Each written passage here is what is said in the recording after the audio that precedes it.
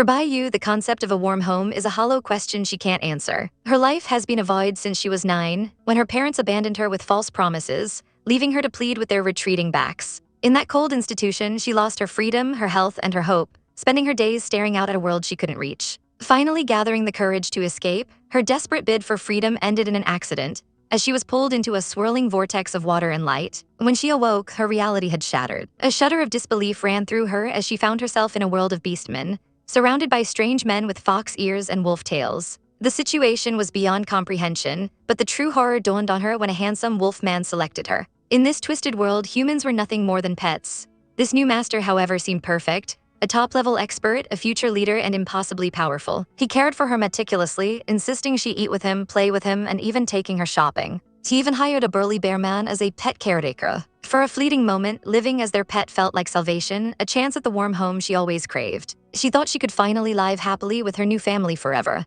But this fragile dream soured when her master, Gyugyo, leaned in to kiss her, confessing his feelings. And the nanny tenderly kissed her hand with a similar vow. She wasn't a pet, she was something else, and the confusion was overwhelming. The wolf master simply held her close, telling her not to be afraid. But fear was all Bai Yue knew. She recalled how she once desired love and freedom above all else, only to be thrown from one cage into another. She awoke in a stark white room filled with dazed, scarred people, a place even more brutal than the sanatorium she'd fled. She couldn't remember how she got there, only the memory of being swallowed by a glowing whirlpool on the river. Desperate and resolved, she vowed to escape again. After startling a drooling child, she introduced herself as Bai Yue, but her questions were met with blank stares. It was then she saw the sign, Beastman Sustainable Development Center. The name struck her with pure dread. Was she a test subject? Her panic exploded as she suddenly felt phantom bunny ears and a tail sprout from her body, imagining them injecting her with strange potions. A towering wolf-like shadow suddenly appeared on the wall, its presence both terrifying and strangely familiar. She felt its gaze on her, an unseen connection that made her skin tingle. The door clicked open, and a man with twitching fox ears entered, confirming her worst fears. This was a world of monsters, and she was the specimen.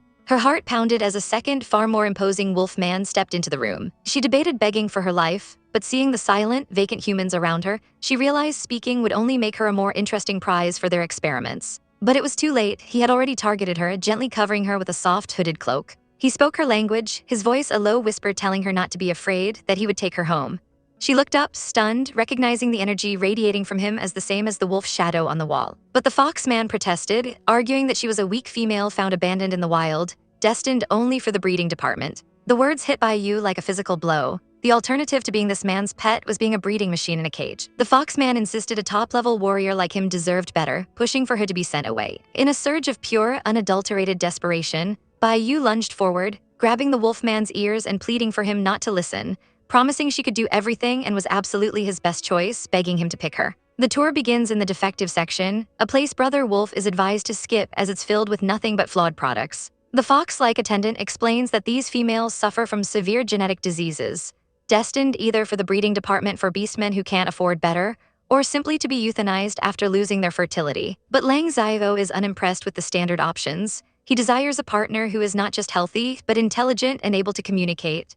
As they continue, a frail girl in a simple green dress is urged along by a guard. And for a fleeting moment, her eyes meet Lang Xiao's with an impossible clarity. He freezes, captivated, asking if she can see him.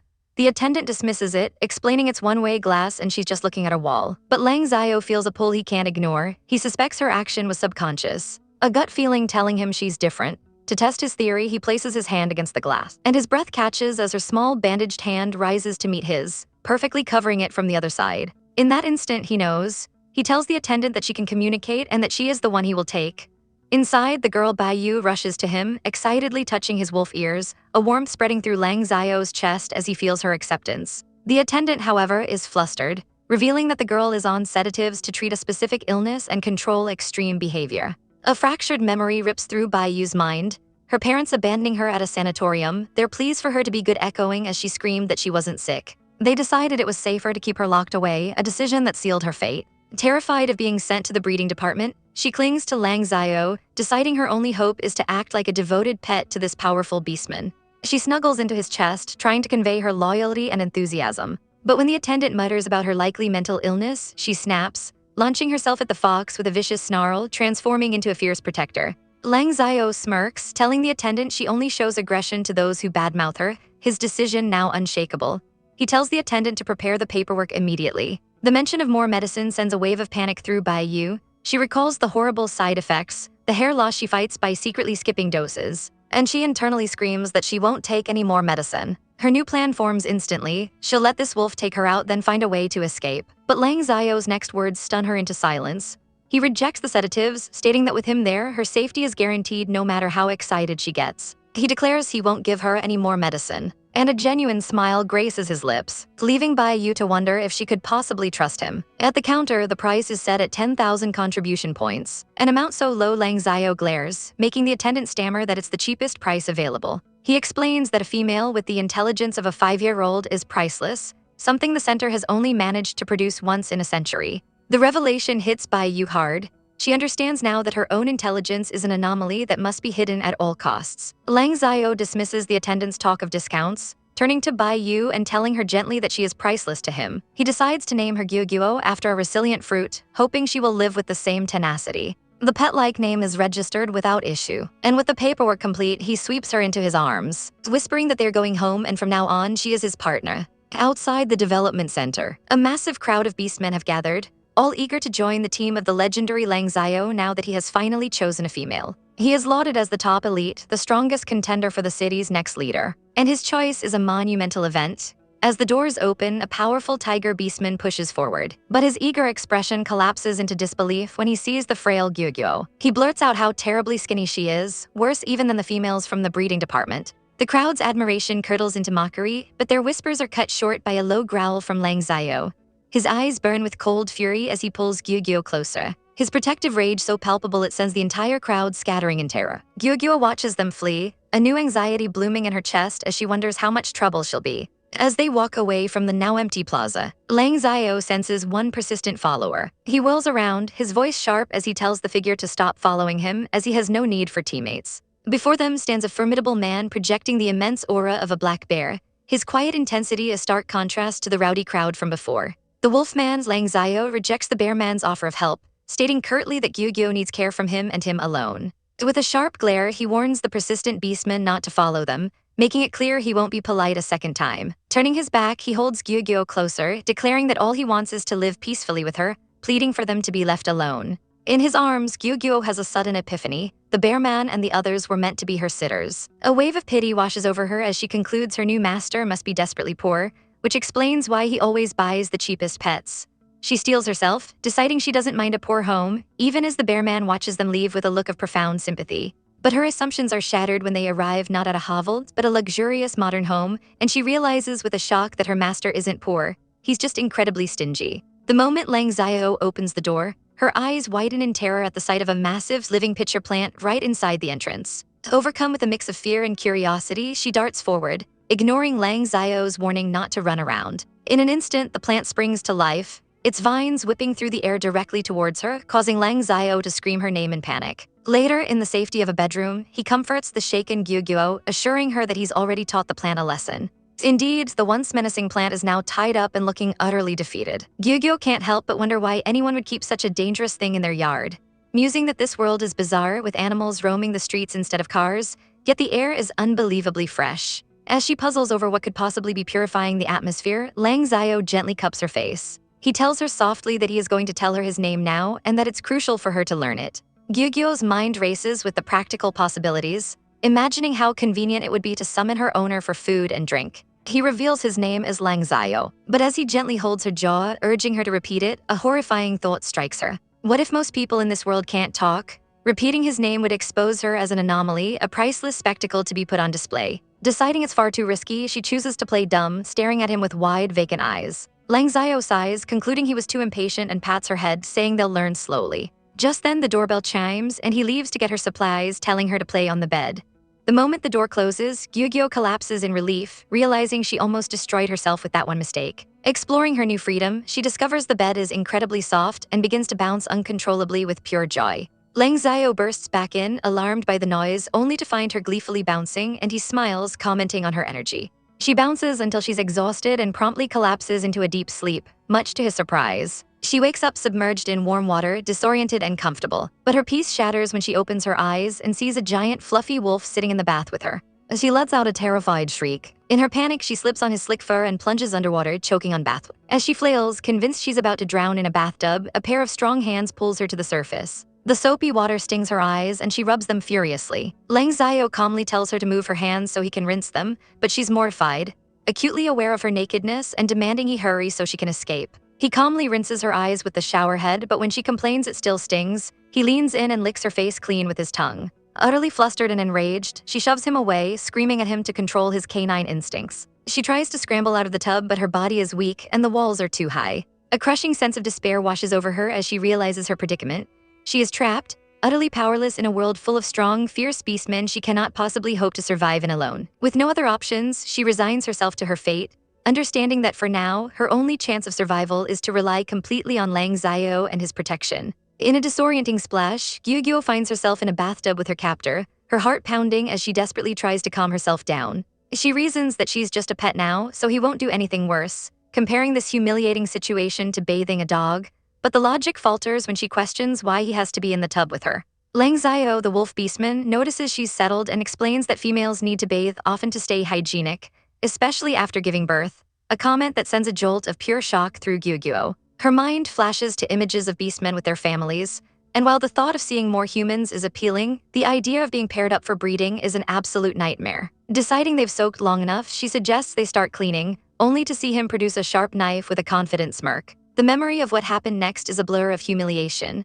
After wrapping her in a pink onesie, he began blow-drying her hair, and she recalls with horror his attempt to shave her in the tub. The disgrace is too much to bear. A fiery resolve ignites within her. She can't stand this treatment, even as a pet, and she vows to fight back against this big bad wolf. Her fantasy of overpowering him is cut short by a loud growl from her stomach, immediately pausing her rebellion plans. Lang Xiao hears it, scoops her into his arms, and teases her for being a glutton before promising food, causing her eyes to sparkle with hope. But her dreams of a lavish meal are shattered when he presents her with a bowl of water containing what looks like wood chips, calling it nutritious heartwood. To her astonishment, he crunches on a piece himself, making her wonder if all beastmen are wood-eating vegetarians. Before she can process this, he offers her a pill instead, telling her the wood soup needs to soak longer. Her face falls in terror, it's medicine. She turns away, remembering his promise not to drug her, but he gently explains it's a bosom-enhancing tonic because she's too skinny. The explanation triggers a traumatic memory of being force-fed in a lab, and she refuses to eat it. Lang Xiao warns that refusal might lead to being force-fed,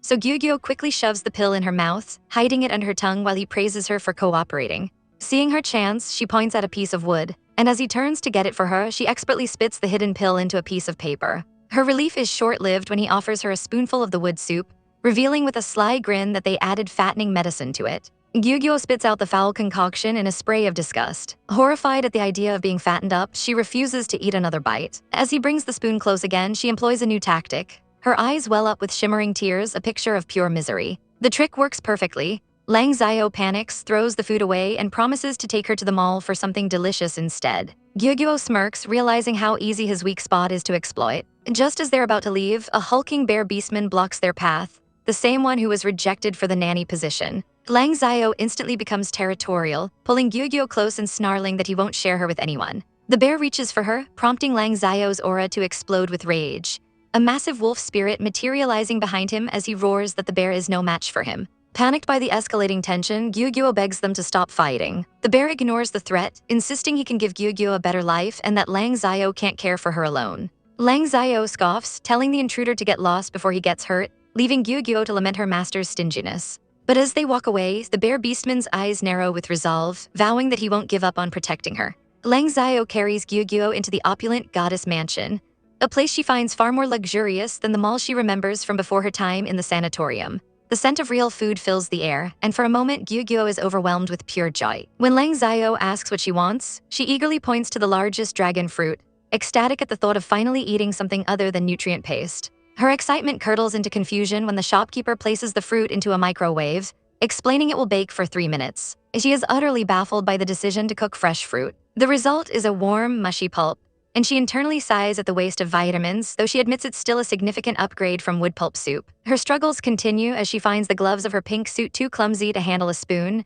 and the suit itself is fused to her clothes, making it impossible to take off. She silently rages about the embarrassing crotch zipper, vowing to change these ridiculous customs once she understands this world's rules. Just then, an advertisement for female breast enhancement pills catches her eye, and Lang Xiao casually remarks that he fed her one at noon. The horrifying realization dawns on her. The medicine was this pill. A bitter irony washes over her. The psychiatric drugs from her past had ruined her body, but now this strange pill is exactly what she needs to appear healthy. A deer-like employee compliments her cuteness, but Lang Xiao immediately becomes hostile, grabbing the man and demanding to know who he is. The flustered employee explains he works at the clothing store and invites them in to see the new arrivals. Gyugyuo is instantly captivated by a beautiful dress and asks to try it on. A sudden, chilling panic grips her as she realizes Lang Xiao will insist on dressing her, which would expose her ruse of being a simple-minded human. Her mind flashes with horrifying images of being strapped to a table, dissected and studied by these beasts. She knows she absolutely cannot be discovered. In a desperate move, she shoves Lang Xiao and bolts into the fitting room, tripping and slamming the door shut behind her. Lang Xiao is bewildered, but the deer employee laughingly suggests she's just playing hide and seek. A predatory grin spreads across Lang Xiao's face. He finds clever and lively females like her fascinating. As he approaches the door, Gyugyuo frantically fumbles with her zipper, the clumsy gloves making it impossible while the precious pills lie just out of reach. He tries the handle, but it's locked. While the employee goes for a key, Gyugyuo continues her desperate struggle inside. Lang Xiao loses his patience and simply kicks the door off its hinges with a loud crash. As they peer into the darkness, she finally gets her hands on the pill. He flicks on the light switch, revealing Gyugyuo back on the floor, fully zipped into her suit and panting as if she'd had a terrible fright. Believing he scared her, Lang Xiao is racked with guilt, blaming his own incompetence and vowing to learn how to properly care for her. He gently asks if she still wants the dress, and after she agrees, he kisses her cheek, overwhelmed by her cuteness. Leaving the store, now wearing her new dress, they are spotted by a hulking lion beastman and his crew. The lion scoffs at Lang Xiao's poor taste in females, but orders his men to follow them. Lang Xiao takes her to a game room filled with other human females, all looking like young girls. He explains that he's going to a class on caring for females and that she should play here for an hour. Panic flares again, she desperately clings to him, begging him not to leave her alone. For the first time, Lang Xiao feels needed, but his determination to protect her is stronger. He knows he must learn, so he gently pries her off, promising to be back soon. Once he's gone, Gyugyuo assesses her surroundings, deciding it's a safe enough place to investigate the situation of humans here. Her investigation is cut short when a large girl in a lion costume aggressively shoves food at her, knocking her over and mocking her for being dumb. The girl then reveals her true form, the lion beastman from outside, his power palpable. Gyugyuo tenses, sensing an enemy of Lang Xiao. The lion continues to taunt her, calling her a useless purchase. As he crouches down, she defensively warns him to stay back. His demeanor shifts instantly to a sickeningly sweet smile as he invites her to play with her big brother. Thoroughly creeped out, Gyugyuo tries to flee, but he grabs her arm. Ignoring her struggles, he scoops her into his arms and carries her away as his subordinates cheer. Gyugyuo panics as a lion beastman grabs her, his subordinate warning him that Lang Xiao will be furious. The lion captain merely scoffs, asking if she's afraid before declaring he wants Lang Xiao to learn the consequences of rejecting him. She struggles desperately, screaming for the beast to let her go, but he simply notes her surprising strength for someone so thin. He then scoops her into his arms, casually offering her a dragon fruit, which sends Gyugyuo into a rage. It's her fruit, and she's been starving ever since she arrived. She lunges for it, growling with frustration, but he easily restrains her hand. His grip like iron. A wave of dread washes over her. She realizes they're here for revenge, and if they take her away, she is doomed. She screams that she won't go, her sudden outburst and clear speech stunning everyone present. The beastmen marvel that she can talk so clearly, a rare trait for a female, while Gyugyuo mentally curses herself for giving her intelligence away in a moment of panic. The lion captain smirks, remarking that it's no wonder Lang Xiao chose her, but coldly informs her that her fate ends here. Elsewhere, two beastmen debate the situation, one noting that Gyugyuo looked terrified and didn't seem to know her captor, but the other dismisses the idea of kidnapping as illegal, insisting Brother Lion is too high-ranking and respected to break the law. But doubt creeps in when it's pointed out that over an hour has passed, and if everything were fine, Lang Xiao would have arrived by now.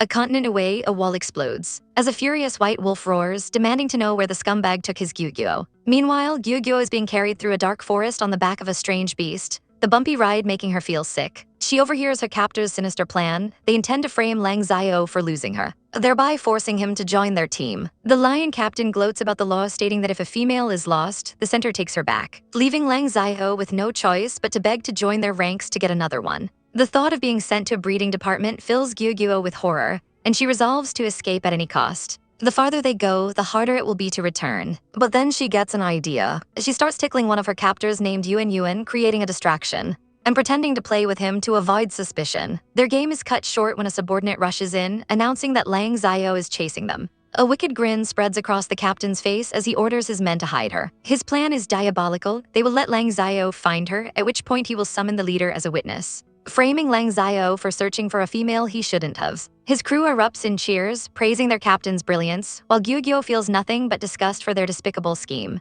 She needs to escape now, but she's trapped in a forest. Her eyes land on a dragon fruit tree and a new plan forms. She runs toward the tree, pretending to be excited about the fruit, knowing the beasts are aggressive but that her captors won't be able to resist. Just as she predicted, the captain agrees to pick some fruit for Yuen, and his entire crew charges the tree to help. Seeing her chance, Gyugyo quietly retreats, and then breaks into a full sprint into the woods. She remembers they traveled in a straight line, so she follows the path back, trying to avoid any traps. Her escape hits a snag when she comes to a fork in the road. She chooses the brighter path, but not before quickly carving a wolf's head into a tree as a marker. 10 minutes later, she's exhausted and starving, leaning against a tree to catch her breath, when she feels a terrifying presence watching her from the shadows, a single red eye piercing through the darkness. She spins around, demanding to know who is there, her heart pounding in her chest as she stands alone on the path, completely vulnerable.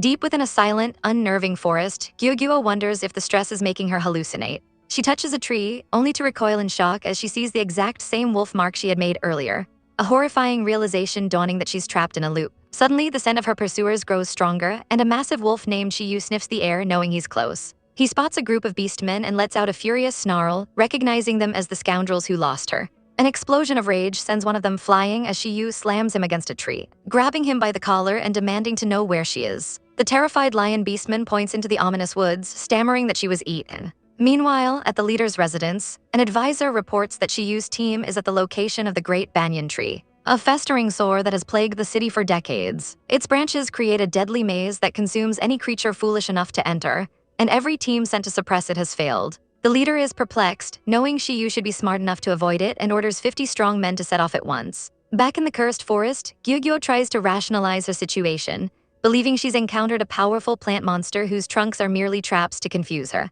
She realizes she needs to locate its main spirit body. But as she tries to focus, she discovers the horrifying truth. She's already inside a massive, moving banyan tree spirit, and the trunks are its roots and branches. She resolves to sneak away carefully, believing the roots are weak this far from the main body. But her hope is shattered as a vine whips down with terrifying speed. A sharp snap echoes as it clamps around her ankle, intent on killing her. Trembling on the ground, Gyugyo panics, wondering why it attacked her so suddenly. The vine yanks her across the forest floor, and as she desperately claws at the ground, she lets out a cry of pure despair for Lang Xiao to save her. Far away, Lang Xiao's group hears the bad news. Gyugyo escaped while they were picking fruit, but Lang Xiao's sharp senses tell him otherwise. He can still smell her scent, growling that she is still alive. Just as Gyugyo is dragged closer to her doom, the vine suddenly releases her. She looks up, her eyes wide with disbelief, as Lang Xiao and his companions descend from the sky like vengeful spirits, their bodies wreathed in fiery energy. Tears of pure joy stream down her face as she whispers his name. Lang Xiao, back in his wolf form, senses Gyugyo is nearby and knows they have to finish this quickly. Gyugyo tries to run to safety, but a sudden gust of wind throws sand in her eyes. A deep voice questions why a skinny female is alone, asking where her male is. She opens her eyes to see a towering lion beastman, his spirit body radiating an aura even stronger than Lang Xiao's. This must be the leader. He observes that the banyan tree's energy is weak and decides to watch from the side, but then grabs Gyugyo, questioning how a female could be left alone in such a dangerous forest. Before he can get an answer, a massive explosion rocks the clearing, throwing everyone to the ground. From the smoke and dust, a silhouette darts out at incredible speed, followed by Lang Xiao and his companions emerging victorious. With a mighty howl, Lang Xiao leaps through the air, his body glowing as he transforms, and lands right in front of her. He pulls her into a powerful embrace, his voice thick with relief as he calls her name. Gyugyo is overwhelmed by his enthusiasm, complaining that he's squeezing too hard. But her relief is short-lived. He pulls back slightly only to plant a passionate kiss on her lips, vowing never to let her get hurt again. The other beastmen are stunned into silence or blush at the inappropriate public display. Flustered, Gyugyo pushes him away, telling him to stop his bad habit of kissing her all the time. But he just smirks, teasing that she's being naughty again before tugging playfully on her ear. As the crowd looks on with envy, one spurned lion beastman clutches a fruit to his chest, declaring that Gyugyo is his. The tense moment is broken by the deep cough of the lion leader, drawing all eyes to him. The lion chief coughs, suggesting to Lang Xiao that some matters are better handled privately, but Gyugyo is simply confused, wondering why all the beastmen are looking at her so strangely. She realizes their attitude towards pets is entirely alien to her, a mystery she resolves to investigate thoroughly when she gets the chance. Lang Xiao pulls her closer, asking what's wrong, but just as he proposes they head back, another beastman loudly interrupts, accusing Shi Yu of breaking the law by taking Gyugyuo without permission and putting her in danger. He furiously demands that Shi Yu be arrested and punished according to the law. The chief roars in confusion, while Shi Yu frantically denies everything, crying out that Lang Xiao is slandering him. He claims he risked his life to save the female Lang Xiao lost, a dramatic performance that the others see as a wild exaggeration. Lang Xiao grits his teeth, consumed by a feral urge to bite his rival to death, and declares he has proof that Shi Yu used his name to take Gyugyuo. Unfazed, Shi Yu smirks, announcing he has proof too. He projects a holographic testimony from an amusement park guard, who falsely confirms that Lang Xiao asked Shi Yu for help. Shi Yu feels a surge of triumph, proud of his preparation. And the crowd's opinion begins to shift, finding Lang Xiao's story more suspicious. They reason that a newcomer like Lang Xiao would be more likely to lose a female than Shi Yu would be to commit a crime. Gyugyuo knows they need to win the leader's trust to salvage the situation. Shi Yu plays the part of the wronged victim, kneeling before the chief and begging his uncle to stand up for him. The chief, seeing claims from both sides, pats Shi Yu's head and decides to conduct a careful investigation. Lang Xiao scoffs, knowing this is just a farce. Since his words are being ignored, he slams his foot down and declares they will settle this with a duel. He lets out a ferocious howl and transforms into his powerful wolf form, ready for battle. But he's immediately outnumbered as Shi Yu's allies step forward, transforming into a massive lion, a bear, and a snake. Lang Xiao snarls, preparing to fight them all, when Gyugyuo suddenly leaps from his arms and grabs the lion's mane, yanking with all her might. Lang Xiao is stunned, telling her to let go. But she knows this stupid wolf can't win alone and she has a plan. She turns to him and asks loudly if the bad lion stole her Gyugyuo food. The question hits Shi Yu like a physical blow and he begins to sweat, realizing her clever trap. Lang Xiao instantly understands and addresses the crowd, explaining that his female smells of dragon fruit, also known as Gyugyuo fruit. He then turns his burning gaze on the lion chief, questioning if this is how the lion tribe treats its females. The chief's face contorts with rage as he glares down at the trembling Shi Yu, demanding to know if Lang Xiao's accusation is true. Lang Xiao gently asks Gyugyuo if the lion stole her food, careful not to frighten her, while another beastman confirms that she definitely ate it. The chief softens his tone, patting Gyugyuo's head and asking who she was with before getting lost. This is the moment she was waiting for. Gyugyuo points a decisive finger right at Shi Yu and declares him the bad lion. The crowd gasps, amazed that such a small female can speak so clearly. In a desperate panic, Shi Yu shouts that she's lying and mentally unstable, thrusting out his hand to show everyone the bite marks she left. But Lang Xiao stands his ground, fiercely defending her, stating that Gyugyuo is perfectly fine and does not lie. He argues that her biting him is the very proof that Shi Yu forced and kidnapped her. Cornered, Shi Yu demands proof, and Lang Xiao coolly replies that he can provide it. But before he can, a tiger beastman steps forward, refusing to betray his conscience any longer. He declares he'd rather join Lang Xiao's team than work under Shi Yu, and exposes the entire plot. Shi Yu used Lang Xiao's name to take Gyugyuo and even arranged for fake security. Shi Yu collapses to his knees, utterly defeated. The lion chief, his face a mask of disgrace and fury, roars that Shi Yu has shamed the entire lion clan and orders the criminal to be taken away. With the drama resolved, the chief informs Lang Xiao that Shi Yu has confessed. The ordeal is finally over, and Lang Xiao tells him he's taking Gyugyuo home. Arriving at his place, they find a large bear beastman digging gunk out of a blocked drain with his bare hands. The bear explains the problem and wipes his dirty hands on his pants, and Gyugyuo watches him with a thoughtful expression, realizing how desperate he must be to secure a nanny position. She wonders if his earnest, hardworking nature might change Lang Xiao's mind. As Lang Xiao and Gyugyuo enter the building, the bear watches them go, his face etched with disappointment, certain he has lost his chance. But just before the door closes, Gyugyuo glances back with a look of pity, and tosses a small snack which lands perfectly in the bear's outstretched hands. He stares at the gift in disbelief, his heart suddenly thumping with overwhelming joy, absolutely convinced that the tiny, precious female likes him. Lost in a haze of adoration, Xiangyao remembers the moment Gyugyuo offered him food, a gesture he knew meant she liked him. It was a small offering, as she confessed she was struggling, but it was enough to bind him to her. With a magical seal of light, he made a silent, unbreakable vow. His entire life now belonged to her and her alone. But in the present, Gyugyuo is far from struggling, happily devouring a mountain of fruit and thinking how much better it is than eating wood. As Xiangyao arrives with more supplies, Lang Xiao watches with a grim expression, remembering the suffering Gyugyuo must have endured. The memory triggers a darker vision of another woman in peril, and a cold fury settles over him. He slams his fists on the table, vowing that he will never let Gyugyuo fall into danger again. As he moves to leave, his eyes burning with fierce determination, Xiangyao blocks his path, refusing to let him go. The bearman insists that the team needs help and demands to join them. His loyalty absolute. After a tense moment, Lang Xiao relents, simply telling him to come in. Inside, Lang Xiao announces to very full and content Gyugyuo that Xingyao will be living with them from now on.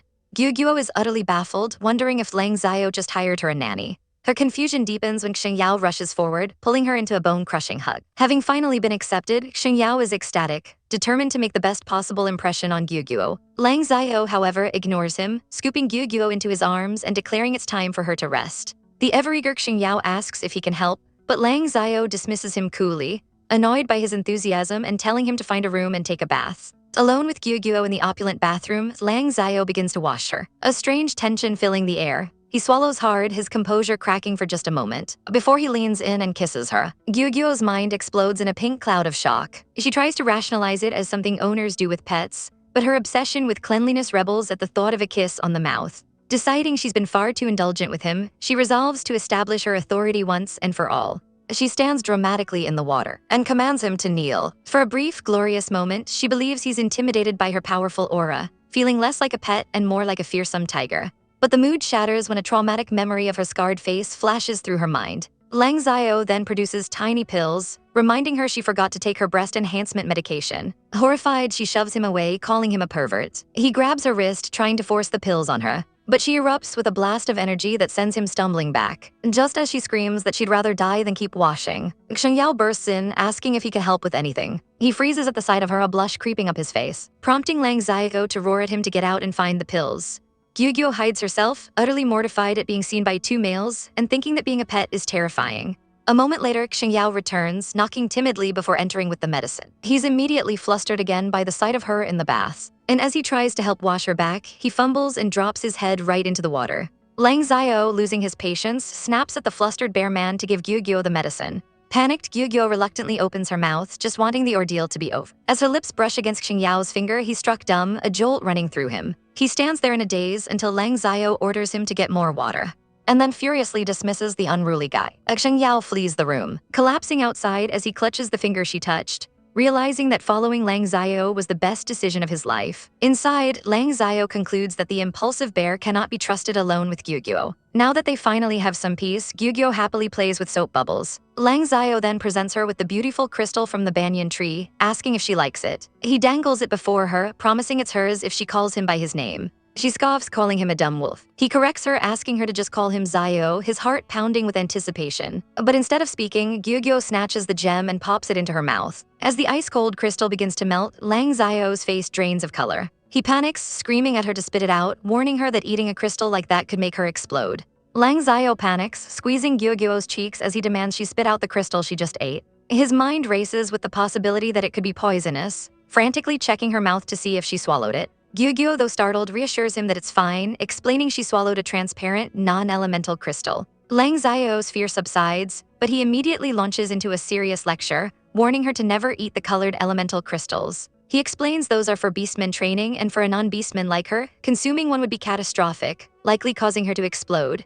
Having delivered his stern warning, he finally rinses her off, finishing their bath. The day's events leave Gyugyuo feeling utterly exhausted, and she quickly drifts off to sleep. As she sleeps, a strange vision floods her consciousness. A torrent of energy pouring into a crystal, giving rise to ethereal forms of a wolf and a woman. The energy coalesces into a glowing female silhouette, her eyes wide open. Gyugyuo wakes with a sigh, feeling as though she had a wonderful nap. She sits up, wondering where Lang Xiao went, but then a strange sensation stops her cold. From her own bed, she can suddenly see the other rooms in the house, a strange, tentacle-like energy extending from her perception. Wondering if she's still dreaming, she focuses, sending the tentacle of energy through the house, noting that it disappears once it reaches the yard.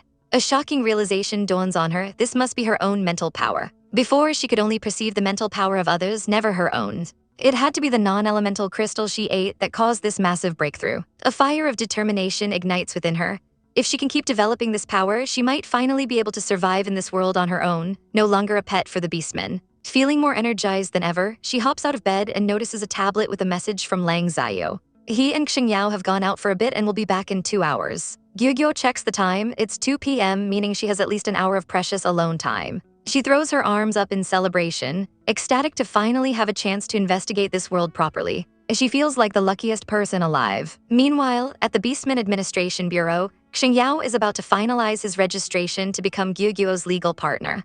But Lang Xiao stops his hand, questioning if he's having second thoughts. He then lays down his draconian terms. All of Xingyao's property and future income will be transferred to Lang Xiao's account for management. Lang Xiao declares himself the absolute leader of the household, forbidding Xingyao from getting close to Gyugyuo without permission and stating he'll leave with nothing should he ever decide to part ways. Xingyao clenches his fist, realizing this isn't a threat but a test of his resolve. Lang Xiao smirks, thinking he's already hesitating, but is shocked when Xingyao loudly declares that he is willing.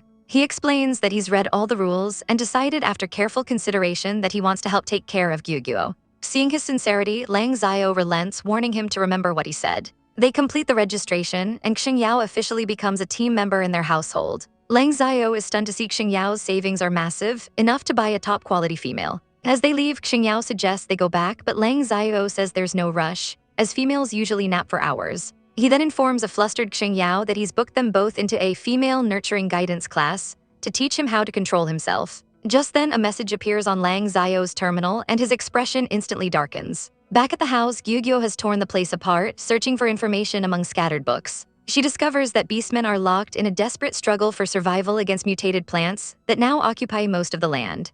Frustrated, she can't find any history books or information about humans, and the computer is locked behind a fingerprint scan. As she stares out the window, a small bird lands on the railing, and she idly thinks how dangerous the world outside the city must be. In a horrifying instant, a green vine whips out and snatches the bird from the air. Simultaneously, Lang Xiao receives the alert that Gyugyuo is awake far too early, and a wave of pure dread washes over him. Fearing a home invasion, he abandons all composure and sprints back. He smashes through the gate. To find his worst fears realized, Gyugyuo is trapped in the clutches of a monstrous plant. He roars in fury, launching himself forward and tearing her free from its grasp. Holding her trembling body, he notices her lips are turning purple and realizes with sheer terror that she's been poisoned. Without a moment's hesitation, he bolts towards the hospital, a desperate streak of motion against the city skyline. Lang Xiao bursts into the hospital like a storm, cradling Gyugyuo in his arms as he screams for doctor to save his female. He frantically explains she's been poisoned, and they are rushed into a treatment room where the medical staff immediately activates the instruments.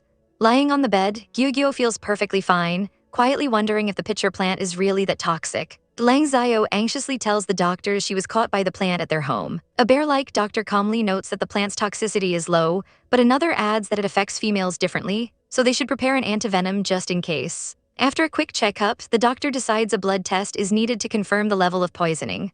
When he suggests taking off her clothes to draw blood, Gyugyuo flushes with panic, realizing with horror that she isn't wearing any underwear. As she quickly insists they can just roll up her sleeve, extending a delicate hand that mesmerizes the beastman with how fair and fragile it looks. This fragility becomes a point of contention when Lang Xiao explodes at the doctor for nearly cutting her glove, berating him for his carelessness around her delicate skin. The doctor frantically checks for any injury, while Gyugyuo wonders if humans in this world are truly so frail. Lang Xiao, now convinced the pitcher plant is a menace, sees that it must have bitten her and vows to have it destroyed. The blood sample is quickly taken and sent off to the lab for immediate results. Gyugyuo inwardly scoffs at the silly wolf for making such a big fuss over a simple blood draw. But her attention shifts as she notices a strange pattern in the hospital.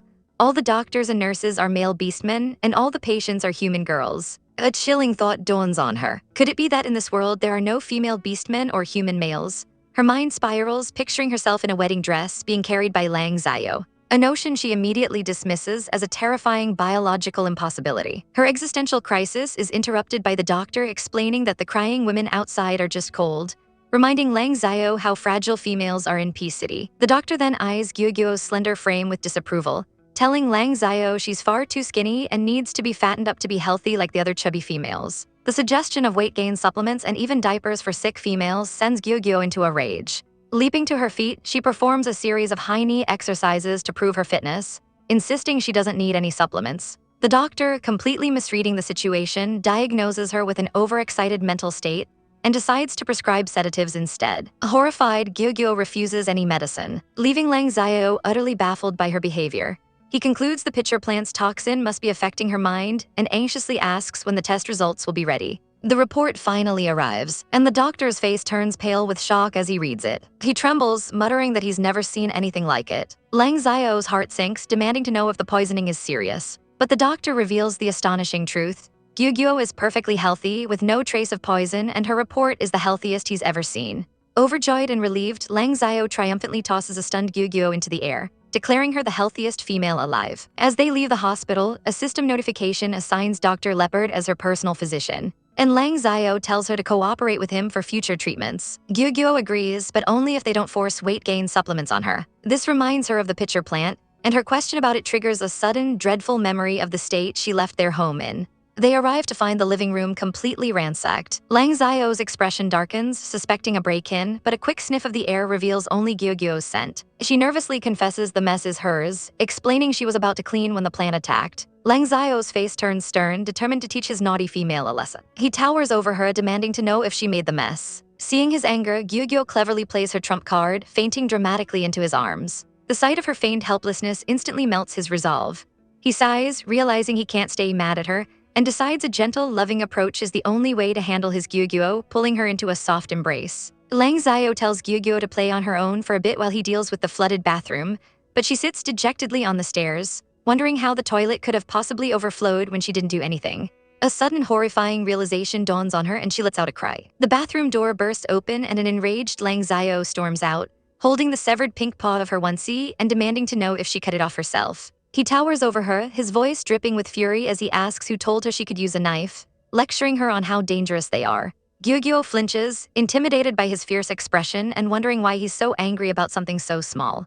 On his shoulder, a tiny angelic version of himself argues with a demonic one, with the stern side insisting that rules must be set for Gyugyo's safety. His tone softens slightly as he asks if she dislikes the gloves, and she timidly confesses that she does. Internally, she fumes about how the paws are attached to her suit, completely restricting her hands and making her feel helpless. A wave of pure joy washes over her as she wiggles her newly freed fingers, ecstatic to finally have her hands back. Lang Xiao watches her innocent happiness with a gentle smile, a warmth spreading through his chest. He gives her a light smack on the head as punishment for her recklessness before swiftly pulling her into his arms. He leans in close, whispering that if she dislikes the gloves so much, they can just cut them all off. Overjoyed by his words, Gyugyo spontaneously kisses him on the cheek, declaring him the best master in the beast world. Lang Xiao is momentarily stunned, a blush creeping up his face before he melts into the affection, pulling her into a tight, possessive hug.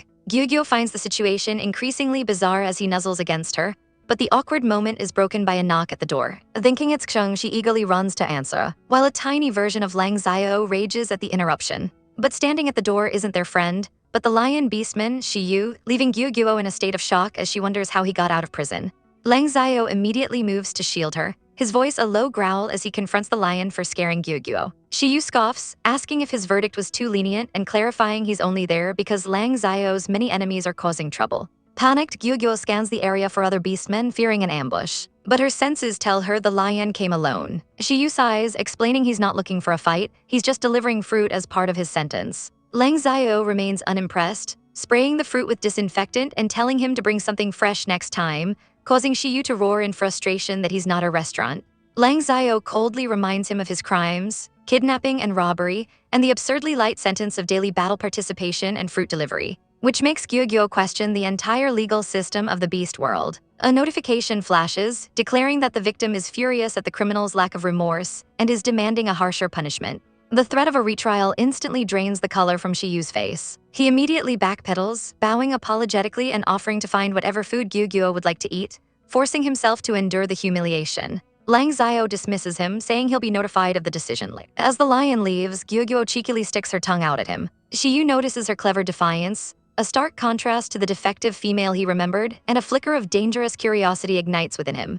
Before he can ponder it further, he's grabbed from behind by the massive bear beastman, Xiao. Recognizing the kidnapper, Xiao's eyes glow with red fury as he lets out a terrifying roar, promising that anyone who harms Gyugyo will pay dearly. Yu panics, pleading that he's already been judged by the law, but Xiao simply blasts him with electricity and flings him away, telling him to come back tomorrow. Gyugyo watches in awe, impressed by Xiao's raw power. When he returns, she greets him with an enthusiastic hug, calling him amazing. Lang Xiao watches their interaction with a pang of regret, a flicker of jealousy in his eyes as he wonders if Gyugyo prefers the bear beastman. Later, the trio sits down to eat, but Gyugyo's face falls into despair as she's presented with yet another plate of grilled fruit. She's sick of it, internally screaming that she can't stand another bite of baked mush. She points desperately at a basket of fresh fruit, begging for a change. Lang Xiao finds her craving for raw food odd, making a mental note to consult a doctor about it, before proceeding to mash the raw fruit into a salad, completely missing the point and condemning her to a future of bland, cooked meals. A primal hunger for meat consumes Gyugyo, so intense she takes a desperate chomp out of Lang Xiao's arm.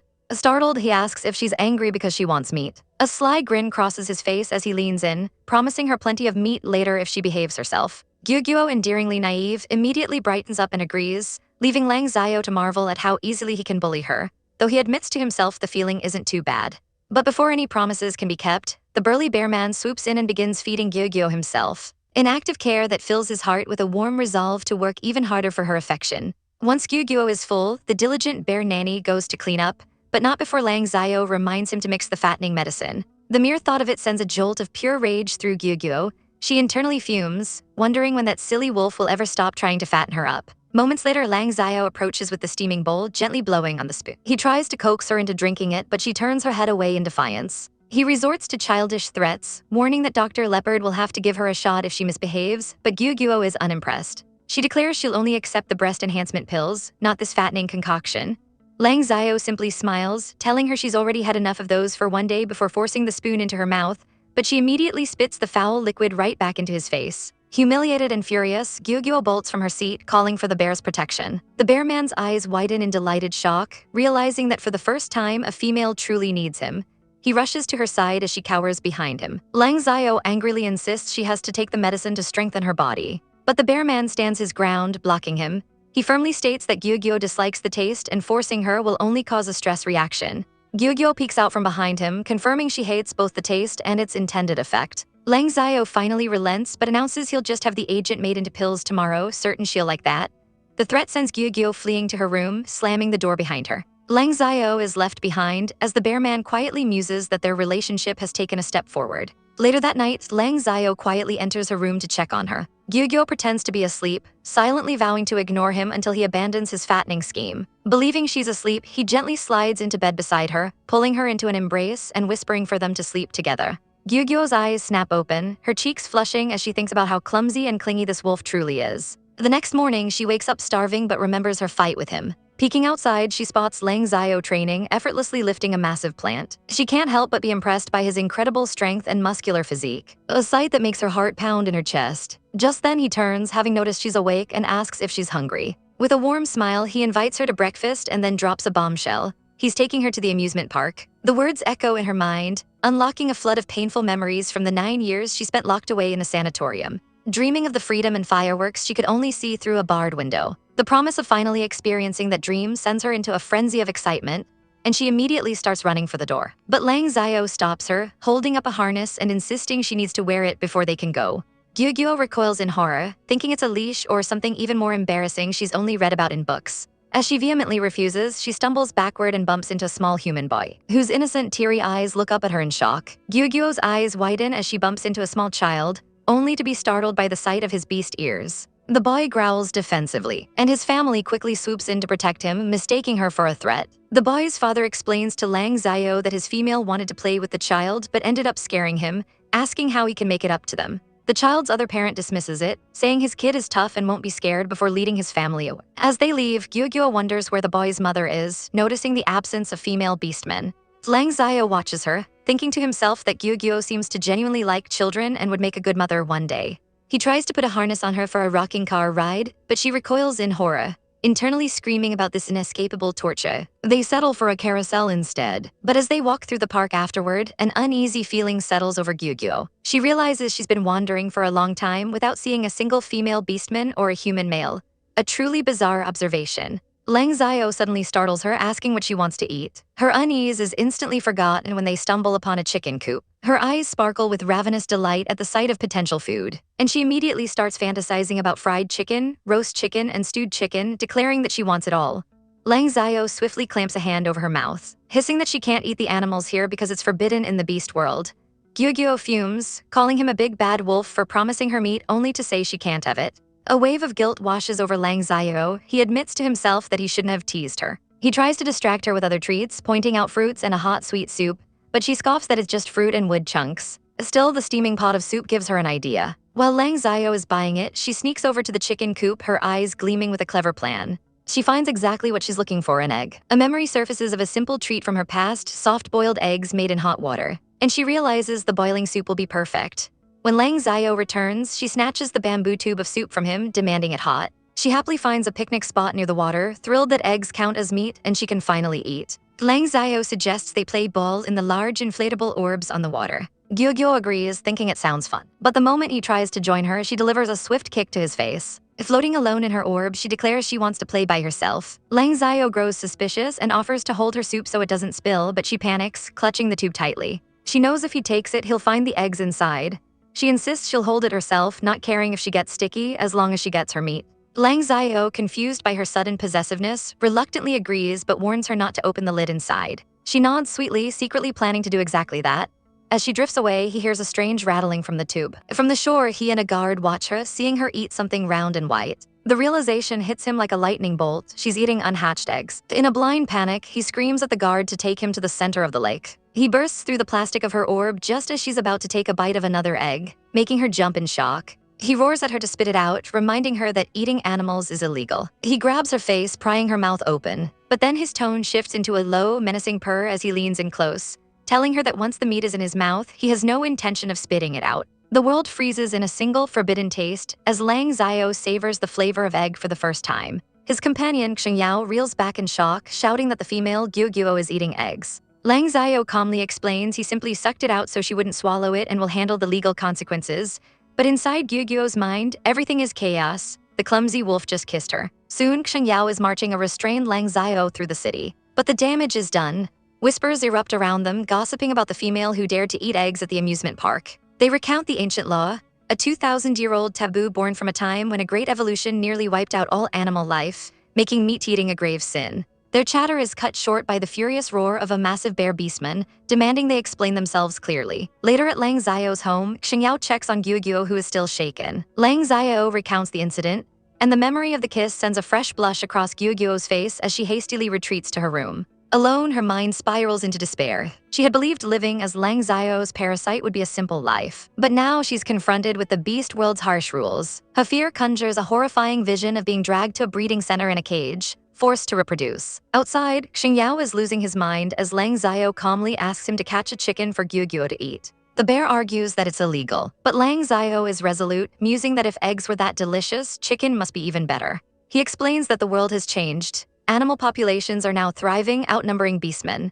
and that it is the law of nature for the strong to prey on the weak. He reveals Gyugyo was found in the wild, likely already accustomed to meat, and that forcing her to be a vegetarian might cause her harm. Overhearing his declaration that he only wants her to be healthy and happy, Gyugyo's heart is overwhelmed with emotion. She emerges from her room just as Lang Xiao gently suggests they start with fruits for today, taking her hand in his. Half a month later, their chicken hunt is an utter failure.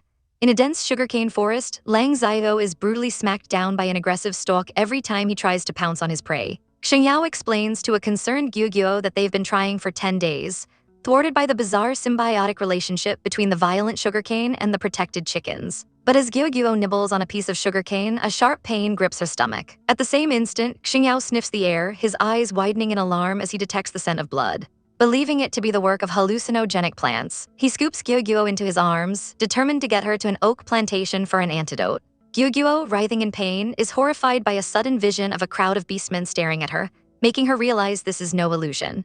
As she begs to go home, her strength gives out completely. Lang Xiao returns to the chaotic scene, also catching the strange, bloody scent. He sees Gyugyo clutching her stomach in agony, and as he takes her from Xiao, the bear notices his hand is stained with blood. Pure panic overtakes Xiao as he yells that Gyugyo's bottom is hurt, and they need a hospital immediately. Lang Xiao, however, simply looks down at the terrified bear with a gentle, knowing smirk, his heart swelling with pride as he thinks to himself that his Gyugyo has finally grown up. Lang Xiao enters Gyugyo's room, presenting her with a tonic meant to help with her menstruation. He gently asks if she's feeling better, and she nods, admiring how responsible and attentive he is. Lost in the moment, she plays with her hair, and Lang Xiao mistakes it for a sign of hunger, playfully touching her lips. The warmth of his fingers sends a strange feeling through Gyugyo, a blush rising to her cheeks. Lang Xiao observes her rosy complexion, noting she looks much healthier now, smugly thinking his enhancement pills are working wonders. In a misguided attempt to check her development, he suddenly pinches her chest, causing her to cry out from the sharp, needle-like pain. He immediately apologizes, realizing he was too rough during such a sensitive time.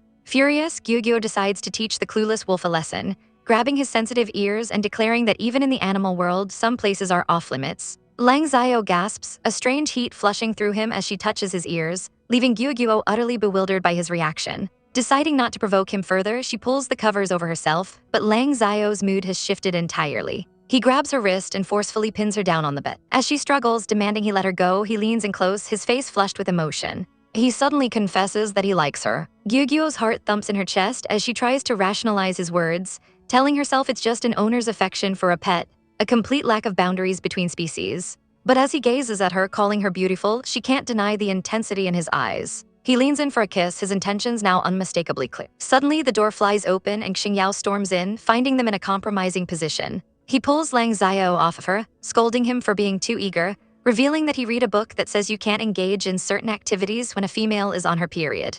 Gyugyo's eyes widen in shock at the implication, while Lang Xiao calmly retorts that he knows, and that he has plenty of patience. He declares his intent to prepare well so that Gyugyo can joyfully become his true partner. The word partner shatters Gyugyo's entire reality. Flashes of his meticulous care, buying her, feeding her, kissing her, replay in her mind. She's not a pet, she's meant to be his mate. After kicking a still lecturing Xingyao out of the room, Lang Xiao gently tucks Gyugyo into bed, telling her to sleep well. As she lies there, feigning sleep, her mind races, trying to comprehend her new identity in this bizarre world. The sound of tapping wakes her from her thoughts. She sees Lang Xiao sitting by her bed, typing on a computer. A surge of hope fills her. A computer is her key to understanding everything.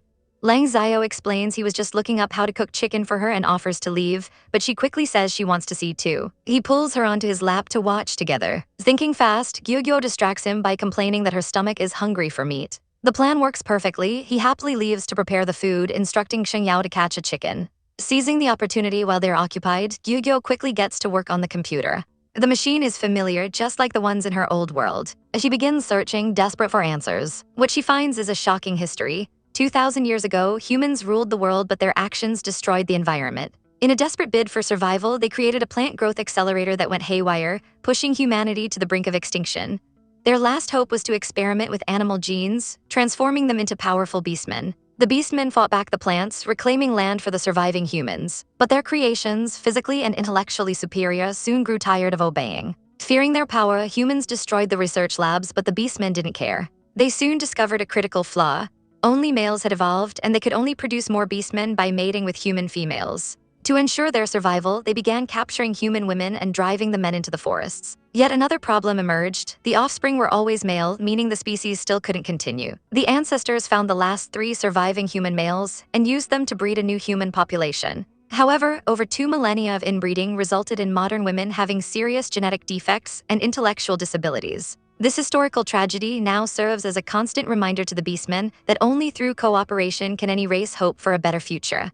Lang Xiao calls out to Gyugyo, announcing that the meat is ready and telling her to wash her hands. He finds her absorbed in a cartoon on the laptop, but is startled when she suddenly bursts into tears. Rushing to her side, he cradles her, anxiously asking what's wrong. He wonders if a nightmare or the cartoon scared her, gently trying to comfort her by offering some chicken. Just then, Xingyao bursts into the room, proclaiming the chicken is ready, but the sight of the bird is horrifying. It's completely blackened. Lang Xiao explodes in anger, demanding to know what all the noise is and sarcastically asking if he roasted the chicken with explosives. Xingyao defends his creation, insisting that only the skin is burnt because he forgot to pluck the feathers, but the meat inside is perfectly fine.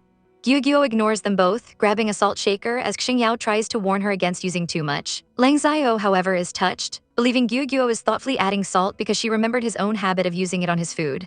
After she seasons the chicken, Lang Xiao takes the first taste and his entire being lights up, his inner wolf howling with pure ecstasy. Xingyao, still skeptical, tears off a huge chunk for himself and is immediately stunned into a state of bliss, his inner bear roaring in approval. He declares the meat is unbelievably delicious and goes for another piece, but Gyugyo furiously snatches it back, reminding him the chicken was for her. Despite the squabble, they all enjoy the meal, and Lang Xiao declares that he can't believe chicken with salt could be so delicious. Inspired, Xingyao suggests they go hunting for more animals, but Lang Xiao has a grander vision.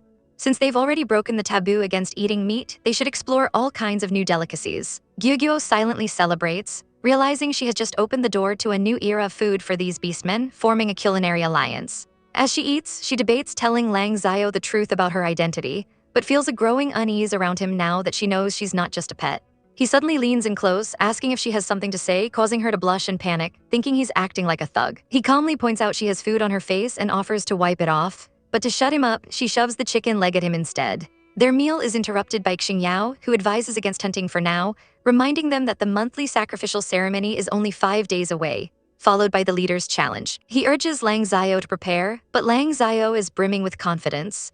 dismissing his rival Shikwen's 10-year winning streak by claiming that timing and luck can grant victory to anyone. Xingyao sees Lang Xiao's calm fearlessness and acknowledges why everyone believes he will be the one to finally end Shikwen's reign. Xingyao then asks Lang Xiao to look after Gyugyuo while he's busy, warning him to be extra attentive with a smart female like her, even suggesting he lock her up to be safe. As he speaks, the sky outside darkens with an unnatural speed, and Lang Xiao grows concerned that the city's protective barrier might be weakening. That night, Xingyao's words about locking her up echo in Gyugyuo's mind as she sleeps beside Lang Xiao's wolf form, resolving that she absolutely cannot tell them the truth. The next morning, she's awakened by a loud cracking noise and is stunned to find their entire yard has been overrun by a dense thicket of sugarcane. Xingyao explains that the barrier loosened, causing the wild growth, and that Lang Xiao has already gone to the altar to investigate. Intrigued, Gyugyuo asks about the barrier, and Xingyao, eager to impress her, launches into a dramatic history lesson. He explains that their beastmen ancestors fought for survival against monstrous carnivorous plants that once dominated the world. Eventually learning to seal the most powerful ones away, these seals created protective barriers around their cities, and the monthly ceremony reinforces the seal to keep the peace. When Gyugyuo seems unresponsive to his detailed lecture, he worries it was too complicated for a female, but she had understood perfectly, nearly exposing herself before quickly feigning confusion and babbling nonsense about chicken poop. Completely fooled, Xingyao decides to tell her a simpler story instead, much to her internal agony. Before he can begin, a loud roar signals the end of the ceremony, and he announces that the leader's challenge is starting. He asks if she wants to go, and she agrees with sparkling eyes. They arrive at a massive coliseum, packed with beastmen from all over the city, a lively spectacle she hasn't seen in ages. Gyugyuo is immediately struck by an oppressive wave of heat, recoiling in shock as she realizes it's emanating from a massive, blazing altar. As they approach, the heat intensifies, coupled with an indescribable pressure that makes her uneasy. She peers over the edge, feeling an intense pull to check what's inside the fiery pit. Down below, a massive cauldron burns with an otherworldly flame. Yet despite the power radiating from it, Gyugyuo can't sense a single living thing within. As she stares into the inferno, a vision of a fiery phoenix flashes in her eye, causing her to cry out in shock. Xingyao quickly pulls her into a comforting embrace, explaining that the dreaded white bone vine is sealed beneath the altar. He tells her not to be afraid. A monthly ceremony to refuel the flames has just ended, ensuring the seal is stable for now. But as Gyugyuo looks at the ominous structure, she's overcome with a suffocating feeling of familiarity, a disturbing connection to the entity sealed with. The mood is shattered by the boom of fireworks, signaling the start of the next match. The captain, Lang Xiao, against a fierce lion beastman named Yu. Xingyao explains that Lang Xiao has already won 9 matches in a row. One more victory will secure his place in the top 10, giving him the right to challenge the leader. Gyugyuo immediately panics, worrying that the bad lion will use underhanded tactics against the clumsy wolf. To give her a better view, Xingyao hoists her onto his shoulders, and from her new vantage point, the arena is crystal clear. An announcement rings out, declaring that to ensure fairness, both contestants must remove all clothing and belongings. In the waiting area, Lang Xiao scans the crowd, looking for his friends, a smile breaking across his face when he finally spots Gyugyuo perched high above the others. But as he prepares, Yu makes his move, whipping his belt through the air like a weapon before the match has even officially started. Gyugyuo screams, shocked by the blatant dirty trick. Lang Xiao's eyes burn with fury as he faces his opponent, seething that his scheming is unstoppable. Yu smirks, mocking that if Lang Xiao can't even dodge a belt, there's no point in competing at all. Enraged, Lang Xiao transforms, a furious wolf lunging forward. Yu grins, his provocation a success, sneering that being impulsive is a fatal flaw in the arena as he transforms to meet the attack. Their animal forms clash with a thunderous impact. From his throne, the beast leader watches with disdain, dismissing his advisor's talk of psychological tactics. He declares that with the power gap between them, the angrier Lang Xiao gets, the worse his defeat will be. But then a clear voice cuts through the din as Gyugyuo shouts for the clumsy wolf to win. Hearing her cheer, Lang Xiao pauses, his wolf eyes widening. He lets out a defiant howl and lunges with renewed vigor, sinking his teeth into the lion's flesh. Gyugyuo cheers triumphantly as the crowd murmurs about Lang Xiao's smart female. Feeling the unwanted stares, a protective Xingyao declares it's not safe and whisks her away to the female rest area. The oppressive heat vanishes instantly, replaced by a refreshing coolness that delights Gyugyuo. From a safer viewing spot, they watch the fight resume. Yu lands a brutal blow, sending Lang Xiao staggering back. Gyugyuo panics, certain he's badly hurt, but Xingyao calmly reassures her that Yu is much stronger and the outcome will be decided soon. The lion moves in a blur, his speed overwhelming. But Lang Xiao meets his charge with a howl of his own. He lunges for the neck, his teeth sinking into the lion's thick mane. Yu is confident his mane will protect him, but his face twists in agony as Lang Xiao's fangs bite straight through the flesh. The lion screams, frantically tapping out his surrender. The crowd erupts as fireworks celebrate Lang Xiao's 10th consecutive win. Back in his human form, Lang Xiao looks up into the stands, a triumphant smile on his face. Gyugyo thinks to herself that her clumsy wolf is quite impressive. They meet by the railing where Lang Xiao asks if she was scared, only for her to get flustered and demand he put on some pants. Xingyao hands over a towel and fresh clothes while Gyugyo covers her eyes. As he dresses, Lang Xiao dismisses the other beastmen as a warm-up, his gaze fixed on the leader's stand. He declares his only true opponent is the leader, Shiquan, explaining he doesn't care about the title, only about defeating Shiquan to become stronger. A chill runs down Gyugyo's spine. She senses that Shiquan is unfathomably more dangerous than Shiyu. She grabs Lang Xiao's hand, her voice filled with genuine fear as she tells him his life is the most important thing. Touched by her worry, he holds her hand tightly, promising her that this is a match for points, not life or death, and that he won't take any unnecessary risks now that he has her. As he pulls on his pants, he invites her to watch the next match with him, and Xingyao offers them sugarcane as they settle in together. With the final preliminary bout ending in a brutal clash between a lion and a bear, the real competition is about to begin. An official announcement rings out across the stadium, declaring that the top 10 challengers have earned the right to face the leader. The crowd roars, especially for the 3 Tiger Beast brothers who made it into the finals. But not everyone is impressed. One of the lion beastmen saunters over to Lang Xiao, taunting him and asking if he's too scared to get ready. Lang Xiao's companion retorts that with exactly 10 spots, they can finish this annoying spectacle and leave sooner, leaving the lion beastman fuming at being made a fool of. Lang Xiao himself just stares ahead, his mind completely focused on the coming battle, thinking that he can't wait to fight the leader.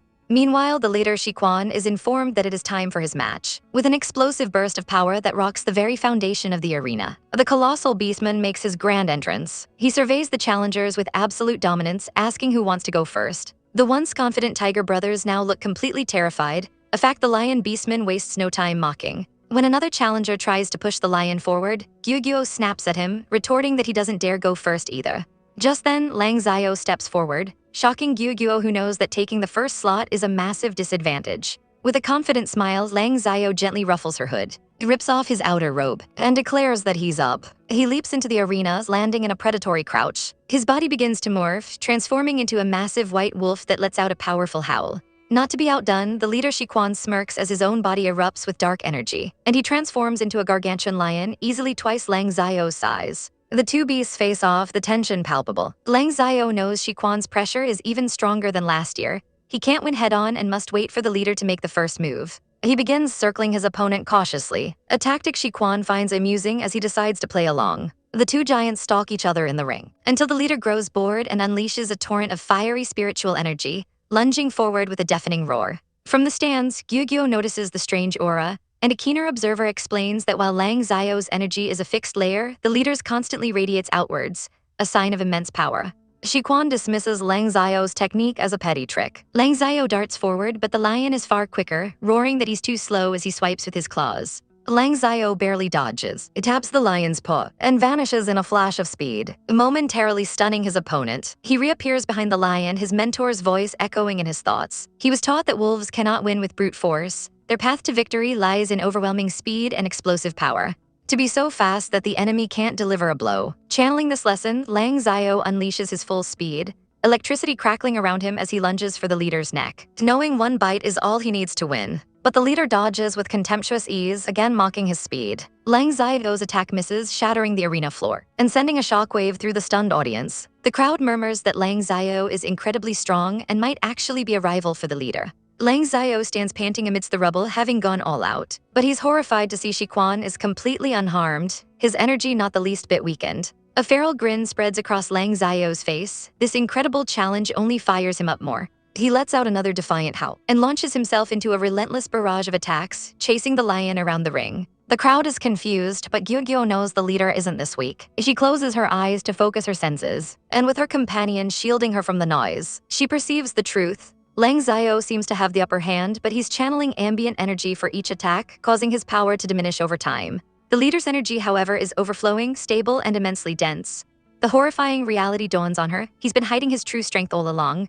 Lang Xiao grits his teeth in frustration, realizing the lion leader is toying with him, using an evasive strategy to drain his energy without a real fight. The blatant arrogance infuriates him. This is an insult to his strength. Letting out a defiant howl, Lang Xiao channels his energy, his form shifting as a golden aura erupts around him. He understands that victory will go to whoever takes this more seriously, and in a flash of determination, he vows that the leader will pay for underestimating him. He becomes a blur of motion, launching a flurry of attacks so fast the spectators can barely follow. They wonder if this is just a distraction to find an opening, worried he'll burn through his reserves too quickly. An observer confirms their fears, noting that Lang Xiao's energy is nearly depleted, forcing him into one final, desperate push. The lion leader, Shi Quan, is secretly impressed by this explosive power, recalling that just last year Lang Xiao couldn't even last 5 minutes. The wolf lunges again, his movements raw and powerful, but Shi Quan has already seen through his attack pattern.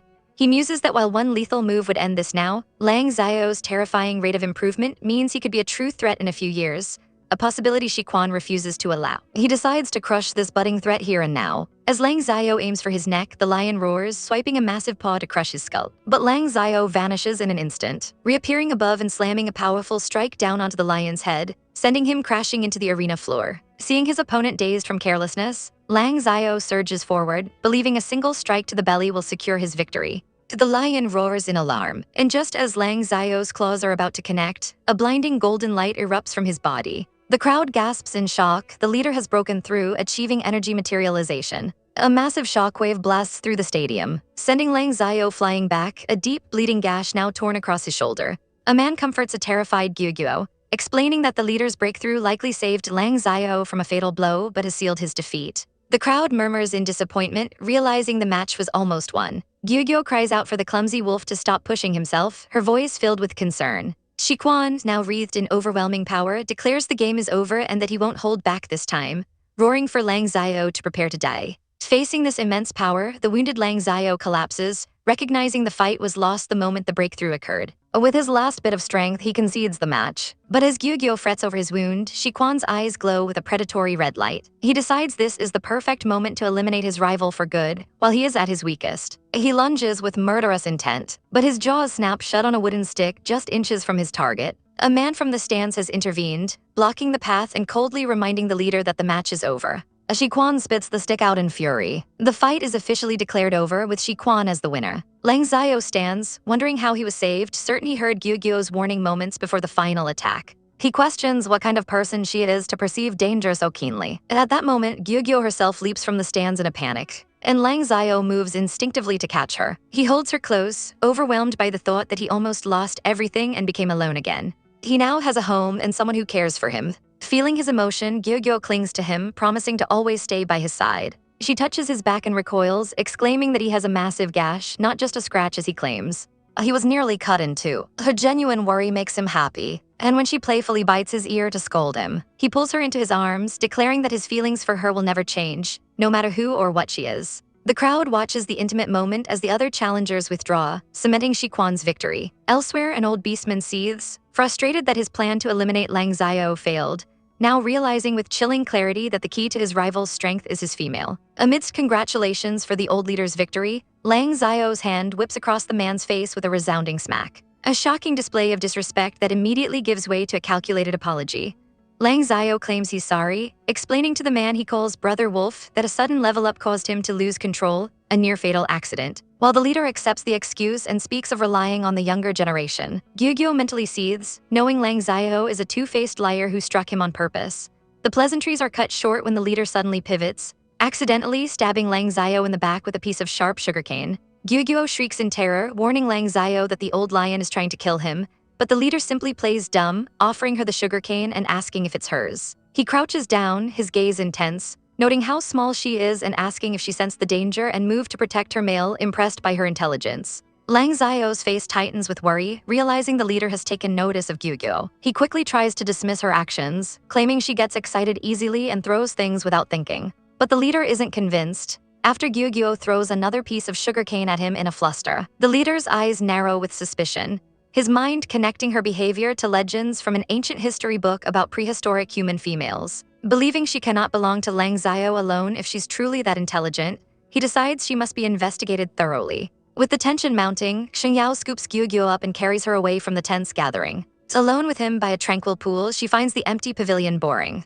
until her eyes land on the water, which is filled with a fortune of transparent crystals. Ecstatic at her luck, she decides to take them all, reaching her hand towards the water's surface. Seeing her interest, Xingyao begins to explain that this is the holy water platform, a sacred place where wishes made with crystals are said to come true. He offers her a single crystal to make a wish, but Gyugyo has other plans, diving headfirst into the pool with a huge splash. Xingyao panics, yelling for her to get out and warning her that the cold water is dangerous for her since she's on her period. He offers her 2 stones as a compromise, but she refuses, determined not to miss this opportunity. He pleads for her to come closer so he can lift her out safely. But as he reaches, she lunges forward and plants a firm kiss on his lips. The act stuns him into silence, just as Lang Xiao and the leader turn to see the commotion. The leader smirks, remarking on how intimate Gyugyuo is with his teammate, causing Lang Xiao's expression to darken with fury. Taking advantage of Xingyao's frozen state, Gyugyuo pulls away and taunts him to catch her as she goes for the crystals. The poor bear is left blushing and shaking, misinterpreting her desperate ploy as a confession of love. As he whispers that he likes her too, Gyugyuo is thrown into confusion,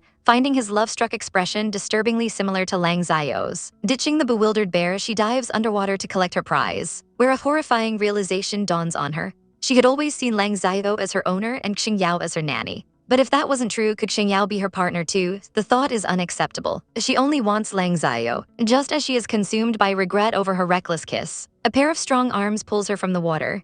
It's Lang Xiao, his face etched with concern as he asks why she's playing in the holy water, completely oblivious to the romantic catastrophe she just caused. Lang Xiao glares at Xingyao, his voice dripping with ice as he orders him to wring out Gyugyuo's clothes so she doesn't catch a chill. Xingyao's protests are met with a furious slap, as Lang Xiao roars at him for letting Gyugyuo play in the water while she was on her period, threatening to have him fired from the administration bureau. The words stun Gyugyuo. The threat of dissolving their family relationship over this sends her mind reeling. She clutches a handful of ice, confused about what being a nanny truly means in this world. An older, lion-like beastman steps in to de-escalate, telling Lang Xiao to calm down. He explains that Gyugyuo kissing Xingyao was a sign of affection, which is good for family harmony and something to be encouraged. He places his hands on them, declaring them all family, a statement that only deepens Gyugyuo's bewilderment. As Lang Xiao carries a tired Gyugyuo away, she feels a shudder of unease. Xingyao is told to reflect on his actions, but the word family echoes in Gyugyuo's mind. The grim reality of the beast world's gender ratio hits her. Polyandry is not just possible, it's expected. Xingyao waves goodbye with a charming smile, but Gyugyuo is lost in thought, desperately hoping she's overthinking things. Lang Xiao's voice cuts through her worries, reminding her of the crystals she fished out. He tries to take them, but she panics, clutching them to her chest and wailing that she worked hard to get them. Just then, an annoying voice interrupts them. It's the bad lion Yu, wondering why Gyugyuo is so wet. He's with another girl, Yuan and her caretaker. He invites them to his nearby house to change clothes and have food. But Lang Xiao's eyes narrow with hatred. He hasn't forgotten that this man kidnapped Gyugyuo before. Inside Shiyu's home, Gyugyuo observes Yuan, thinking their relationship seems normal enough. She considers questioning the girl, who supposedly has the IQ of a 5-year-old. But her plan is interrupted when Yuan tries to steal her fruit. Shiyu laughs at the sight of the two females squabbling, and challenges Lang Xiao to a spar, eager for some action. He grabs Lang Xiao's arm, but Xingyao intervenes, telling him they're leaving now. Suddenly, Gyugyuo offers a grape to Yuan, who happily eats it. The other beastmen's hearts melt at the adorable scene, but Lang Xiao is immediately suspicious of her sudden change in behavior. He watches her closely, realizing Gyugyuo is observing his reaction. Seeing his chance, Lang Xiao smirks and agrees to spar with Shiyu, telling the other beastmen to get ready. As they all head to the courtyard, leaving the two females alone, Gyugyuo immediately gets down to business. She holds up a fruit and asks Yuan if the beastmen are her nannies or her partners. Yuan only seems to understand the offer of food, completely frustrating Gyugyuo, who silently fumes that she could out-argue anyone in kindergarten when she was 5. Before she can try a different approach, a kangaroo beast arrives, and Yuan runs into his arms for an intimate embrace that is clearly not just a caretaker's hug.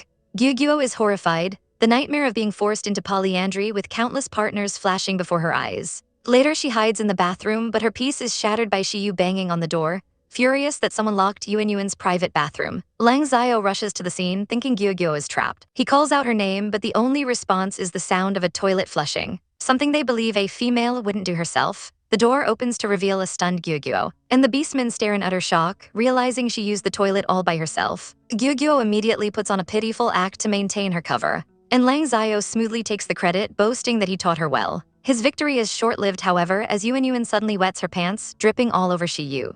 Gyugyuo looks on with disgust at the poor care this supposed high IQ female is receiving, screaming internally that she can't live like this. As they prepare to put a thicker diaper on Yuan's, Lang Xiao ponders how a female like her could be so incapable while Gyugyuo is so different. He catches a glimpse of Gyugyuo's intelligent, calculating eyes as she turns away, and a smile touches his lips. He knows it's time to finally uncover her secret. The bonfire festival rages with the thunderous beat of drums, a magnificent celebration that leaves Gyugyo in a state of absolute awe. She runs through the crowds with a pack of cubs, so full of life that Lang Xiao can't help but notice her boundless energy, even right after her period. His companion agrees she looks much healthier now, prompting a pointed question. Will Lang Xiao have cubs with her now? Lang Xiao grows serious, explaining that a month has passed and the center is tracking their progress, warning that trouble will brew if she doesn't get pregnant soon. Internally, his desire for a family with Gyugyo burns fiercely, but a shadow of doubt lingers. There's something he must confirm first. He keeps his concerns to himself, deciding that no matter what he discovers, his path is set. 8 days later, the festival's energy is a distant memory as Gyugyo sits exhausted at the breakfast table in Lang Xiao's home. She silently curses the leader's challenge that led to her agonizingly painful cramps. The crystals she ate offered some relief, a cool energy flowing through her. But she's bitterly disappointed they did little to boost her spiritual power. Everything seems to be going wrong and all she wants is to be left alone. Lang Xiao explains to his friend Xingyao that she's just weak from her long period, but assures him that with proper care, she'll recover soon. Annoyed by their hovering, Gyugyo snaps that she's fine and just wants some fruit. Seeing her wariness, Lang Xiao announces he will go out of the city to find nourishing fruits for her body. When he adds that he'll go with Xingyao after she finishes eating, a spark of pure joy lights up Gyugyo's eyes at the sudden, glorious prospect of freedom. She feigns sleepiness to get them to live, barely containing her excitement for a happy day all to herself. Lang Xiao laughs at her terrible acting, pinching her cheek and warning her not to cause trouble before he and Xingyao depart. Once they're gone, Xingyao worries about leaving a female alone, but Lang Xiao confidently states he's made preparations to ensure her safety. Back at the house, Gyugyo makes sure they're far away before dropping the act entirely. She chugs a drink and a wicked grin spreads across her face as she declares it's time for her true self, Bai Yue, to rule again. She leaps onto the bed, ready to finally let loose. Gleefully enjoying the simple pleasure of using the bathroom with the door wide open, she decides to indulge in everything Lang Xiao normally forbids, unaware he's watching her every move on a secret holographic monitor. Lang Xiao nearly spits out his drink in shock, wondering if this carefree, chaotic girl is Gyugyo's true self. He watches, utterly mesmerized, as she cleverly sets a trap to catch a chicken, expertly prepares it in the kitchen, and pops it in the oven, humming happily all the while. From a private room, he reflects on her intelligence, admitting she's far smarter than he ever imagined. Her simple yet ingenious trap surpasses anything a beastman who only knows brute force could conceive. He recalls his own painful failures at hunting and marvels at her success. He's plagued by questions: who taught her to cook like this, a skill completely foreign to the beast world? What secrets is she hiding about her past? The oven dings and Gyugyo pulls out a perfectly roasted chicken, its color and aroma simply divine. She takes a massive bite, yelping as the heat sears her tongue but continuing to chew in blissful delight. This is the champion of chickens, so delicious she can't stop eating. Watching her devour the meal, Lang Xiao gulps, tempted to rush back for taste. He stops himself, resolving to feign ignorance. He decides he must wait for her to trust him enough to reveal her secrets on her own. But his patience is tested when, after finishing the chicken, she opens the fridge and pulls out a fresh dragon fruit he'd been saving. His eyes widen in alarm that fruit isn't for eating. Gyugyo, however, is in heaven, proclaiming that fresh fruit is infinitely better than roasted. A sudden beep at the door makes her freeze. Lang Xiao is back, panicked by his unexpectedly early return. She hears his frantic footsteps and shoves the remaining fruit into her mouth. The door bursts open and Lang Xiao roars for her not to eat it, but he's a second too late. Lang Xiao finds half of the dragon fruit gone and immediately erupts in panic, shouting for Gyugyo to come to him. Gyugyo, seeing his furious expression, shrinks back in fear, wondering if he's about to hit her. But as a wave of nausea hits her, she realizes her stomach is bloated, likely from eating the cold fruit too quickly. Lang Xiao's panic overrides any anger, and he instantly scoops her into his arms, declaring that he's taking her straight to the hospital. Gyugyo tries to reassure him that her tummy doesn't hurt and a hospital visit is unnecessary, but her words are lost on him. He's already in overdrive, promising they'll reach the hospital in 10 minutes. Stunned by his extreme reaction, Gyugyo clings to him, wondering why he's more nervous now than when she was bitten by a pitcher plant. Lang Xiao bursts out of the house, roaring into the sky that he's bringing Gyugyo for emergency treatment. Meanwhile, at the hospital, Dr. Bao and his colleague are perplexed by the frantic call, assuming Gyugyo must have been poisoned again. Their confusion is short-lived as Lang Xiao barrels into the building, bellowing for everyone to get out of his way. Gyugyo's stomach feels increasingly bloated and tight, and Dr. Bao is shocked to see how much her belly has grown in just a few days. Lang Xiao frantically explains she ate a raw dragon fruit 10 minutes ago, a statement that sends the entire medical staff into high alert. The doctor orders them to prepare the intensive care unit as they rush her onto a hospital bed.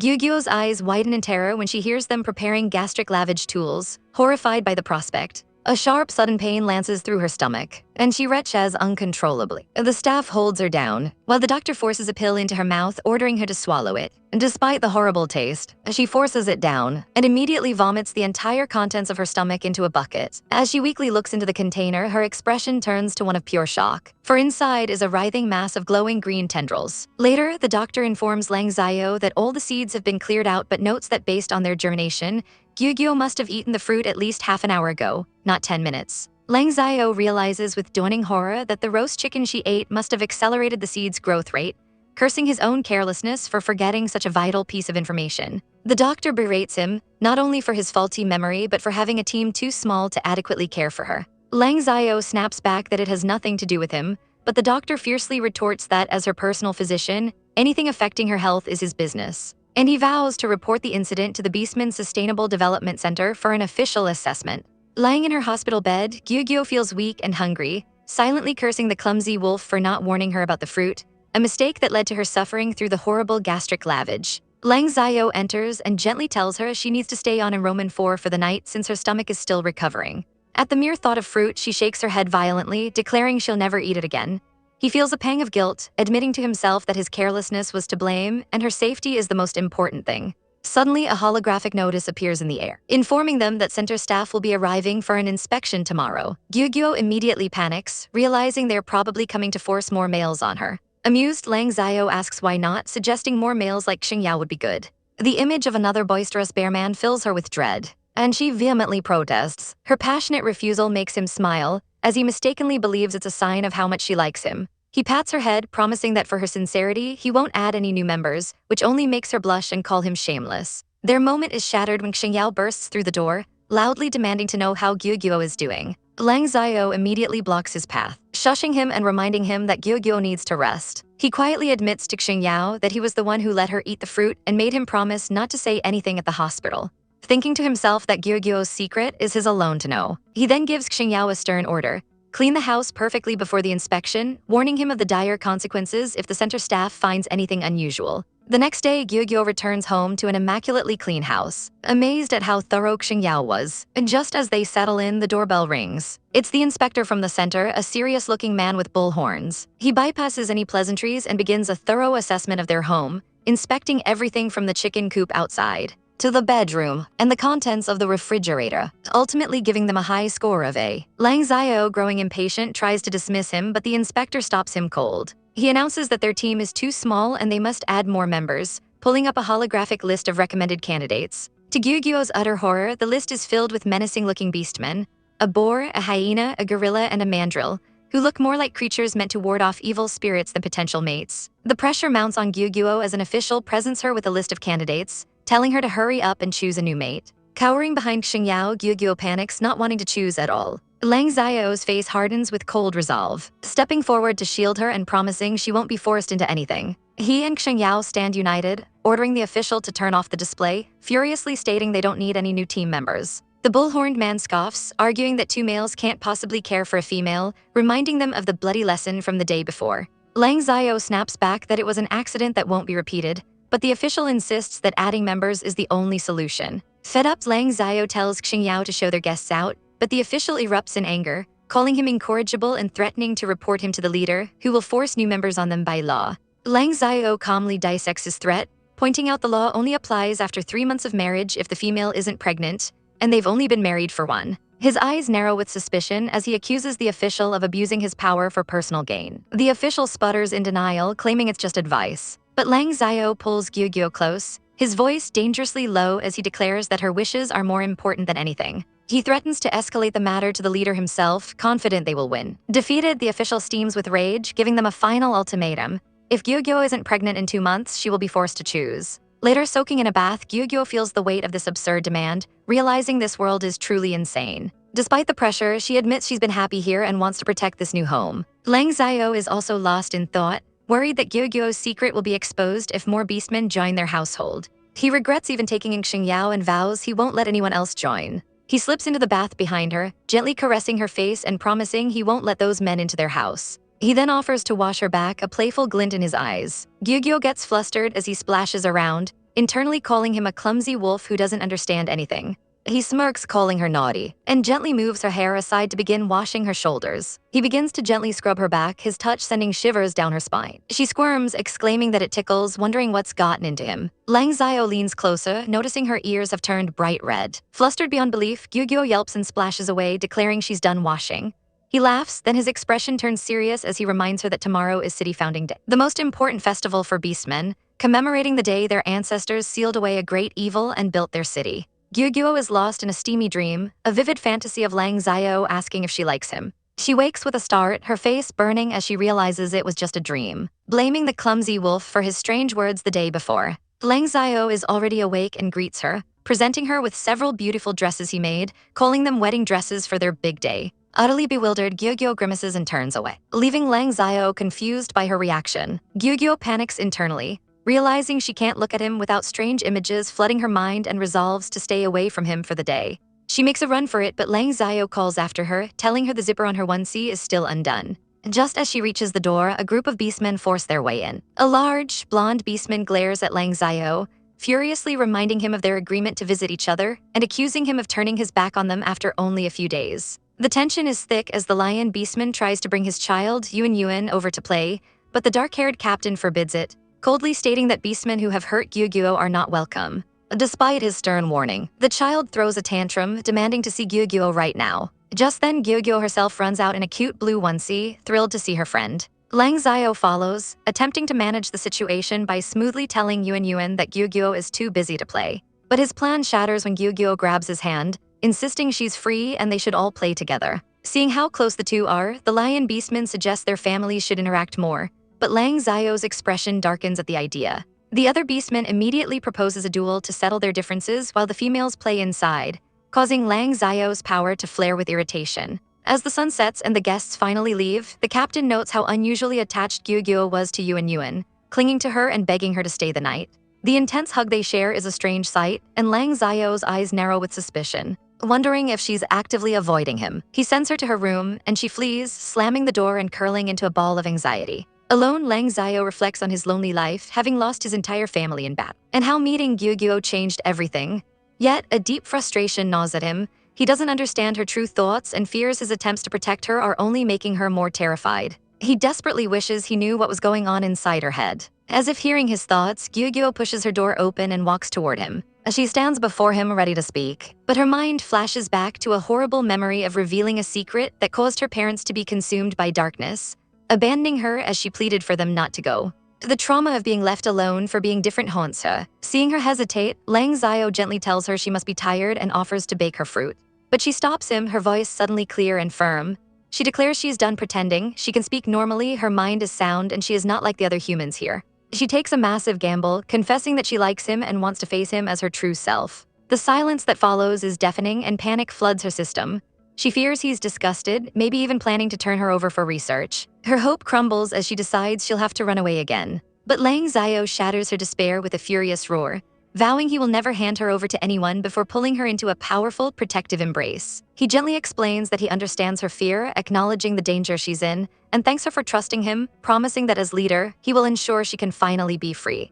Overwhelmed, she calls him a clumsy wolf and hugs him back, assuring him that she trusts him completely. Later, he asks about her past, triggering a wave of painful memories she can't bear to relive. Seeing her distress, he softly tells her to forget the bad memories, promising they'll make new, happy ones together. Her face softens and she offers to share her fruit with him. The simple act brings them both immense joy, and she impulsively gives him a quick kiss on the cheek. The innocent gesture ignites a spark between them, and Lang Xiao pulls her into a deep, passionate kiss. He asks if she's ready, and with her consent, he lays her down on the bed. Outside, a sudden scream rips through the night, and the captain downstairs freezes in shock. He smells blood and storms up the stairs, only to see Lang Xiao rushing out with an unconscious Gyugyo in his arms, ordering him to watch the house as he takes her to the hospital. The captain steps into the room and his eyes land on the bloodstained sheets. His mind leaps to a horrifying conclusion: Lang Xiao is abusing her. The door to Gyugyo's hospital room slides open as a frantic doctor. Leo bursts out, demanding to know how she's doing. He is absolutely appalled, having never seen a female so badly hurt during mating, and angrily asks her mates if they even bothered to use any softening cream. Lang Xiao is taken aback, utterly confused by the question, which only infuriates the doctor more, who can't believe he hasn't even taken the basic female care course. Lang Xiao stiffens, insisting he's finished all the courses and knows the textbooks by heart. but he sheepishly admits there was one thing he skipped: the mating guide tutorial video, which he deleted, thinking it improper for a beast like him to watch. Dr. Liu erupts in a fiery rage, screaming that this is the most crucial knowledge of all and ordering him to download and watch it immediately. Pushing past them, the doctor checks on Gyugyo, who lies crying in her hospital bed, whispering that she feels like she's dying. Dr. Leo explains to her concerned mates that upon examining her, he found her body is different from other females. There's something extra, something growing inside her. A wave of pure terror washes over Gyugyo, her mind racing with fears of a serious illness. Her mates demand answers, and the doctor reveals the shocking truth. It's a hymen, an anatomical feature only found in ancient human females. He explains that after 2,000 years of evolution, modern females no longer have them, but Gyugyo does, a stunning case of ancestral reversion. The medical implications are staggering, and Dr. Leo is ecstatic, believing she could be the key to improving the quality of all females. But Gyugyo hears only a death sentence. She realizes with dawning horror that Dr. Leo wants to use her as a lab rat to torture her until she wishes she were dead, and knows she must escape with Lang Xiao at once. Lang Xiao's expression darkens, a menacing aura flaring around him as he growls that he will never agree to such a thing. Xingyao stands with him, his own power simmering as he warns the doctor that no rumors about Gyugyo will be tolerated. Dr. Leo feels their combined killing intent, a cold sweat breaking out as he realizes they intend to silence him permanently. He quickly backpedals, claiming his words were just guesses and that he wanted to discuss his desire to study her privately, framing it as a discovery that could benefit the entire beast world. Lang Xiao considers this and, with surprising calm, agrees on several conditions. The research must not harm Gyugyo or leak her secret, all results must be shared with them, and no one else can participate. They seal the deal with a handshake. Later, back at their home, Xingyao's rage boils over as he declares his intent to kill Dr. Leo, arguing that dead men can't talk. But Lang Xiao stops him, calmly slicing a piece of fruit while explaining that murder is a foolish plan that would only land Xingyao in prison. He points out that killing one doctor is useless, as others would simply take his place, and anyone who examines Gyugyo will discover her secret, leading to an endless cycle of killing that would only attract more attention. Xingyao despairs, asking what they can possibly do if her information is bound to be exposed. Lang Xiao's eyes gleam with cold resolve as he reveals his true plan. He will defeat the current leader, Shi Quan, and take his place, for then no beastman in the world would dare to touch Gyugyo. To achieve this monumental goal, he must first gather enough energy for the upcoming leader's challenge. So he tasks Xingyao with staying home and protecting Gyugyo while he goes out to train. Lying in bed, Gyugyo feels a pang of despair, wishing she were strong enough to help. The next morning, she wakes in pain, remembering the healing crystals they acquired. As she eats one, feeling a slight relief, her mind drifts back to the previous night, when she told Lang Xiao how eating the crystals was helping her recover and even strengthening her spiritual power. She confessed that she needed more, determined to get strong enough to protect their home alongside him. Lang Xiao, deeply moved by her resolve, promised to take her to the holy sacrificial altar at the next ceremony, vowing that he would handle any crisis that arose. Her memories are interrupted when Xingyao enters the room, informing her that Lang Xiao has left to train and that he'll get her breakfast. Gyugyo feels a knot of anxiety form in her stomach at being left alone with him, but her discomfort turns to sheer panic when he suggests he should wash her up and change her bandages. A flashback to the previous night shows Lang Xiao warning her to be wary, admitting he doesn't fully trust Xingyao yet. He cautions that some beastmen take advantage of a captain's absence, and that things are different now. He tells her to be careful while he's gone, promising to keep an eye on the house. Back in the present, Gyugyo recoils from Xingyao's offer, shouting that she can do it herself and slapping his hand away. Just as he tries to calm her, a call comes in from Lang Xiao. His holographic projection appears, bruised and bloodied from training, his voice sharp as he demands to know what Xingyao is doing. After hearing the explanation, Lang Xiao curtly states there's no need, as he's prepared a self-cleaning toilet for her and will apply her medicine himself when he returns. He then reassures a worried Gyugyo that his wounds are just plant sap before ending the call. Xingyao is left momentarily stunned, wondering how Lang Xiao knew his intentions so precisely. He then turns to Gyugyo and offers her baked eggs. But she brightens with an idea, offering to make steamed egg custard instead, explaining her human recipe of adding water and salt. Though confused, Xingyao agrees, happy to see her smile. He watches in amazement as the liquid egg mixture solidifies in the oven, a sight completely foreign to him. Gyugyo beams, playfully asking if he's never had something so delicious before. Gyugyo offers Xingyao a taste of her food, a simple gesture that sends his heart pounding in his chest. To him, this isn't just food. It's a declaration of love, a profound showing of affection that makes him blush furiously. He leans in and eats it directly from her hand, much to her surprise. Gyugyo stares in bewilderment as he munches away, declaring it delicious, not even minding that he ate the eggshells along with it. She can only think what a weirdo he is, but for Xingyao, this is the second time she has given him a gift. He tenderly recalls the first, a piece of camphor wood she secretly gave him before he even joined the team. A piece of wood he now considers his life's most precious treasure. Gyugyo is utterly baffled by this revelation, realizing with dawning horror that in the beast world, a female giving food to a male is a confession of love. She panics internally, realizing she never meant to confess, she just felt sorry for him. Later that night, she lies in bed, consumed by the massive misunderstanding she's created. She needs to tell Xiao the truth but can't bear to hurt the kind-hearted bear. Her thoughts drifting to the clumsy wolf Lang Xiao, wondering when he'll return. A sudden clack of the door opening startles her, and she hears whispers telling someone to keep their voice down so as not to wake Gyugyo. Peeking out, she is met with a horrifying sight. Lang Xiao is covered in grievous injuries, far worse than the simple plant sap he'd claimed. She rushes out, her heart aching as she touches his bandaged wounds, asking if it hurts. He tries to play it cool, saying getting injured during training is normal for beastmen who recover quickly. To distract her, he proudly shows off his prize, a brilliant red fire attribute crystal. He explains its immense power, how it will allow him to achieve energy materialization, but warns that only those with a fire attribute can handle its energy without exploding. Gyugyo is appalled when she learns he ventured deep into the forest alone to take down a plant that a team of 20 couldn't handle. She erupts in a mix of fear and anger, telling him he could have died for his recklessness. Lang Xiao calmly explains his desperation, stating that the leader's challenge is only 11 months away, and this is his only shortcut to grow strong enough to win. He pulls her close, promising that now that he has her, he will always cherish his life. 5 days later, Lang Xiao is still pushing himself to the brink, and Xiao reports that while Gyugyo has recovered, Lang Xiao is returning late and covered in injuries every single day. He also mentions that the 5-piece bedding set Lang Xiao ordered has arrived, and Gyugyo became so angry upon seeing it that she nearly tore it apart.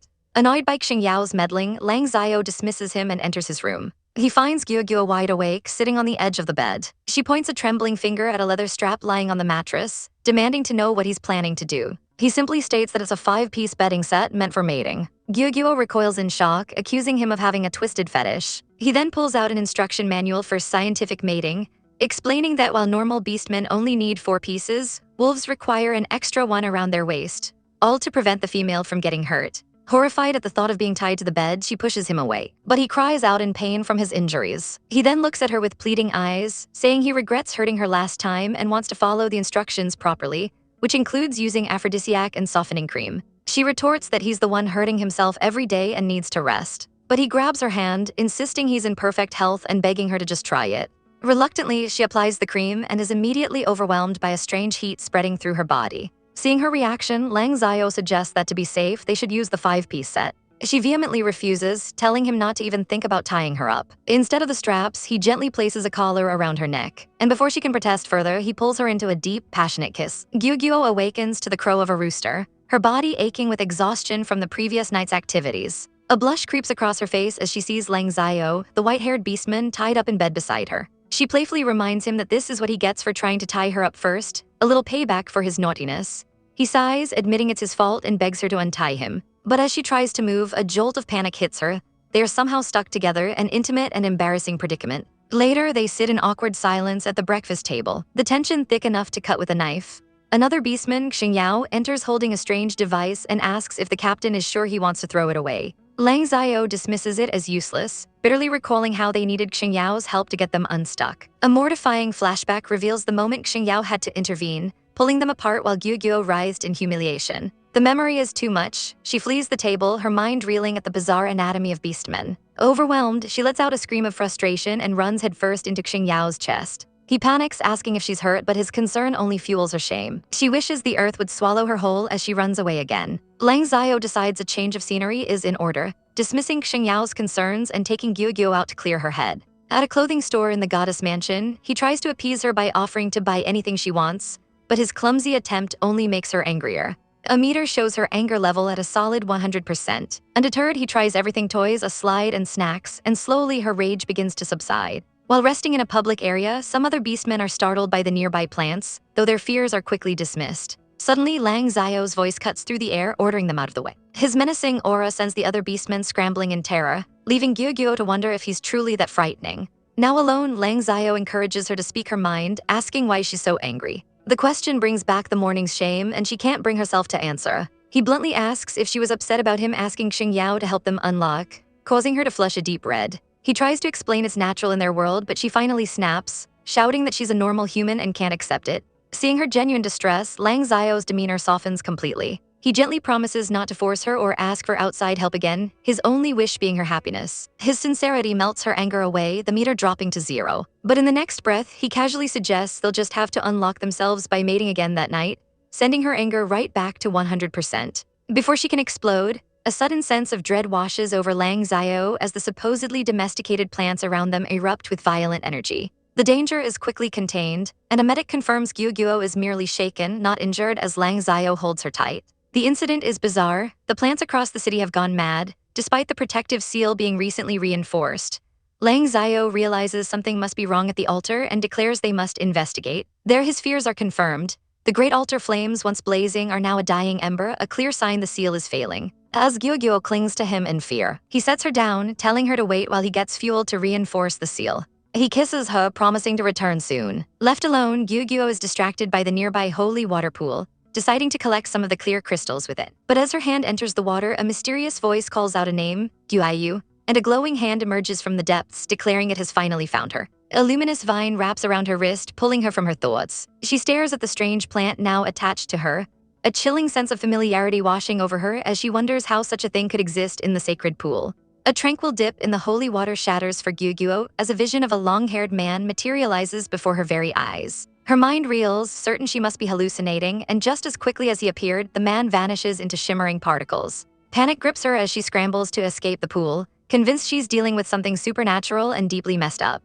Crying out for help into the empty room, she tries to rationalize it away, telling herself there are no ghosts, only monsters that have become spirits. But that thought is no comfort as she thrashes in the water, desperate to get out now. Her thoughts race back to the banyan tree spirit, wondering what new horror this is. Suddenly, a familiar blue orb of light emerges from the water, pulsing with a faint voice that calls her by an old name, Yu. The orb pleads for her to save it, and the sound triggers a cascade of painful memories. She remembers being a young girl named Yu, joyfully playing with her best friend, the orb she called Kyukyu. But her parents saw only a child talking to herself, their faces etched with worry as they decided to take her to a psychiatrist, even mentioning a sanatorium if she didn't get better. One day, Kyukyu bounced against her window, eager to play outside. Knowing her parents would forbid it, she decided to climb down the drain pipe from the second floor, sure they would never know. Her escape was cut short by her parents' horrified screams as they burst into the room just as she climbed out the window. The consequence was swift and harsh. Her father boarded up the window with a hammer and nails. Her mother confronted her, demanding to know why she would do something so dangerous.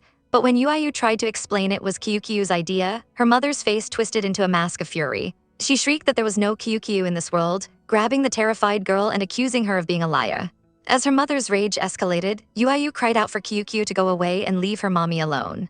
Her mother finally collapsed, sobbing and asking why this had to happen to her daughter. Seeing her mother's despair, Yu quickly lied, claiming she hadn't seen anything and trying to offer comfort while secretly motioning for Kyukyu to hide.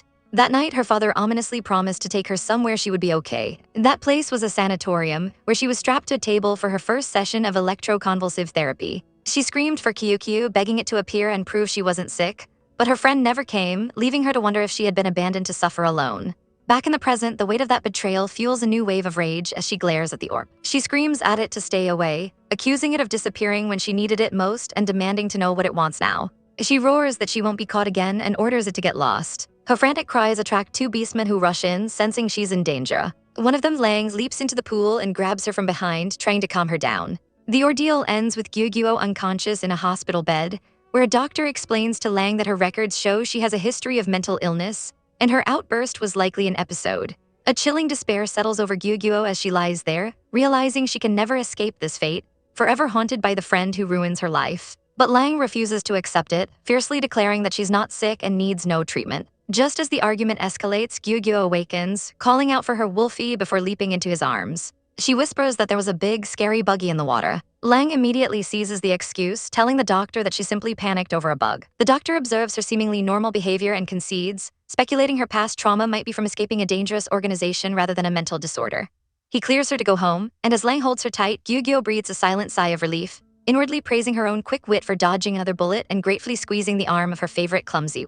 In the quiet aftermath of a traumatic event, Lang Xiao gently combs Gyugyuo's hair as she rests in bed, preparing food for her with a quiet tenderness. He presses her for the truth, knowing she lied to the doctor about seeing bugs in the holy water pool. Gyugyuo finally admits she was terrified by a hallucination, a vision so real it shook her to her core. Lang Xiao's eyes darken with worry, speculating that the protective barrier around the area must be weakening. With a shudder, Gyugyo declares she will never go back to that pool again. Her mind races with the terrible truth. The holy water pool is the site of her old house from 2,000 years ago, a past she desperately wants to escape.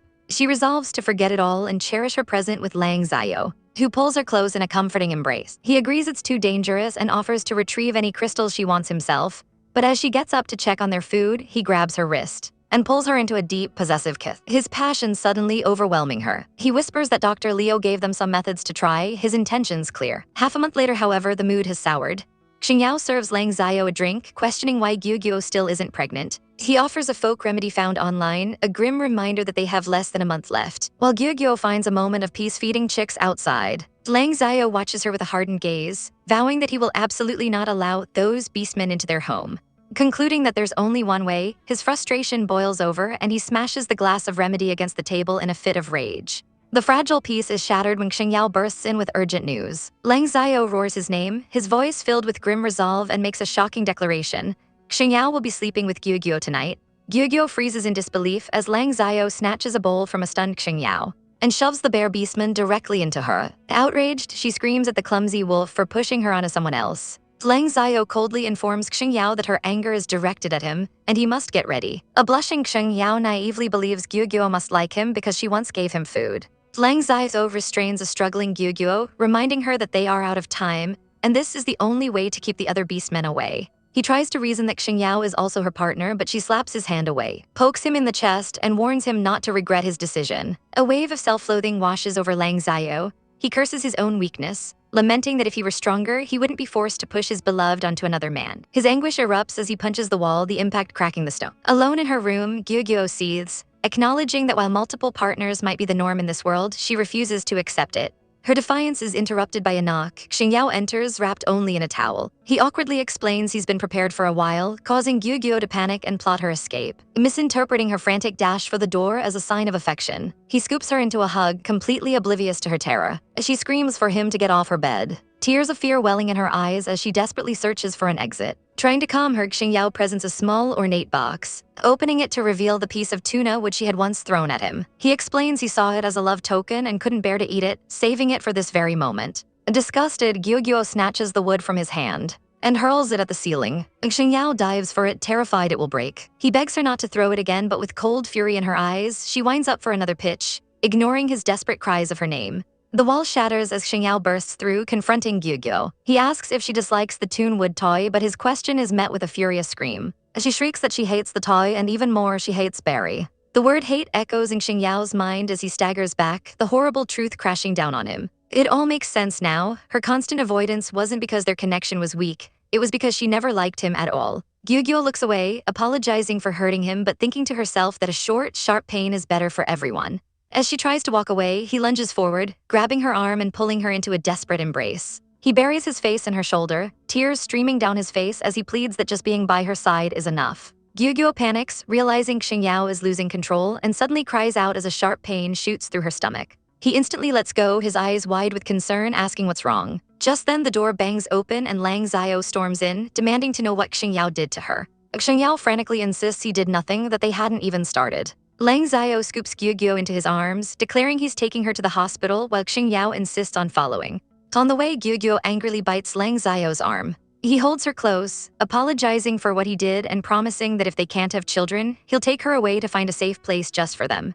At the hospital, the doctor states the initial checkup shows no problems. Lang Xiao argues she must be pregnant, but the doctor refutes it, pointing out she just had her period and shows no symptoms. This, Lang Xiao reveals, is precisely why he arranged for her and Xingyao to be together, a confession that earns him a furious glare from Gyugyo. The doctor suggests an ultrasound, but when Lang Xiao reaches for her, she slaps his hand away, screaming not to touch her. Internally, she vows to burn his house down if he ever tries to force her on Xingyao again. Realizing he's gone too far, Lang Xiao silently resolves to make it up to her. During the ultrasound, the doctor confirms her organs are perfectly healthy, and Gyugyo mentally sighs in relief, thinking her act worked.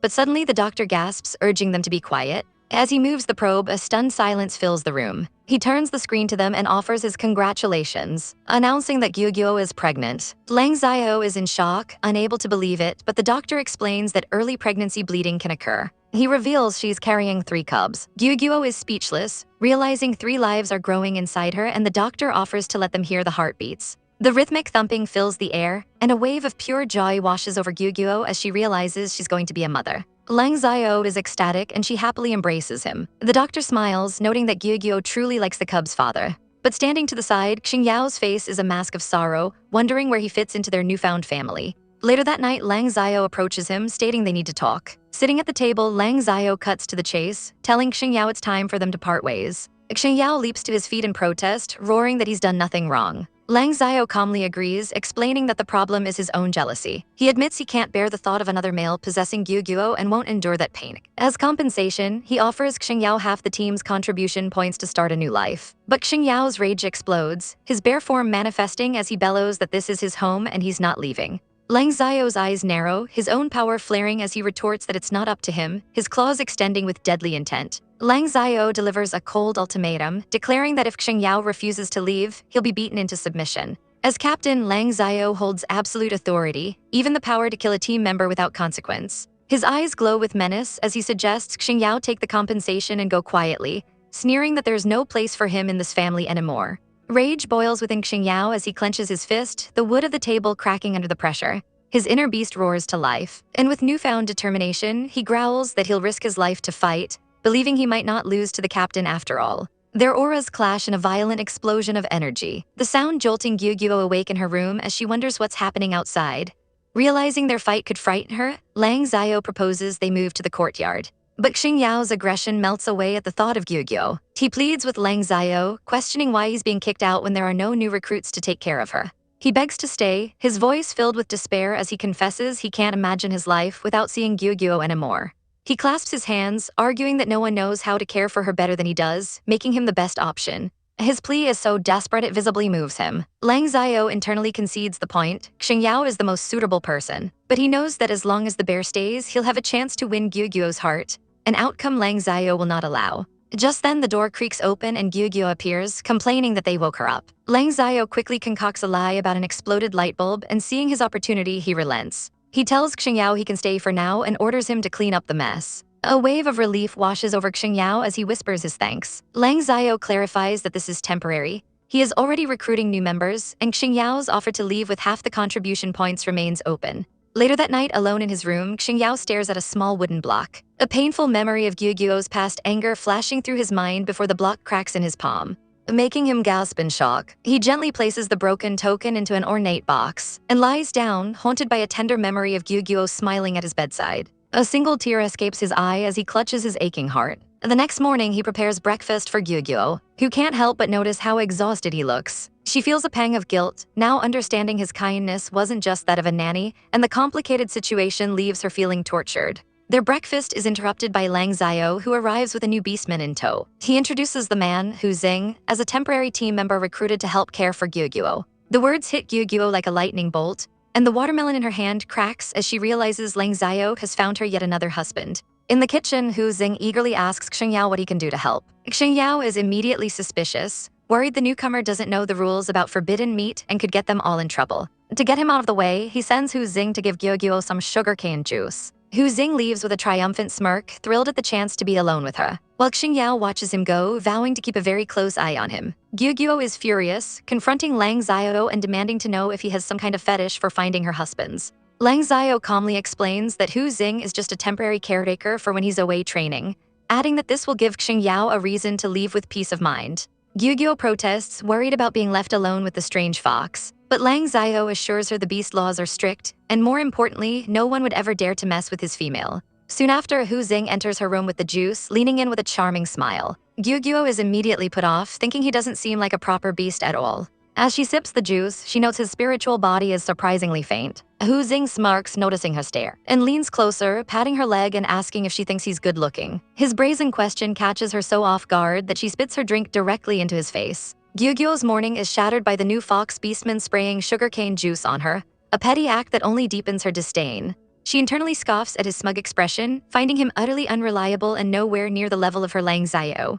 Xingyao, the loyal bear beastman, appears at the sound of the commotion, but Gyugyo dismisses it, calling the fox narcissistic. His presence is a comfort, a wall of safety she desperately needs. Yet her heart is troubled. She knows she can't return his feelings and must not become too reliant on him, trying to convince herself she's fine on her own in the supposed safety of her home. But the new fox, Hu Xing, is undeterred by her coldness, deciding to deploy his ultimate weapon of seduction, his tail. He confidently nuzzles his fluffy tail against her, certain that no female can resist its charm. A trick that has worked on countless others before. His confidence shatters when Gyugyuo grabs the tail not in adoration, but with the cold calculation that its fur would make a fantastic winter scarf. Reeling from the shock, Hu Xing grabs her hands, declaring it's his turn now, and leans in to touch her with his mouth, a creepy threat that makes her skin crawl. A terrified scream for Barry echoes through the house. And Xingyao bursts in, brandishing a kitchen knife, his eyes blazing with protective fury. Gyugyuo scrambles behind him, accusing the perverted fox of being a creep. Hu Xing sweats, trying to downplay his actions as a simple tease gone wrong. But Xingyao smells the distinct scent of fox fur on Gyugyuo. His voice drops to a menacing whisper, warning the fox to keep his tail to himself.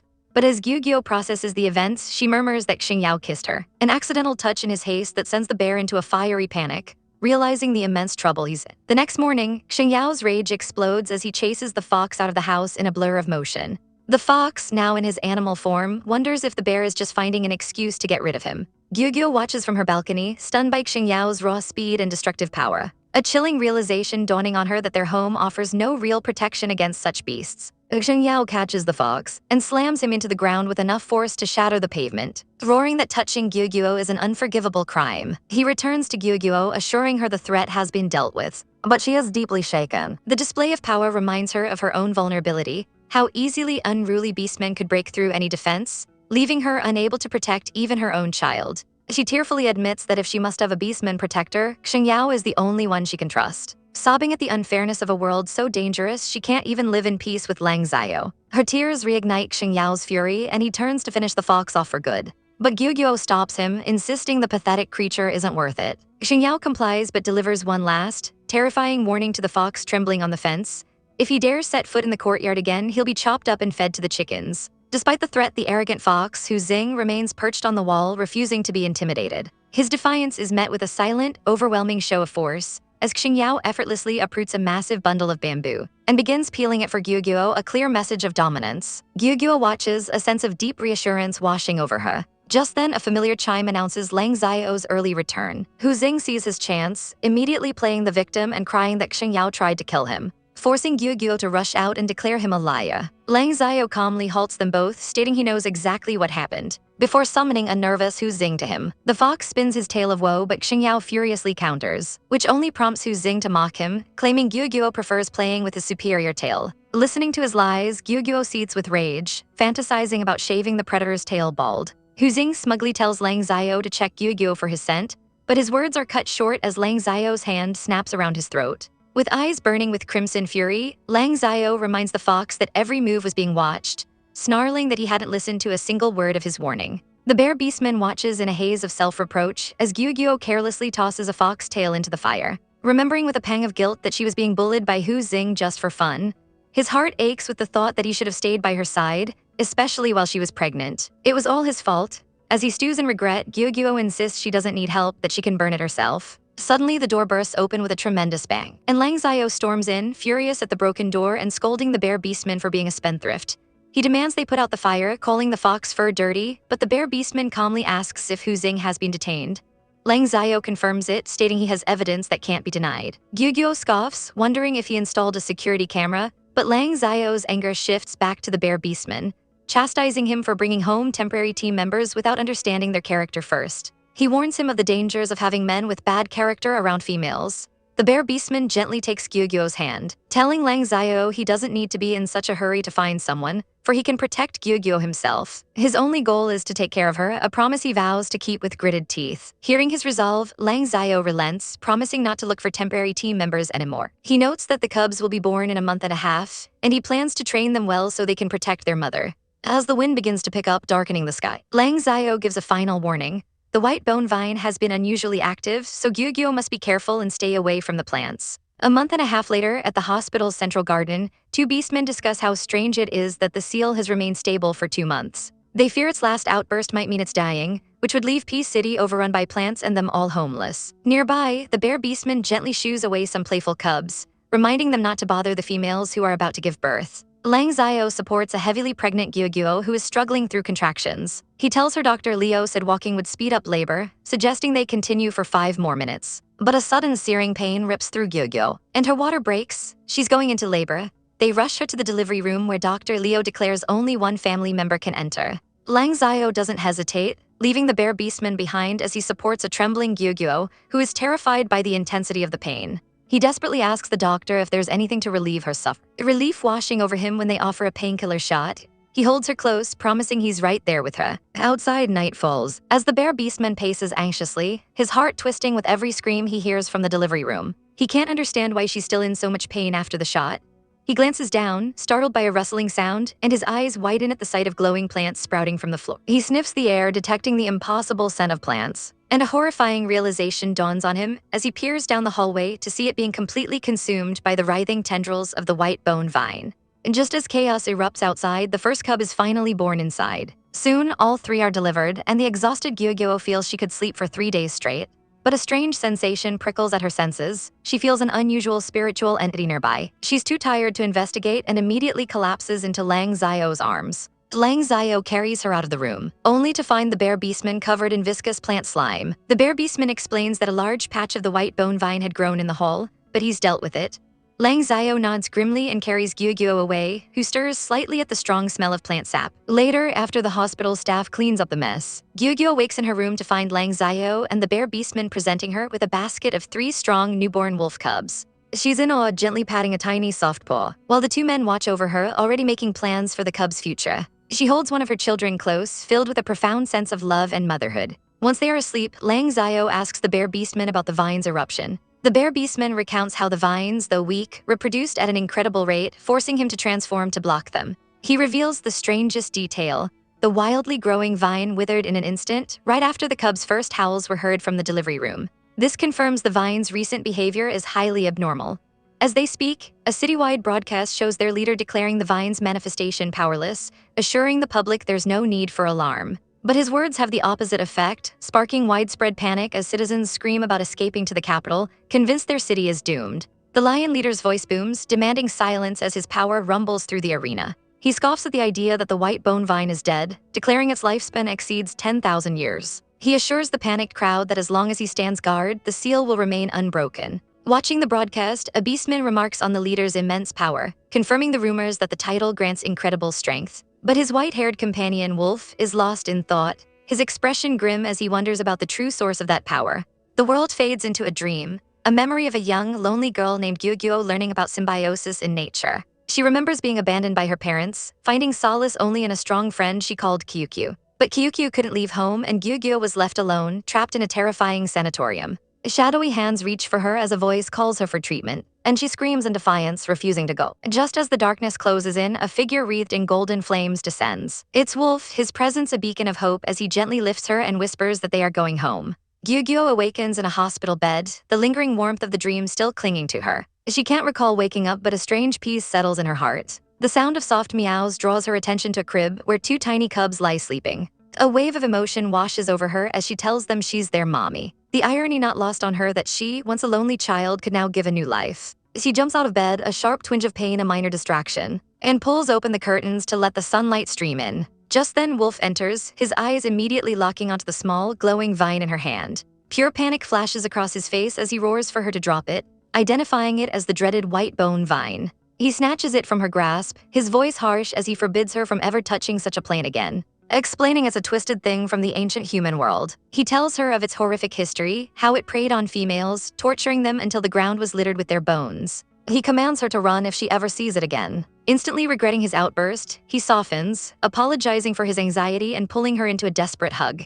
But Gyugyo's mind is reeling. The vine is identical to one her mother planted, right when she first met Kyukyu. The horrifying connection clicks into place. The white bone vine is Kyukyu. She remembers Kyukyu's cries for help from the holy water pool, trapped and sealed away just like she was in the sanatorium. A surge of desperate resolve fills her and she grabs Wolf's necklace, insisting she must go to the pool right now. Wolf quickly concocts a lie for his concerned friend, claiming Gyugyo merely has a stomachache. While Gyugyo plays along, clutching her stomach and begging for the transparent crystals from the ritual grounds. He agrees to take her next month, puzzled by her sudden change of heart. Later, while attending a postpartum care class, Wolf is warned to keep Gyugyo away from anything she hates to protect her emotional state. At that exact moment, the lion beastman saunters in, the one person Gyugyo despises most. The lion man mockingly congratulates Wolf, complaining about his own futile search for his mate while envying Wolf's new family. Wolf coldly tells him to get lost, but the lion grabs him, claiming he has something important to say about Gyugyo. Ignoring Wolf's suspicion, the lion beastman leans in close, a predatory glint in his eyes, and whispers a vile proposal, a game of swapping females. A blonde beastman leans in close, whispering a vile suggestion to Gyugyo about a game of swapping females. But before he can finish, the captain explodes into motion, sending the degenerate flying through a solid wall with a single furious kick. The captain's rage is a cold fire as he internally vows to beat that scumbag every single time he sees him, his protective instincts on high alert now that he realizes just how dangerous the other males are. Later, finding Gyugyo's clothes are wet, he tells her not to move while he helps her change, but his gentle intentions are violently misinterpreted when Xingyao smashes through the door with a flying kick. Xingyao roars, demanding to know what the captain is doing and accusing him of trying to make a move on Gyugyo too. The misunderstanding is quickly cleared up in the hospital room, where the 3 newborn cubs are happily drinking from bottles filled with Gyugyo's milk. The captain smiles, relieved that the nutritious chicken broth he prepared helped her produce so much milk for the cubs. Xingyao sheepishly explains he was only trying to change Gyugyo's wet clothes so she wouldn't catch a cold. But the captain chides him for being too rough and scaring her right after she gave birth, much to Gyugyo's intense embarrassment. Suddenly, their bickering is cut short when the youngest cub begins to choke violently. While Xingyao panics, the captain calmly takes control, demonstrating how to hold the cub and pat its back until it's breathing smoothly again. As he holds the tiny creature, he notices something strange, a patch of brown fur on its chest. He tries to rub it off, thinking it's a stain, but it's part of its coat. A cold dread washes over him. His silver wolf bloodline has no brown genes, and the only one with brown fur is Gyugyo. His mind flashes back to his own childhood, remembering his mother explaining that beastmen sons only inherit their father's genes. He recalls another family where a white-furred son was born to a red-furred father, explained as a genetic throwback due to an albinism gene. He remembers asking his own father if being different was a bad thing, only to be told that a genetic throwback could also mean inheriting great power. Lang Xiao's voice was low and serious, cutting through the air as he looked down at his son. "Do you want to be strong, cub?" Gyugyo's entire body seemed to vibrate with excitement, his golden eyes sparkling with innocent determination as he threw his little arms in the air. "I do," he chirped. "I also want to look like mommy." But his father's expression didn't soften. Instead, a shadow passed over his features. He explained that if their cub inherited his mother's genes, it would be a monumental discovery for the beast world, a solution to their reproduction problems. A great blessing for everyone but them. His voice dropped to a grim whisper, painting a horrifying picture in Gyugyo's mind. For their mother, for their family, it would be a complete and utter disaster. The development center would descend upon them without a second thought, tearing his mother away. She would no longer be theirs. She would belong to all beastmen. The words slammed into Gyugyo, the color draining from his face as the terrifying image of strange men dragging his mother away filled his mind. "No, that can't happen. Mommy is mine." He scrambled into his mother's arms, burying his face in her warmth, his small body trembling as he screamed, "No way, mommy belongs to me. No one can take my mommy away." Lang Xiao's jaw clenched, his gaze hard as stone as he admitted their bitter reality. With their current power, they had no way to fight against all the beastmen. But Gyugyo's fear was quickly consumed by a burning fire of resolve. He pushed himself away from his mother, his tiny fists clenched, his voice ringing with a promise. "Then I'll become stronger, so strong that no beastman can defeat me." A flicker of pride ignited in Lang Xiao's eyes. "That's the spirit," he said, ruffling his son's hair, but his smile faded, replaced by a solemn weight. He leaned in close, his voice a low warning. "But remember this, cub." His hand rested gently on his son's shoulder, a silent promise and a heavy burden all at once. "When you're not yet strong enough to protect everything, being ordinary is the best camouflage." And so the deception began.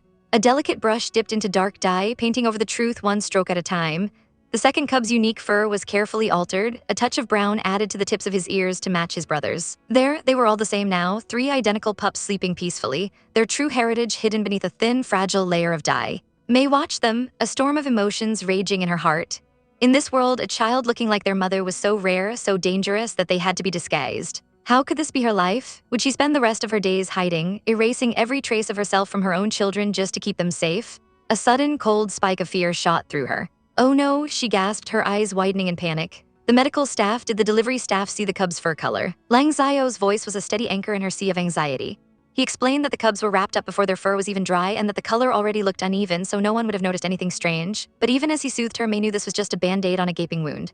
Gyugyo's special traits were increasing. They couldn't just lock him and the cubs away forever, relying on disguise alone. It was too passive. A dangerous, desperate plan began to form in the back of her mind.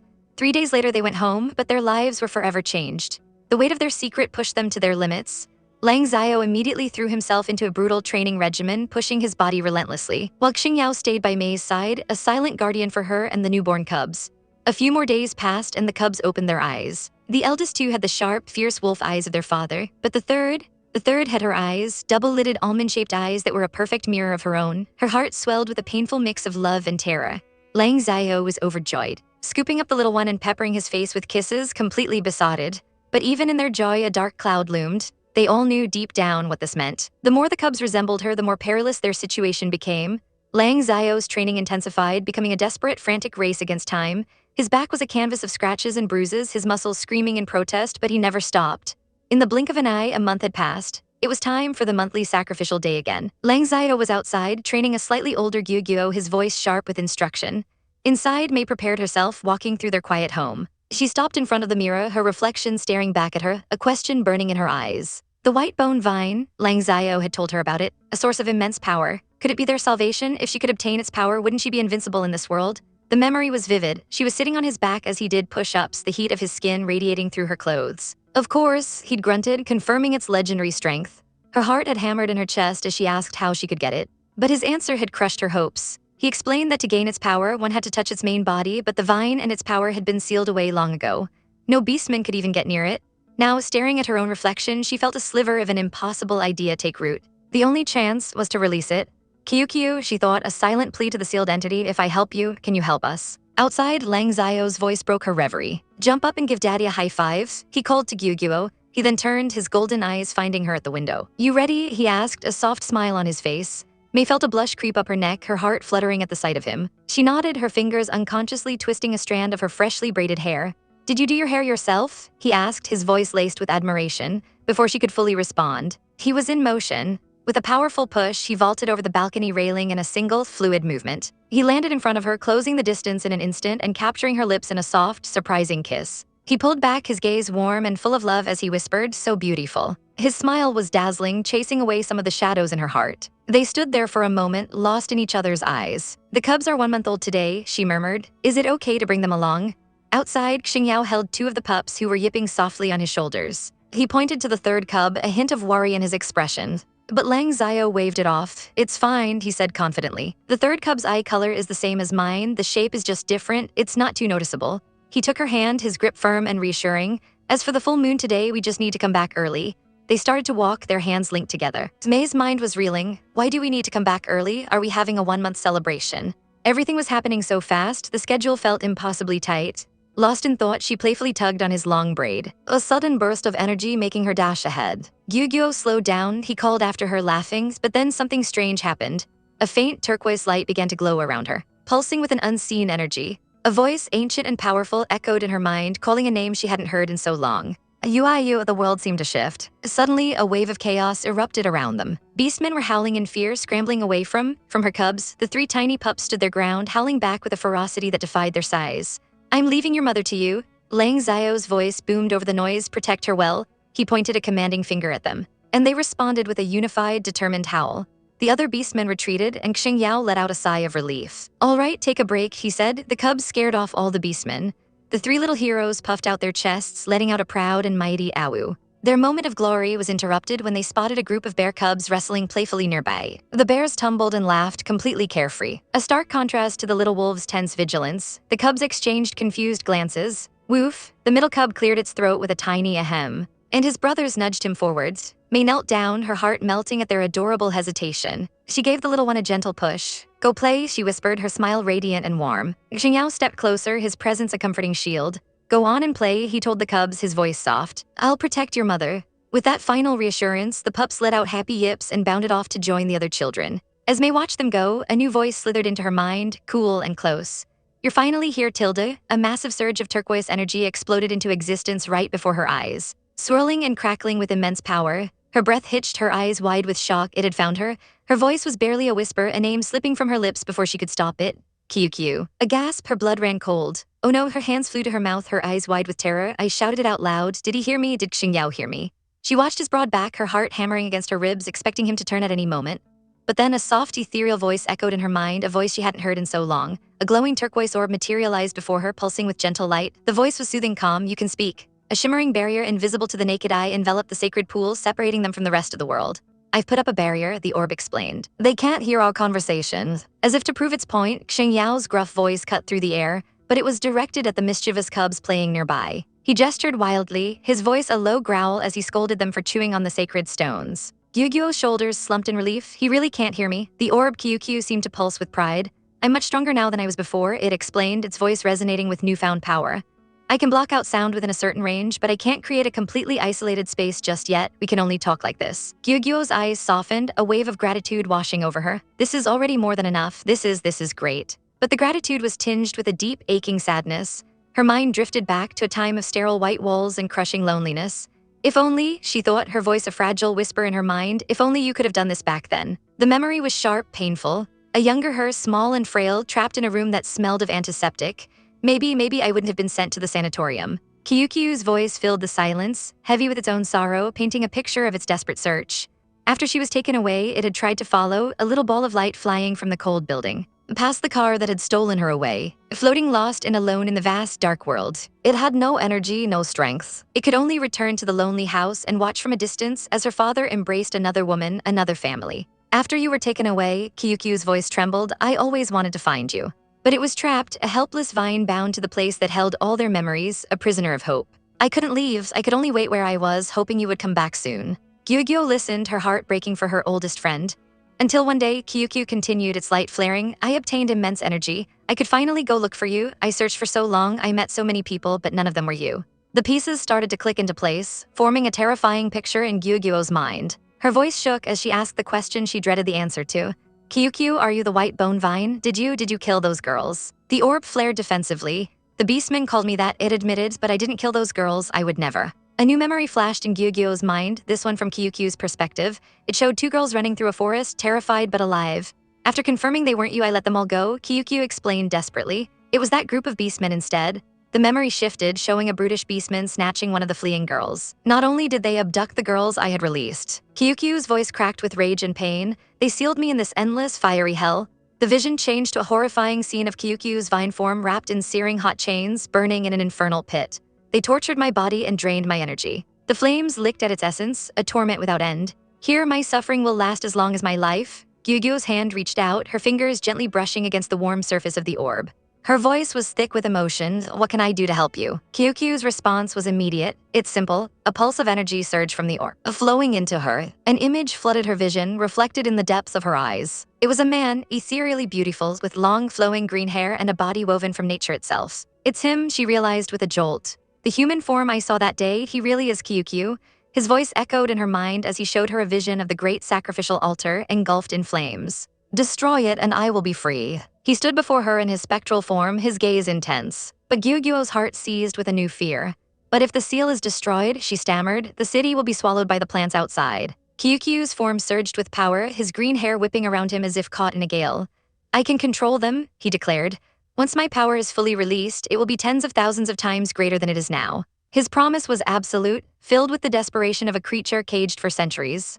I guarantee I'll make the city safer and more stable than it is now. But still, she hesitated, the weight of so many lives pressing down on her. Kyukyu's desperation curdled into rage. Why won't you agree? He screamed, his handsome face contorting in anguish. Why, are you just like them, just like that group of beastmen?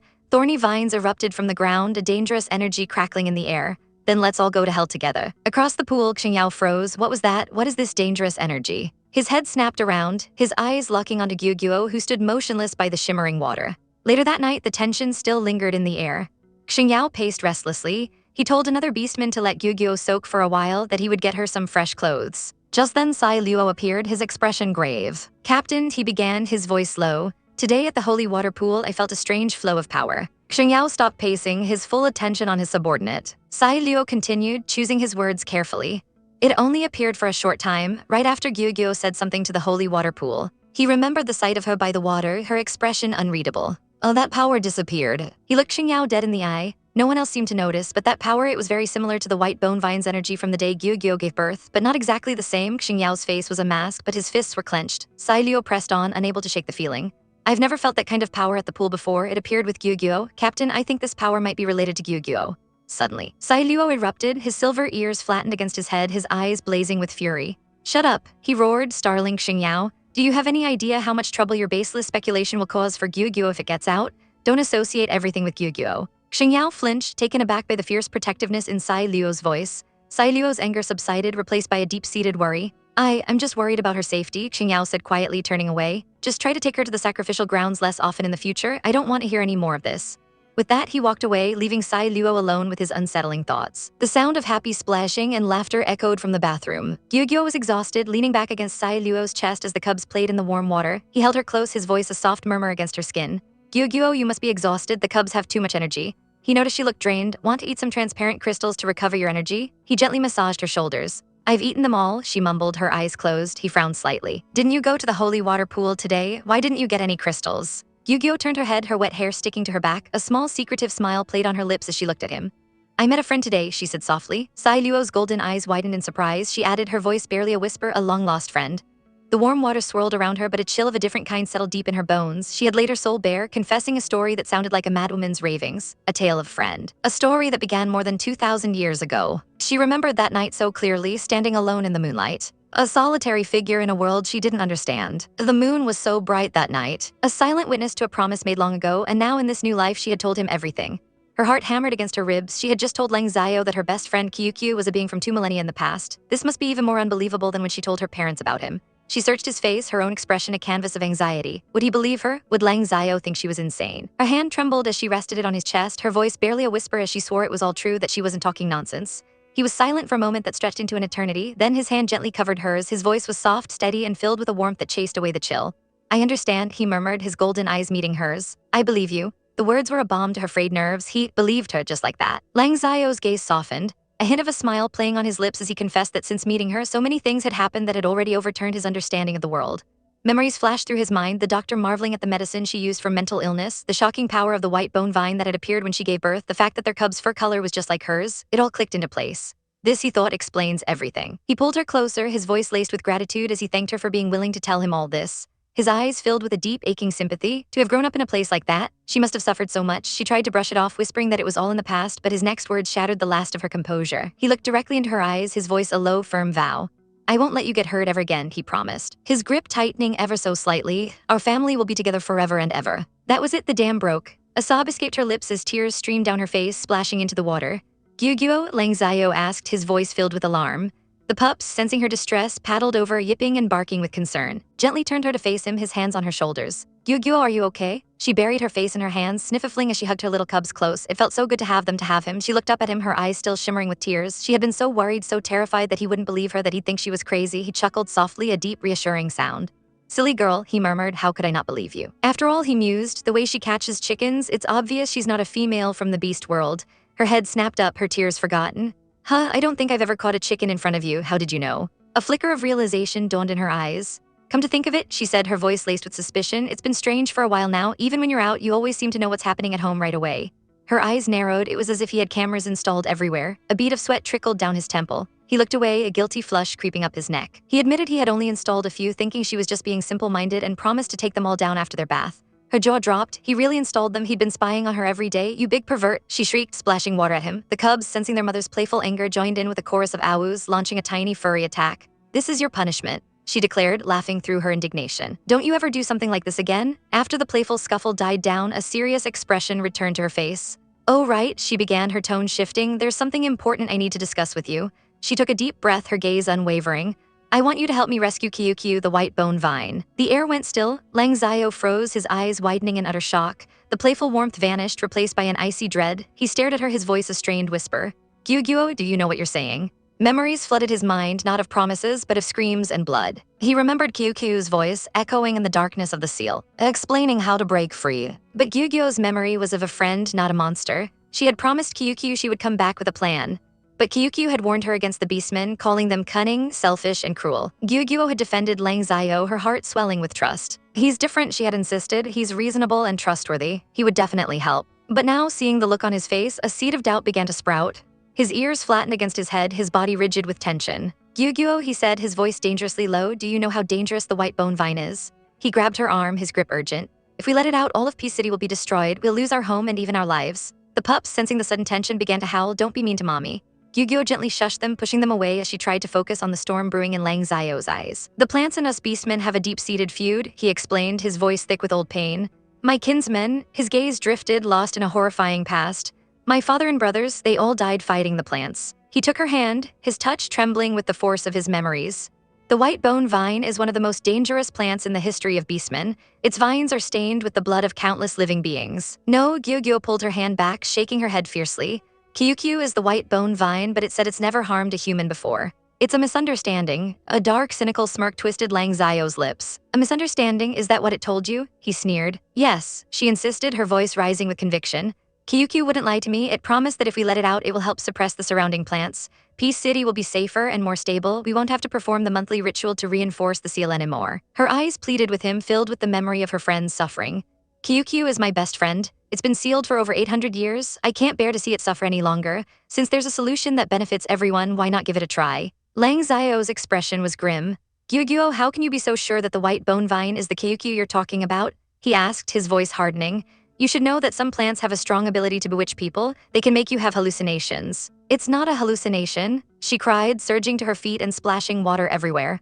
Kyukyu is not a hallucination. I'm sure that it's Kyukyu. She grabbed the front of his shoulders, her knuckles white. Seeing the raw, unshakable conviction in her eyes, a terrible thought struck him. She completely trusts the white bone vine now. If he refused her personality, she might act on her own, and that would be even more dangerous for her. He sighed, his anger deflating into weary concern. He pulled her back down into the water, his voice softening. Gyugyo, sit down and listen to me. He held her gently, forcing her to meet his gaze. Releasing it is a big deal. I have to see the white bone vine for myself before I can decide. She looked away, her voice small. I don't know if you'll be able to see Kyukyu. After all, my parents couldn't see it, so I'm worried. His eyes glinted with determination. A beastman's senses are much stronger than a human's. Even if I can't see its physical form, I'll be able to sense it. He paused, his expression turning deadly serious. But what if we release the white bone vine and it doesn't keep its promise to protect Peace City? Or what if it seeks revenge on the beastmen after gaining its freedom? If we lose Peace City, where would we go to rebuild our home? His voice dropped, heavy with the weight of his responsibility.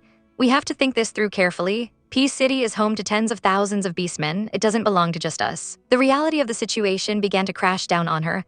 You have to understand, he continued, his voice grim. Once the white bone vine is released, the strength of the current elites in Peace City isn't enough to seal it once more. She looked down, her bravado crumbling. I guess I oversimplified things, she mumbled. He pulled her into a comforting embrace, his tone softening again. Of course, it would be for the best if the white bone vine really would willingly protect Peace City, he admitted. He looked out into the distance, a thoughtful expression on his face.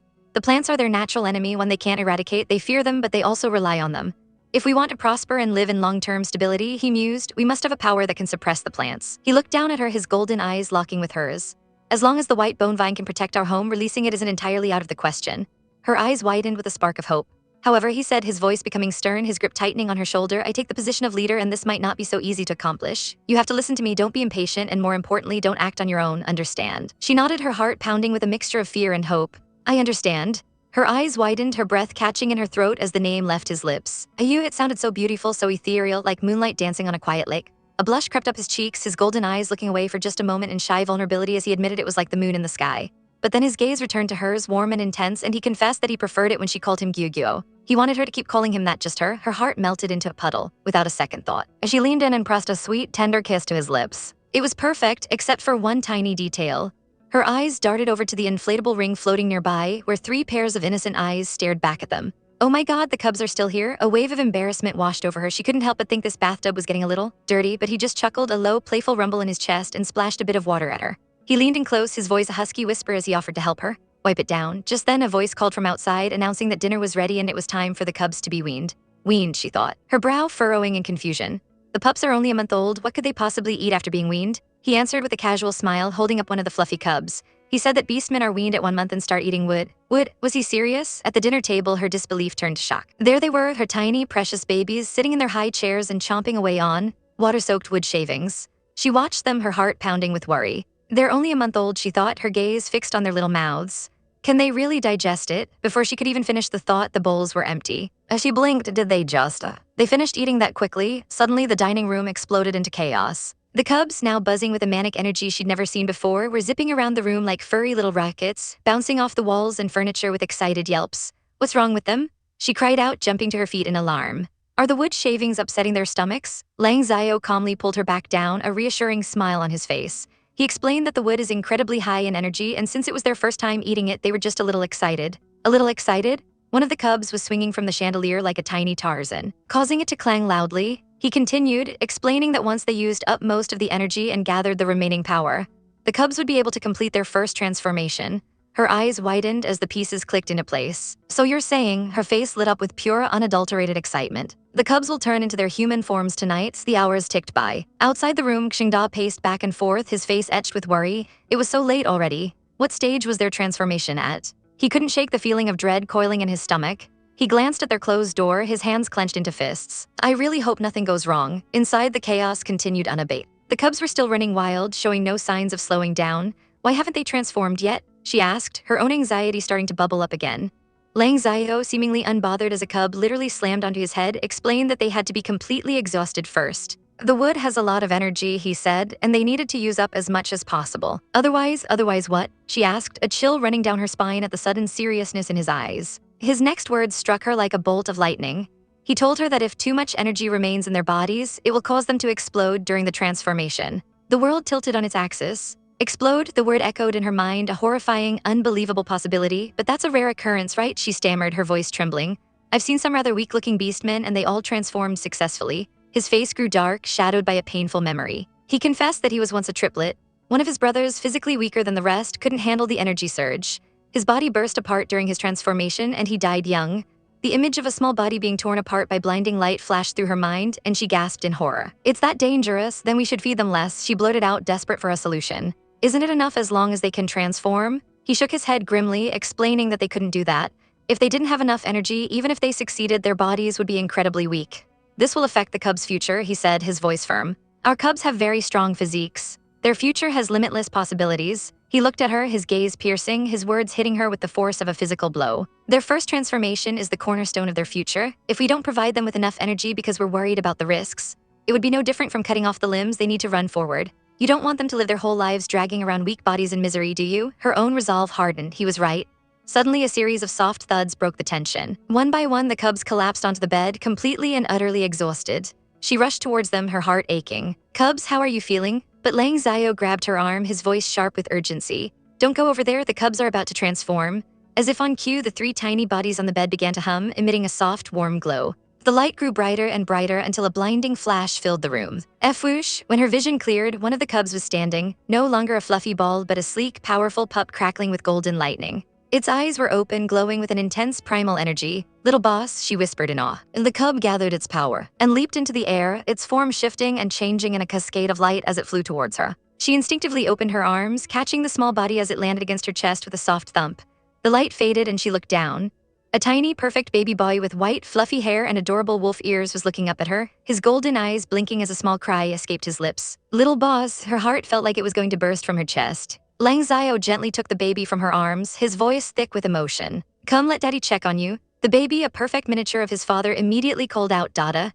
He's so strong, Lang Xiao murmured as the baby's tiny hand gripped his finger with surprising force. They shared a look of pure, unadulterated joy, and the tiny baby leaned up to give his father a sweet, slobbery kiss on the cheek. Overwhelmed with love, she took her son back, pulling him into a tight, warm hug. Just then, a soft whimper drew their attention back to the bed. The other two cubs were beginning to glow. They let out a powerful howl in unison as pillars of golden light erupted around them. Little second, little third, she cried out, watching in anticipation. With another flash, the transformation was complete. It worked, they all made it. She hugged her little boy, tears of relief streaming down her cheeks. Lang Xiao wrapped his arms around both of them, his voice filled with pride. Our cubs are also amazing, she sobbed happily. He smiled, his eyes shining. MHM, they're our children after all. The door to the room clicked open, and Xingda poked his head in, his face a mask of anxiety. Have the cubs finished transforming? His eyes landed on Lang Xiao, who was now holding three identical, white-haired babies in his arms. The three tiny boys all turned to look at the newcomer and chirped in unison, Dada. Xingda's worried expression melted away, replaced by a wide, beaming smile of pure relief. He stepped into the room, his voice soft as he reached out a gentle hand. That's wonderful. The cubs' transformations all went very well. Congratulations. Xingyao stood stoically, the two tiny cubs nestled safely in his large arms, a silent guardian for this new, fragile family. Lang Xiao's voice was low, filled with a gratitude that ran deeper than words. Thank you, he said, his golden eyes meeting Xingyao's, for taking care of them during this time. He paused, the weight of the moment settling between them. I won't forget your contribution to this family. The word hung in the air, a promise, a bond forged in chaos. For a fleeting moment, a memory surfaced in Xingyao's mind, the feeling of single, impossibly small cub resting against his chest, a warmth spreading through him that had nothing to do with his own beastly nature. This was something different, something precious. He cleared his throat, pushing the sentimentality away. I have to go out tomorrow for something, he stated gruffly, shifting the cub in his arms. You can go and handle the household registration for the cubs." Lang Xiao nodded, a small determined smile touching his lips. "Have you decided on their names?" Qingyao asked, a flicker of pride shone in Lang Xiao's eyes. "Yes," he confirmed, his voice soft but sure. "I decided on them a long time ago." His gaze drifted towards the children, a wave of fatherly love washing over him. The eldest is named Lang Duan. The two older cubs looked up with bright, curious eyes, their expressions mirroring each other perfectly. The second is Lang Qin. And then there was the youngest, reaching out with tiny hands and a heart-meltingly bright smile, a little burst of pure joy. And the third is Lang Jin. The next morning, the doorbell of the Shiyu residence chimed insistently. A panic shout echoed through the luxurious home as a subordinate burst into the room. Boss, there's a wolf outside." "A wolf?" The great lion beastman Shiyu didn't even look up from his morning coffee, his expression a mask of pure annoyance. "I said I'm not taking in any wolf beasts," he growled, his voice a low rumble. "Tell him to get lost." His home was a sanctuary, filled with the comfortable chaos of his own people, including a small child currently waddling around in an adorable lion onesie. But the subordinate was frantic. "No, it's Lang Xiao is here." Days later, everything felt perfect, almost too perfect. Gyugyo watched the three little cubs tumble and play on the sofa, their happy giggles filling the room with a warmth that chased away all the shadows of the past. A soft smile graced her lips. Is this what peace feels like? Everything is finally heading in a good direction. Days like these are just so blissful. Her mind began to wander, painting pictures of a future she hadn't dared to dream of before. Once we rescue Kyukyu, our whole family can go out and have fun together. Lang Xiao had told her of other safe cities, places where they could live without fear. She imagined them walking through sun-drenched streets, the cubs running ahead, their laughter echoing off ancient, beautiful buildings. We could live in one city for a while, then move to another. Her heart fluttered with excitement. "Oh, I'm so happy just thinking about it." A soft click from the doorway pulled her from her reverie. The cubs immediately perked up, their little ears twitching. A familiar figure stood in the doorway, and in an instant they were a flurry of white fur and excited squeals, scrambling off the couch. "Dada Tilda," they cried, running towards him on their tiny legs. Lang Xiao knelt down, his face breaking into a wide, loving grin as he opened his arms to them. "Were you good boys today?" he asked, his voice full of affection. A chorus of happy "ow" was his answer. He scooped them up into a big hug, burying his face in their soft fur. Just then Xingyao entered, announcing that dinner was ready. Lang Xiao nodded, handing one of the cubs to a beaming Gyugyo. "I've been at home for too long recently," he mused, a familiar restlessness in his eyes. "I want to go to the forest tonight and stretch my legs." Xingyao glanced over, a tiny cub already clinging to his shoulder like a little parrot. "Why don't you go tomorrow night?" he suggested practically. "I'll have to trouble you to look after the children tonight." But Lang Xiao's gaze was fixed on Gyugyo, a new plan forming in his mind. "Actually," he said, a hint of excitement in his voice, "Gyugyo and I are going out." Gyugyo blinked, surprised. "Going out at night? What for?" Her mind raced, and then a single thrilling possibility lit up her thoughts like a firework. Could it be to see Kyukyu? Her eyes widened, her hands flying to her cheeks as a gasp of pure joy escaped her. Lang Xiao simply smiled. "It's very cold at night, go put on some more clothes." "Yay," she cheered, her heart soaring. She quickly turned to the cubs, herding them toward their steadfast guardian. "Cubs, go play with Xingyao," she said, her voice bright and happy. "Be good and listen to Xingyao at home. Mommy and Daddy will be back a little later." As Gyugyo rushed off, Lang Xiao turned to Xingyao, a soft "ow" escaping his lips, a quiet sound of trust between them. But Xingyao's expression was no longer placid.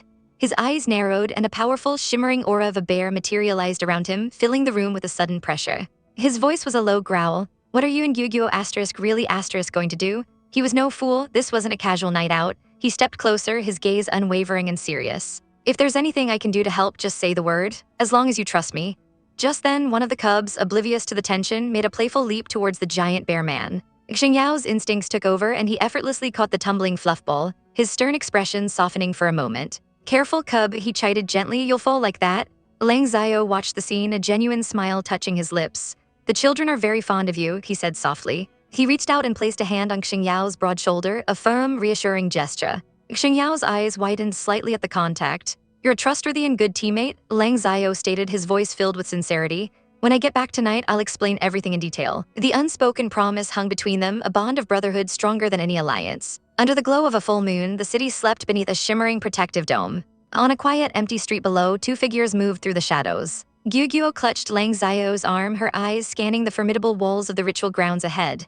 "It's not the day of the ritual, so the grounds should be closed, right?" she whispered nervously. "How are we going to get in? Is there a secret path?" Lang Xiao shook his head, his gaze fixed on the towering structure. "There's no secret path. The sacrificial grounds are under strict watch, with patrols active 24 hours a day." Indeed, guards stood sentinel on the ground while winged beasts circled the skies above like vultures. It was a fortress. Gyugyo's heart sank. "Then what are we doing here? We'll be discovered the moment we show our faces." But a sly, confident smirk played on Lang Xiao's lips. "So we'll use the main entrance," he said casually. "Look, the person who's going to get us through the main entrance is already here." Out of the shadows stepped a hulking figure, his golden mane catching the moonlight. It was Shi Yu, and he looked furious. "Why did you bring Gyugyo with you?" he snarled, his voice a low growl. "Females will make a racket out here." Gyugyo bristled, muttering under her breath about the bad lion. Lang Xiao just shrugged. "Gyugyo insisted on coming, I couldn't do anything about it." Shi Yu's face contorted with rage. "If you're bringing her, I'm not letting you in, you're just trying to get me in trouble." Suddenly, Lang Xiao leaned in and whispered something in the lion's ear. Shi Yu froze, a deep blush crept up his neck, his breath catching in his throat as his angry scowl melted into a flustered, panting mess. Lang Xiao pulled back, his expression cool. "Gyugyo won't make a sound, if you stop dawdling we won't be discovered." Shi Yu just grumbled, unable to meet his eyes. "Fine," he muttered, "you watch her, if we're exposed none of us will get off easy." He turned and stalked away. "The entrance to the ritual grounds is just around this corner. I'll go make arrangements. You two wait here for my signal." As the lion disappeared, Gyugyo turned to Lang Xiao, her brow furrowed in confusion. "Why did you ask him for help?" Lang Xiao's eyes glinted with cunning. "He's the leader's direct subordinate," he explained, "in charge of security for the ritual altar. He's the only one who can sneak us in." Gyugyo was still unconvinced. "But he's so mean, aren't you afraid he'll betray us?" A knowing smile touched Lang Xiao's lips. "Do you know what a donkey is?" he asked cryptically. "If you dangle food in front of it, it will follow." He let out a soft chuckle. "Shi Yu is greedy and foolish. I just dangled some food in front of him that he can see but can't have." A flash of Shi Yu's flustered, eager face, imagining chains and collars, made it all too clear what kind of food he meant. Moments later, Shi Yu was barking orders at his own men. "You lot go patrol the north side, I'll watch this area." When one of the guards hesitated, Shi Yu roared, his authority absolute. "I'm in charge of security at the ritual grounds, now go." They scrambled away without another word. Lang Xiao swept Gyugyo into his arms. And at Shi Yu's signal, they darted through the now unlocked door. "Get what you need and come out quickly," the lion hissed. "If you stay too long, you'll be discovered." He closed the door behind them, leaving them in the chilling silence. The moment they stepped inside, a bitter cold seeped into their bones. The ground beneath Gyugyo's feet cracked and shattered like glass. It was solid ice. Why is it even colder inside the ritual grounds than outside? Before them, an arena of purple ceiling flames burned with an unnatural intensity. The energy from the barrier was suffocating, far stronger than she remembered from the daytime. Something was terribly wrong. "Kyukyu," Lang Xiao called out, his voice echoing in the vast, empty space. He held Gyugyo tighter, his protective instincts on high alert. "Kyukyu, I'm here, come on out." Silence, only the crackle of the magical flames answered him. A knot of dread tightened in Lang Xiao's stomach. His sharp eyes darted around the room, every nerve ending screaming that they were in danger. Asterisk, something's not right. Asterisk, his gaze fell upon the holy water pool in the center of the room. It was glowing with a sickly, pulsing light he'd never seen before. And there seems to be a strange energy flowing within it. His voice was urgent, a harsh whisper. "Something's strange here, we need to leave quickly." Gyugyo looked at him, confused and desperate. "Now, but it wasn't easy to get in. Shouldn't we call Kyukyu out and ask what's going on?" Leaving now felt like a surrender, but Lang Xiao was already pulling her away. "Next time, it's always better to be cautious." But it was too late. The pool began to gurgle violently, the water churning as if something monstrous was waking from its slumber. With a deafening boom, a massive vortex of raw, chaotic energy erupted from the pool, blasting towards the ceiling.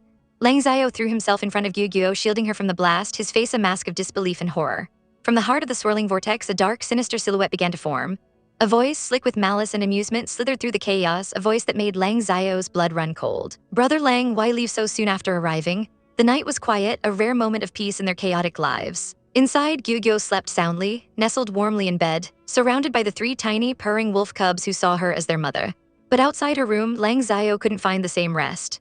He sat up, the moonlight catching the handsome lines of his face, his chest bare and his thoughts a million miles away. Suddenly, a brilliant light flared from his wrist. A message. He glanced down, his brow furrowing in confusion. Why would the captain be messaging him at this hour? His eyes widened as he read the glowing words that hung in the air. "Pack your things, take the children and meet me outside the city." What was happening? Before he could even process the warning, a scream shattered the night's silence. "Xiao," it was Gyugyo. He burst into her room to find her cowering, her eyes wide with terror. "Intruders," he immediately moved to shield her, his voice a low, urgent growl. "I'm fine, Gyugyo, don't come over here, go hide." But it was too late. Strong hands seized him. And the next thing he knew, he was on his knees in the grand hall, facing the imposing figure of the city's leader, Shi Quan. He gritted his teeth, sweat beading on his brow. "We just trespassed into the ritual grounds at night," he pleaded, his voice strained. "That's not a crime punishable by death, is it?" He looked up, his gaze locking with the leader's. "Lord Leader?" The lion beastman stared down at him, his expression unreadable, his magnificent white mane like a crown. He spoke, his voice calm, yet carrying a terrifying weight. "Worthy Brother Lang, you should understand," he began. "If I've seen you, you won't be able to leave." Lang Xiao's face hardened with confusion. "Leave? What did he mean?" "I don't understand," he said, his mind racing. "Does the leader have some unspeakable secret here?"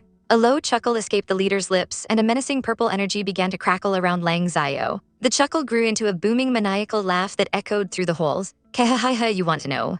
A dark Inkai shadow spread from the leader's feet, a palpable aura of malice and power. He leaned forward, his face twisting into a cruel smile. This knowledge could be fatal, you know. Lang Xiao forced a nervous laugh. You must be joking, leader. But deep down, a cold dread was creeping into his heart. How did Shiquan get so strong? The secret? It had to be connected to how he leveled up so quickly. The leader simply smirked, and with a casual flick of his wrist, he plucked a piece of the stone pillar beside him. Crack, he crushed it into dust with his bare fingers, a chilling display of raw power. No need to call someone to collect your corpse just yet, he sneered. Then the truth came spilling out. You must have heard the rumor, he said, his voice dripping with arrogance, that the abilities of the beastman who takes the leader's throne increased dramatically. He explained how every night the holy water pool releases immense energy, and the stronger the barrier's flame, the more energy it releases. His wind-based ability was perfect for fanning those flames, accelerating the process. He was stealing the city's power for himself. Absorbing it for just one night was equivalent to a month of training in the forest. The pieces clicked into place in Lang Xiao's mind. The memory of monsters breaking through the defenses, of his comrades fighting for their lives, it all made sense now. No wonder the barrier always weakens ahead of schedule, he whispered, his voice trembling with rage. You disregard the safety of Peace City just to obtain energy? He shot to his feet, pointing an accusing finger at the leader, his body shaking with fury. You're not worthy of being the lord of the city? Shiquan looked utterly unfazed, almost bored.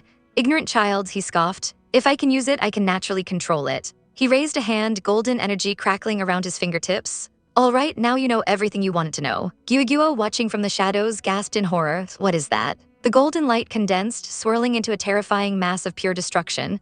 You're so lucky, the leader gloated. I've just perfected my super energy materialization. He aimed the devastating attack right at her. Now die peacefully. Run, Lang Xiao roared. In a flash of white fur and desperation, he transformed, leaping in front of Gyugyuo. Boom, a blinding explosion rocked the entire building, sending shockwaves through the very foundation. Dust and debris filled the air. Gyugyuo choked, her lungs burning as she coughed violently. A warm liquid dripped down her cheek. She touched it, blood, her eyes widened in terror as the reality of her wound set in. Another series of explosions ripped through the smoke. Her heart hammered in her chest. She'd heard that a beastman who had achieved energy materialization could completely overpower one who hadn't. Shiquan's power was terrifying. Lang Xiao was in grave danger. What should I do? What can I do? A soft, ethereal voice whispered in her mind. Destroy the core of the array and you can free me. Kyukyu, the spirit of the white bone vine. The vine, it's so strong it can definitely help Lang Xiao. But where was the core? She spun around frantically. Kyukyu, can you tell me? A single drop of water fell into a shimmering pool in her mind's eye, and an image flashed before her, the spirit pointing towards the holy water pool. At the same time, Lang Xiao's wolf form slammed into the ground with a sickening thud. He was hurt badly. Xiao, Gyugyuo screamed. Seeing him injured ignited a fire within her. With tears streaming down her face, she ran to the glowing green pool and began striking it with all her might. Thump thump, Lang Xiao's wolf head lifted weakly. He saw what she was doing. Gyugyuo, he thought, are you telling me to destroy the holy water pool? The core of the array is under it. Shiquan watched, a cruel, mocking smile on his face as the injured wolf dragged himself towards his mate. Is your female trying to get you to hide in the holy water pool? He taunted, grabbing Lang Xiao by the scruff of his neck. A desperate couple's final struggle, how touching. His eyes glinted with a disgusting light as he looked over at Gyugyuo. Such a fine female. His voice dropped to a venomous whisper. After you're dead, I'll be sure to find her a better male to take care of her. A primal rage, hotter than any fire, surged through Lang Xiao. His eyes glowed a furious, burning red. With a savage roar, he broke free and lunged not at the leader but straight for the pool. Worthy Brother Lang, stop this pointless resistance, Shiquan yelled. But Lang Xiao was a blur of white fur and pure will, intent on one thing. He wants to destroy the holy water pool. The leader's eyes widened in panic. Damn it, how does he know the core of the array is there? Golden energy whips shot from the leader's hands. Stop, he screamed, lashing them around Lang Xiao's body. But the pain only fueled his resolve. With a final, desperate roar, he slammed his fists down into the water. A kaboom! The pool erupted in a massive explosion of turquoise energy and water. The force of the blast sent Shiquan staggering back. Gyugyuo watched in horrified awe. Lang Xiao was at the very center of the cataclysm, gritting his teeth as the raw power surged over and through him. With a final agonizing push, his fists connected with something solid. Crack. The sound of shattering stone echoed through the chamber. A soft sigh of release came from the spectral form of Kyukyu as she began to break apart into motes of light. The entire temple began to tremble and fall apart, a deep rumble shaking the world to its core. Panic flared in Gyugyuo's chest. The vines, her precious Kyukyu, were thrashing wildly, a monstrous green tempest she couldn't command. She screamed for Kyukyu to stop, but her pleas were lost in the chaos. A cold dread seeped into her bones. He's out of control, he's not listening to me. Lang Xiao's voice cut through her fear, sharp and urgent, calling her name, telling her to give him her hand. Before she could react, strong arms wrapped around her waist, pulling her back against a familiar solid chest. It was Lang Xiao. His voice was a low rumble in her ear, trying to soothe her rising terror. "Don't worry about it," he murmured, his breath warm against her skin. He'd already told Xingyao to meet them outside the city. He pulled her into a tight, reassuring hug, a flash of confidence in his golden eyes even in the middle of this nightmare. "We'll be safe as long as we get out of Peace City," he promised. But a glance back revealed a city already being swallowed by writhing vines and raging fire. A guttural cry of despair ripped from the Lion King's throat. "It's over, it's all over." He fell to his knees, his face a mask of pure agony as he watched his home, his people, everything he ruled be consumed. Suddenly, a blur of green shot past his head with a sickening whoosh. A massive vine slammed into the stone just behind him, missing by mere inches. He whirled around, his magnificent white mane flying, his eyes burning with righteous fury. He would not let them escape this judgment. "Don't even think about escaping," he roared, his voice cracking with rage and grief. But Lang Xiao was already in motion. Gyugyo gasped, clinging to him as the world started to spin. A fierce wind began to howl around them, kicking up dust and debris. A turquoise vortex of pure energy erupted from Lang Xiao, a roaring cyclone with them at its very center. This power. It was immense, terrifying. "If we get sucked in, we're dead for sure." Lang Xiao shouted over the din, his voice strained. He needed her help, her connection to the vines. "White bone vine, catch Gyugyo," he commanded. Instantly, the vines, now glowing with an ethereal turquoise light, responded to his call, weaving a platform beneath her. As she grabbed his shirt, her knuckles white, as her feet left the ground, supported by a bridge of pure, glowing energy. This was their only chance. In that swirling vortex of chaos, a single thought consumed her, a vow forged in fire and fear. "If we live together. If we die together." Below them, the Lion King raised his hands to the heavens, his face twisted in a snarl of pure hatred. "Die, sinners of Peace City," he screamed. A kaboom! A blinding explosion of golden power rocked the very foundations of the earth. The ground split open, a fiery chasm of molten rock appearing where the city once stood. "Disappear," he commanded, unleashing oblivion. When the dust settled, Lang Xiao found himself dangling over the abyss, Gyugyo hanging precariously from his grip. He called out, his voice strained, asking how she was. "I'm fine," she managed to gasp out. "That's good," he grunted, trying to pull her up. But a sharp, agonizing pain shot through him. "My leg is too badly injured," he gritted out. "I can't lift it at all." Blood stained his clothes, his face pale and slick with sweat. He tried to shift his weight, but another wave of agony ripped through him. "Damn it, my arm is broken too," he hissed through clenched teeth. "I can't hold on for much longer." Gyugyo's eyes filled with tears, her voice choked with guilt. "How did it come to this? It's all my fault. I'm so sorry," she sobbed, her heart breaking. "I shouldn't have insisted on you coming to save Kyukyu. It's all my fault you're in this mess." Lang Xiao's gaze softened, even through the agony. He reached out his good hand, cupping her tear-streaked cheek. "It's not your fault," he said, his voice gentle but firm. "Don't dwell on it. We need to figure a way out of here." His eyes met hers, filled with a desperate hope. "The cubs are waiting for us to get back." The thought of their children was a lifeline. She nodded, a fresh wave of determination washing over her. "It's too dangerous for us to hang here," he explained. "Gyugyo, you first. Climb onto that rock that's sticking out. My leg is injured, so I can't jump up there while holding you." She had to go first. Her hands, scraped and bleeding, reached for the jagged rock face. Slowly, he urged her, "You'll be fine. Grab the rock that's sticking out." She stretched, her fingers brushing against the stone, but as she tried to pull herself up, she cried out in frustration and pain. "It's no use," she gasped, tears welling again. "The wall is too steep." A small pained smile touched Lang Xiao's lips, a look of pure resolve in his eyes. "I'll help you," he said softly. And in one desperate, heroic move, he gathered all his remaining strength.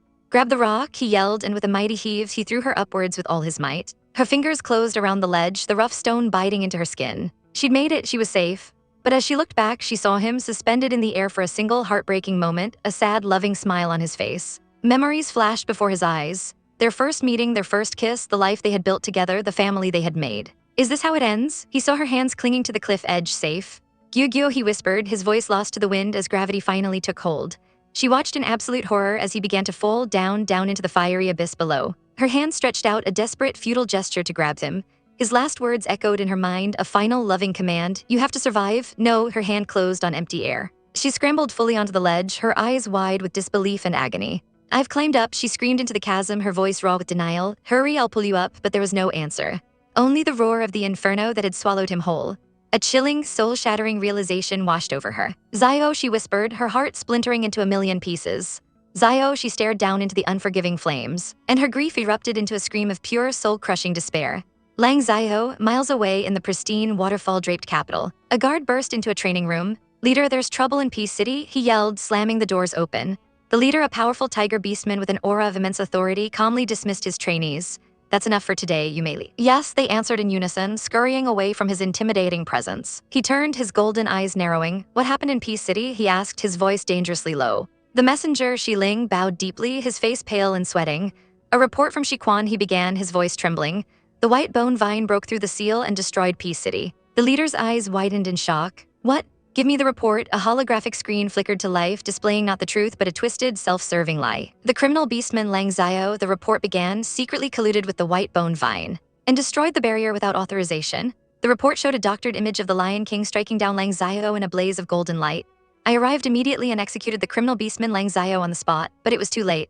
The white bone vine had already broken through and destroyed all of Peace City, forcing tens of thousands of beastmen to flee into the forest. The lies continued, painting Lang Xiao's accomplice, Xiao, as a villain who tried to abduct Lang Xiao's female, Guo, and their cub. This Xiao turned out to be a hidden beastman of energy materialization. Although he drove him away, he will surely wait for another chance to strike. The report painted a picture of chaos and heroism with the Lion King at its center, but the cruelest lie was yet to come. Because Guo's attending physician discovered that she is a female exhibiting atavism, she holds the hope of changing the genes of all females in the beast world. The criminal Lang Xiao and his accomplice wanted to monopolize this rare female, which is why they committed such a heinous crime. Now, the white bone vine is constantly spreading. Peace City and its surroundings are extremely dangerous. On behalf of the surviving beastmen, I request that the capital's leader grant us refuge and protection. The report ended, leaving a stunned silence. A female exhibiting atavism, the monk beside the leader murmured in disbelief. We don't even have one in our capital city. The leader's face was an unreadable mask. Keep this quiet, he commanded. Settle the refugees first. I'll leave this matter to you. Yes, leader, the monk replied, bowing deeply. Alone, the leader stared at the holographic image of Guo, a thoughtful, dangerous glint in his golden eyes. Atavism, he mused to himself. Far away in a temporary forest encampment, the exhausted survivors of Peace City huddled together. Shiquan addressed the weary crowd. Everyone, rest up and recharge your energy, he announced. We'll set out tonight when the plant energy is at its weakest. Beastmen gathered around fires, their faces grim and uncertain. One of the bird beastmen took to the sky, promising the worried cubs, take care of mom. I'll be back for you all. But little Bai looked up at the stoic, silent Xiao, his young heart filled with a terrible, unspoken fear. A quick head count confirmed all the other human females and males from the development center were accounted for, all in good condition. But the conversation among some of the beastmen took a dark, calculating turn. Look at those human males, they're like chewed up wood chips, one sneered in disgust. No wonder the female genes are getting worse and worse. But now another added, his eyes gleaming with a cold, scientific curiosity. We have a female with atavism now, we have to study her thoroughly. The boy's little fists clenched, his golden eyes burning with a rage far too big for his small body. He could still hear the disgusting whispers. Lang Xiao wanted her all to himself, so he made them lose their home. That wicked, wicked man, dying was too good for him, but the words that followed sent ice through his veins. The leader was sending his precious mother to the breeding department to be studied. What did that even mean? His mind reeled with the horrific possibilities. Nearby, a lecherous cat-eared beastman was practically drooling into the stew he was stirring. A disgusting smirk on his face as he daydreamed about getting his mating rights. How could anyone be thinking of something so vile at a time like this? But before the thought could even finish, a ladle came flying through the air, connecting with the pervert's head with a satisfying thwack. He stumbled, clutching his skull, spinning around with a furious yowl, demanding to know which bastard dared to hit him. His eyes fell on two tiny figures, and the eldest brother, tears of fury streaming down his face, pointed a trembling finger and screamed, "Big mean beast." The catman's face contorted with rage. "Hey, you son of a criminal beast, you dare to be so arrogant? I'll tear you to shreds." He lunged forward, his hand raising the ladle like a weapon, but a strong arm shot out, grabbing his wrist in a vice grip. A large, bear-like beastman stood between them, his voice a low growl. He told the man to stop, reminding him he was attacking a child who hadn't even been weaned yet. The catman sputtered, insisting the little brat had hit him with a rock first. The bearman's eyes narrowed, his voice dripping with contempt as he shot back that he was asking for it. Who told him to say such filthy, disgusting things in front of a child? The bearman's gaze was sharp as he demanded to know exactly what was said. The catman flinched, his bravado gone in an instant, stammering that he was just repeating what he heard about the leader sending Lang Xiao's female to the breeding department. But the bearman cut him off. The leader, he announced, had already issued a new order. His voice boomed, silencing the gossiping crowd. Guo is too precious. She cannot be sent to the breeding department. Instead, the bearman would be taking care of her. His eyes met the Lion King's as he formally accepted the command. He then turned to the crowd, his voice softening slightly as he declared that on this journey, he would be responsible for Guo and her children, reporting their status directly to the leader. He knelt down, offering the little cubs a bundle of food with a gentle smile. He told them to be good boys and take the food to their mother. He reached out, his large hand gently patting the eldest boy's head. "You need to be strong," he murmured. "You have to help take care of your mother and younger brothers, okay?" The little boy's eyes welled with tears, but he nodded bravely, clutching the food package tightly. From a distance, Guo watched the exchange, her heart a tangled mess of fear and uncertainty. For a fleeting moment, a desperate thought sparked in her mind. There's no one watching right now, should I escape with the babies? The thought was immediately crushed by a wave of terror. The forest, it was too dangerous. Even if they managed to escape, they could be eaten by those horrifying plants. But the alternative was just as grim. If they got to the capital, they would be locked up, caged like animals. Escaping then would be impossible. Was this it? Was every path a dead end? She clutched her head, a sob catching in her throat as the pressure became unbearable. An image of Xiao flashed in her mind. So strong, so confident, Xiao, what would he do? What was she supposed to do now, all alone? Tears streamed down her face as the weight of her despair threatened to swallow her whole. Just then, tiny hands tugged at her cloak. "Mommy, eat Tilda," her little boys whispered, holding up the food the bear man had given them. They surrounded her, their innocent eyes filled with concern. "Mommy, mommy, mommy, eat," they pleaded, pressing the bundle into her hands. But she couldn't eat, she couldn't think. The despair was a physical thing, choking her, suffocating her. A raw scream tore from her throat, and in a blind panic, she flung her hands up, sending the food scattering across the ground with a sickening thwack. Her children froze, their faces a mixture of shock and confusion. "Why isn't Mommy eating?" one whispered to the other. "I don't know," came the sad reply. They just sat there, three tiny, heartbroken figures staring at the food their mother had rejected. Later, hushed conversations drifted through the camp. Some beastmen were gathering lotus pods from a nearby pond. Noting that the dried wooden rations were too hard for a female to swallow, the eldest cub overheard them. He looked at his heartbroken mother, then at his two younger brothers. A fierce determination settled in his golden eyes. He told his brothers to stay and protect their mom. He was going to fix this. He was going to get her something she could eat. He made his way to the pond where others were gathered. He was so small, so focused on his mission, that he didn't see the danger. He hopped bravely onto a large lily pad, reaching for a lotus flower. Suddenly, the water erupted. A pair of cold, reptilian eyes broke the surface. Before anyone could react, the water rippled violently and the little cub was gone. A piercing scream cut through the air. A cub was snatched by a crocodile. The words echoed through the camp and someone added in a horrified gasp, "It's Lang Xiao's cub."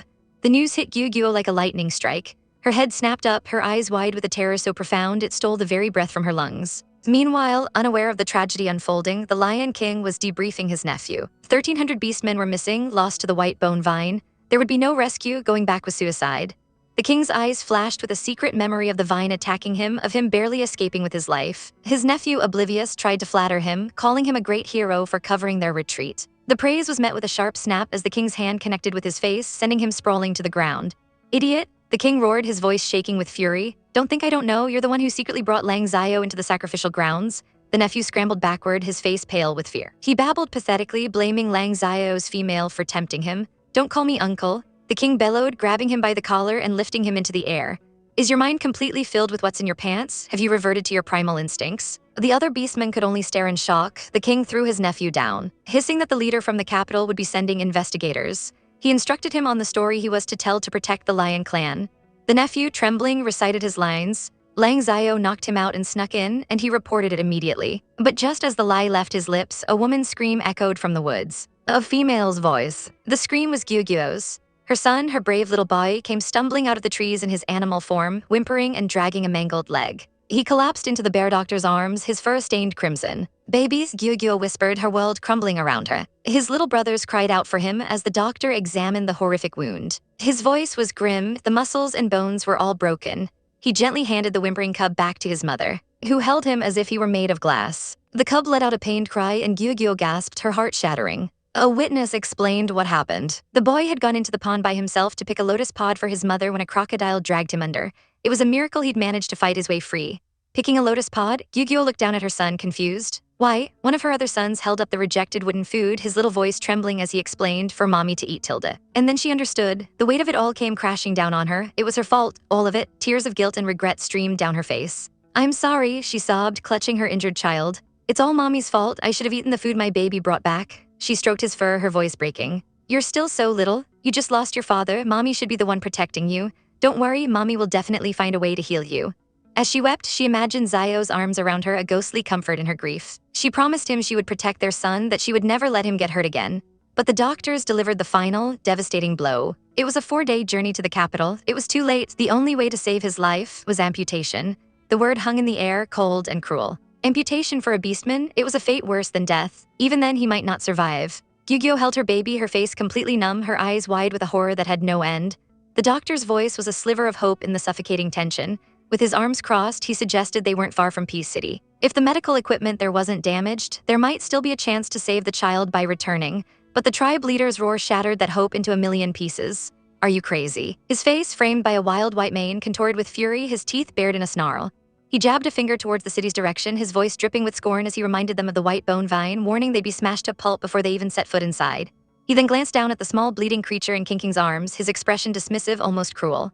"It's just Lang Xiao's strongest cub," he grumbled. "It would be better if it simply died." The words, so cold, so callous, struck King King like a physical blow. Her head snapped up. The soft, frightened look in her eyes vanishing in an instant. It was replaced by something else. Something cold and sharp and utterly terrifying. A killer's gaze. The leader flinched, taken aback by the sheer intensity radiating from her. How could a mere female have such a look in her eyes? The young Dr. Leo tried to reason with him again, his voice earnest as he offered to take the child back himself, asking only for 2 strong guards to protect them. But the leader was unmoved. His face was a mask of grim finality as he shot down the idea. He wouldn't risk sending others to die for one person's sake. He declared that they had to leave as soon as it got dark, and he wouldn't let everyone be put in danger for one person. His solution was brutal and simple: amputate now. Whether the cub lived or died after that would be up to fate. King's eyes widened in sheer horror, the leader's words echoing like a death sentence. A strangled cry tore from her throat. No. The single word was a sonic boom, silencing the entire clearing. Don't amputate, she shrieked, her voice cracking with desperation. She clutched the tiny, whimpering body to her chest, her eyes pleading with the doctor. Let's go back to the city, we'll go back. I'm begging you, please save my child. A stunned silence fell over the crowd, every head turned, every pair of eyes fixed on her. The leader stared, his jaw slack. They weren't just shocked by her outburst. They were shocked by the words themselves. Clear, coherent, intelligent, the beastmen began to murmur amongst themselves. Dr. Leo's own eyes were wide with disbelief as he stammered, that female can speak normally, your intelligence is normal. King flinched under his intense stare, clutching the cub tighter. The other beastmen looked on, their expressions a mixture of awe and suspicion. The leader finally broke the silence, his voice a low growl as he ordered everyone to disperse, to eat and pack up. He then turned his full attention to the doctor. Dr. Leo, he commanded, this is a serious matter, all of you examine Yu-Gi-Oh's condition, don't waste any time. But King was still trapped in the moment of revelation, crying out that yes, her intelligence was normal. The other doctors couldn't contain their excitement. A female with normal intelligence? They'd only ever read about such beings in ancient medical texts. This was incredible. A slow, booming laugh suddenly erupted from the leader's chest. Ha ha ha, he roared, a greedy, triumphant light gleaming in his eyes. The heavens have blessed us beastmen, sending us such a precious female. King saw the look on his face and her blood ran cold. This wasn't the gaze of a savior. It was the gaze of a predator who had just found a priceless treasure. Her heart hammered against her ribs. No, this wasn't good. She looked down at the tiny creature in her arms. Its life hanging by a thread. This is it, she thought, a grim resolve hardening her expression. This is my only bargaining chip. She lifted her chin, her voice no longer pleading but sharp and defiant. Send boss back to the city for treatment right now, she demanded, or I won't cooperate with your research. The leader merely sneered, his lip curling in contempt. That's not for you to decide, he said, his voice dropping to a menacing purr. His next words were a death knell to her hopes. I'm going to send you to the human breeding department. His face twisted into a grotesque mask of power and ownership. His voice dripped with poison as he spelled out her fate. To mate with human males and give birth to healthy humans. Memories swirled, the white bone vine, a terrifying monster but also a savior. It appeared whenever it wanted, a whimsical, deadly force of nature. She remembered a quieter time, holding her cubs, promising them she would find something to eat. She gently set one down on the soft grass. Suddenly, she was jolted back to a bizarre present. Confusion clouded her mind. She tried to stand but couldn't. Who buried my legs? She cried out in alarm. A calm, smooth voice drifted down from above. You ran out of energy and passed out. She looked up to see a man with long, dark hair lounging gracefully in a hammock woven from green vines. He explained that he had buried her feet in the soil to help her absorb nutrients and recover. Overwhelmed, she stammered a thank you.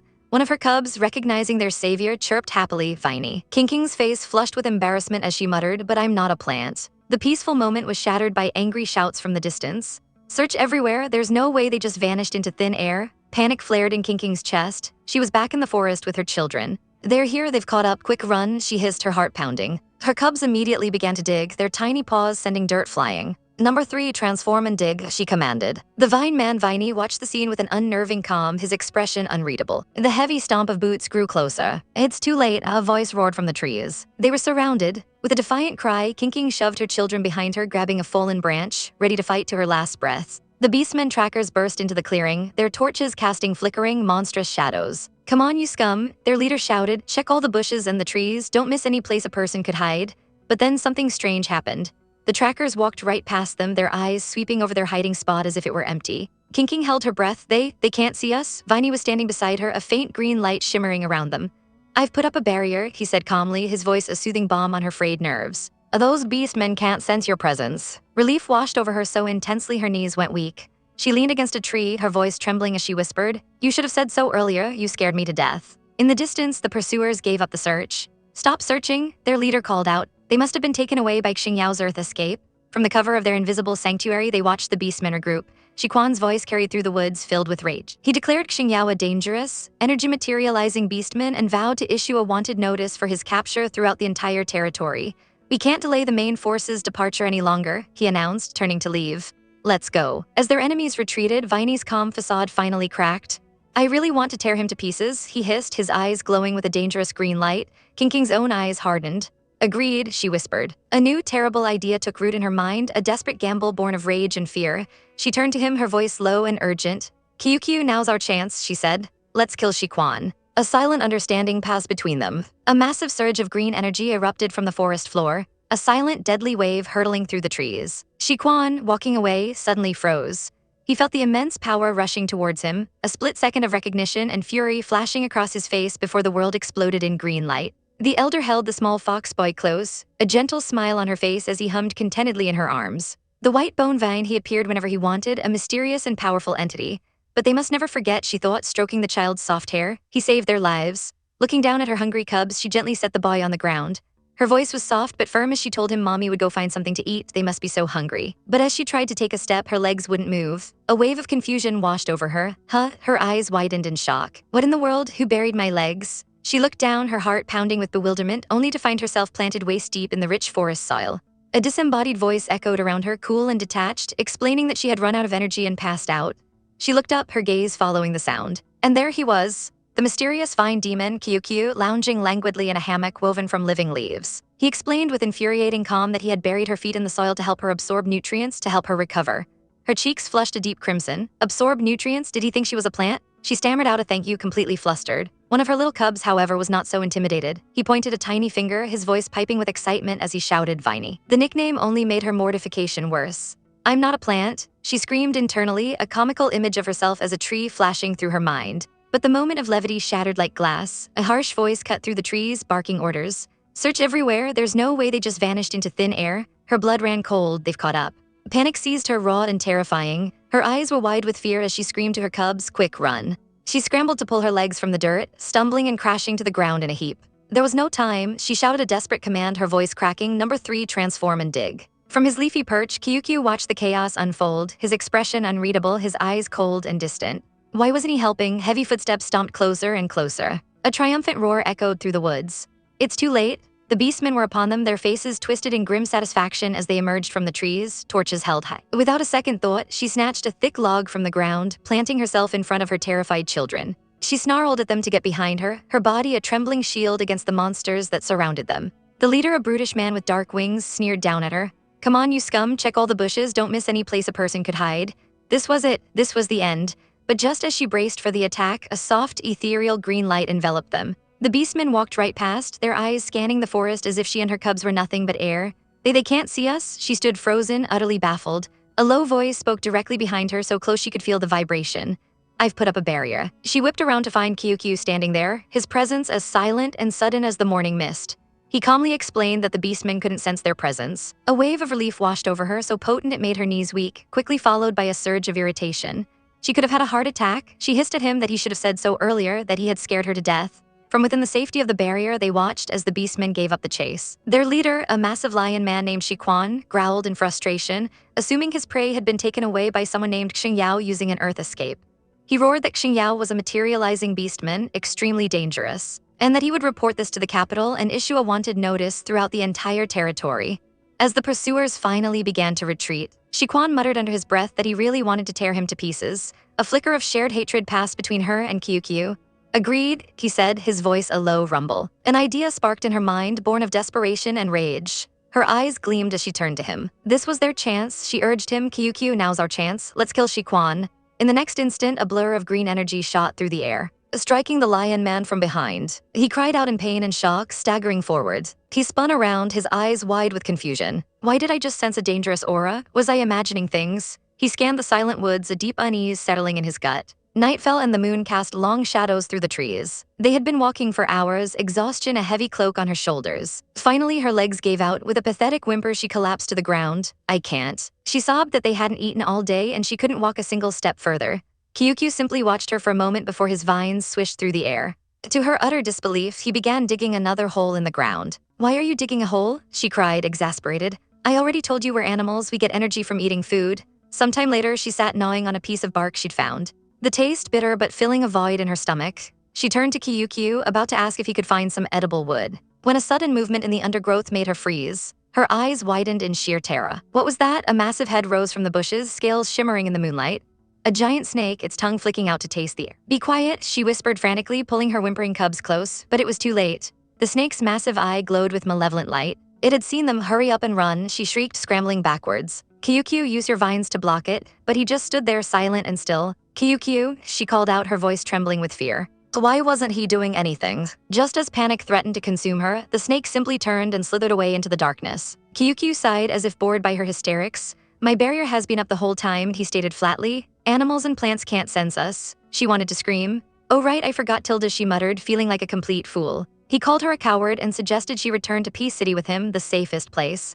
But she refused, reminding him that he'd destroyed the facilities and she had no way to contact Xingyao. Her expression grew serious. She explained that with a bounty on his head, Xingyao was in terrible danger. She had to get to a city and warn him. Kyukyu's gaze sharpened. "Who is Xingyao?" he asked, his voice laced with an emotion she couldn't quite decipher. "Is he important to you?" A memory surfaced, warm and comforting. Xingyao, his smile bright as he served her roasted chicken, the cubs climbing all over him as he laughed. "He has always been there," she thought, quietly giving his all for our sake. "He's our most important partner." Kyukyu's face was a stony mask as he watched the faraway look in her eyes. After a long silence, he relented. He told her he would go find food, that she should wait there inside the safety of his barrier. A brilliant smile lit up her face. "Okay, thank you, Kyukyu Tilda," she chirped, waving as he departed. But the moment he was gone, a sudden thump made her heart stop. One of her cubs had collapsed, hitting the ground with a sickening thud. "My eldest," she cried out in horror. She scooped up the limp body, her hands trembling as she tried to nurse him. "Drink slowly, don't choke," she whispered, tears welling in her eyes. "If you're hungry, you have to tell mommy right away. Don't just endure it, okay?" From the edge of the clearing, Kyukyu watched the scene, his jaw clenched so tightly a muscle pulsed in his cheek. An instant later, a green vine shot out like a whip, wrapping around her cub and yanking him from her arms. A strangled scream tore from her throat as she reached out desperately. "My eldest, my cub." Her eyes were wide with terror as her child was stolen away into the unforgiving darkness of the forest. A sharp, sickening snap echoed through the quiet woods. Gyugyo's heart leaped into her throat as she saw the eldest cub with its teeth sunk into her neck. A gentle voice floated through the air, full of concern, asking if she was okay, sweetie. She cradled the whimpering cubs in her arms, their tiny bodies trembling as they tried to nurse on her, their little cries tearing at her heart. Suddenly, a figure materialized from the green light, his face a mask of fury. It was Kyukyu. "Are you crazy?" he roared, his voice cracking like a whip. "Why did you attack the eldest?" Gyugyo froze, completely bewildered by his anger. He stared at her, his emerald eyes blazing as he explained in a low, serious tone, "He was feeding on you." Feeding on me? What on earth was he talking about? A hot blush crept up her neck as the implication hit her. "Huh?" she stammered, flustered. This is how we animal cubs replenish our energy. It's normal. He won't do it anymore when he grows up." Her voice trailed off as she saw his deadpan expression. "Why, you can just look away, understand?" But Kyukyu just stared back, his chibai face utterly unimpressed by her frantic explanation. A little while later, the cubs were happily munching on the food she'd brought. Gyugyo watched them with a soft smile, gently chiding the third cub. "Little number 3, you can't step on the food," she murmured, a warmth spreading through her chest. "If your dad sees you, he'll spank you again." And just like that, the warmth vanished, replaced by a sudden piercing cold. Her smile faltered. A memory flashed in her mind, the Wolf King, their father, turning back with a brilliant, confident smile, his golden eyes shining just for her. Tears welled up, blurring her vision before she could stop them. They streamed down her cheeks, hot and silent. "Oh," she thought, a sob catching in her throat, "I forgot. Your dad will never spank you again." Kyukyu's voice cut through her grief. "Are you crying?" She jumped, quickly turning away and scrubbing at her eyes with the back of her hand. "No, I just got some sand in my eye," she lied, her voice thick with unshed tears. He didn't seem to buy it, his chibai form tilting its head as he commented, "It must have hurt when he was feeding on you earlier." Her face instantly turned beet red. She choked on her own breath, sputtering as she shoved a piece of food into her mouth to stop herself from screaming. But he wasn't done. He held up a hand, his expression grave as he warned her, "Don't let him feed on you again or he'll eat you all up." Stop talking about it," she shrieked, her composure completely shattering.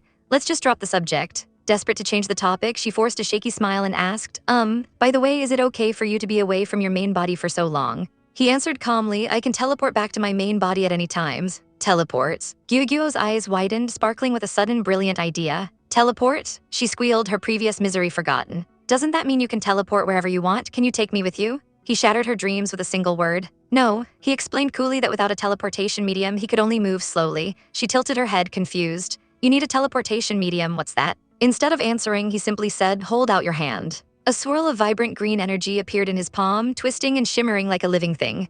It shot out, a thin, delicate vine that wrapped itself gently around her wrist. "A vine," she breathed, mesmerized. "Is this the teleportation medium?" But when she looked up, he was gone, the clearing was empty. "Kyukyu," she called out, her voice trembling slightly. Did he go back? An uneasy feeling began to crawl up her spine. The forest, once peaceful, now felt wrong. The wind rustled through the leaves with a menacing hiss. Her eyes darted around and then she saw it. The trees, their bark was twisting, forming into grotesque, leering faces with glowing, malevolent eyes. A gasp tore from her lungs. Ah, it hit her with the force of a physical blow. Kyukyu's barrier, it disappeared. Pure, undiluted terror seized her. Kyukyu, come back. She screamed into the encroaching darkness, her voice swallowed by the vast, hostile night. The forest seemed to close in around her, a cage of silent, watching trees. Far away in another part of the woods, a glowing notice materialized in the air, a wanted poster. It showed her face alongside Xingyao's, offering a bounty of 1,000 contribution points.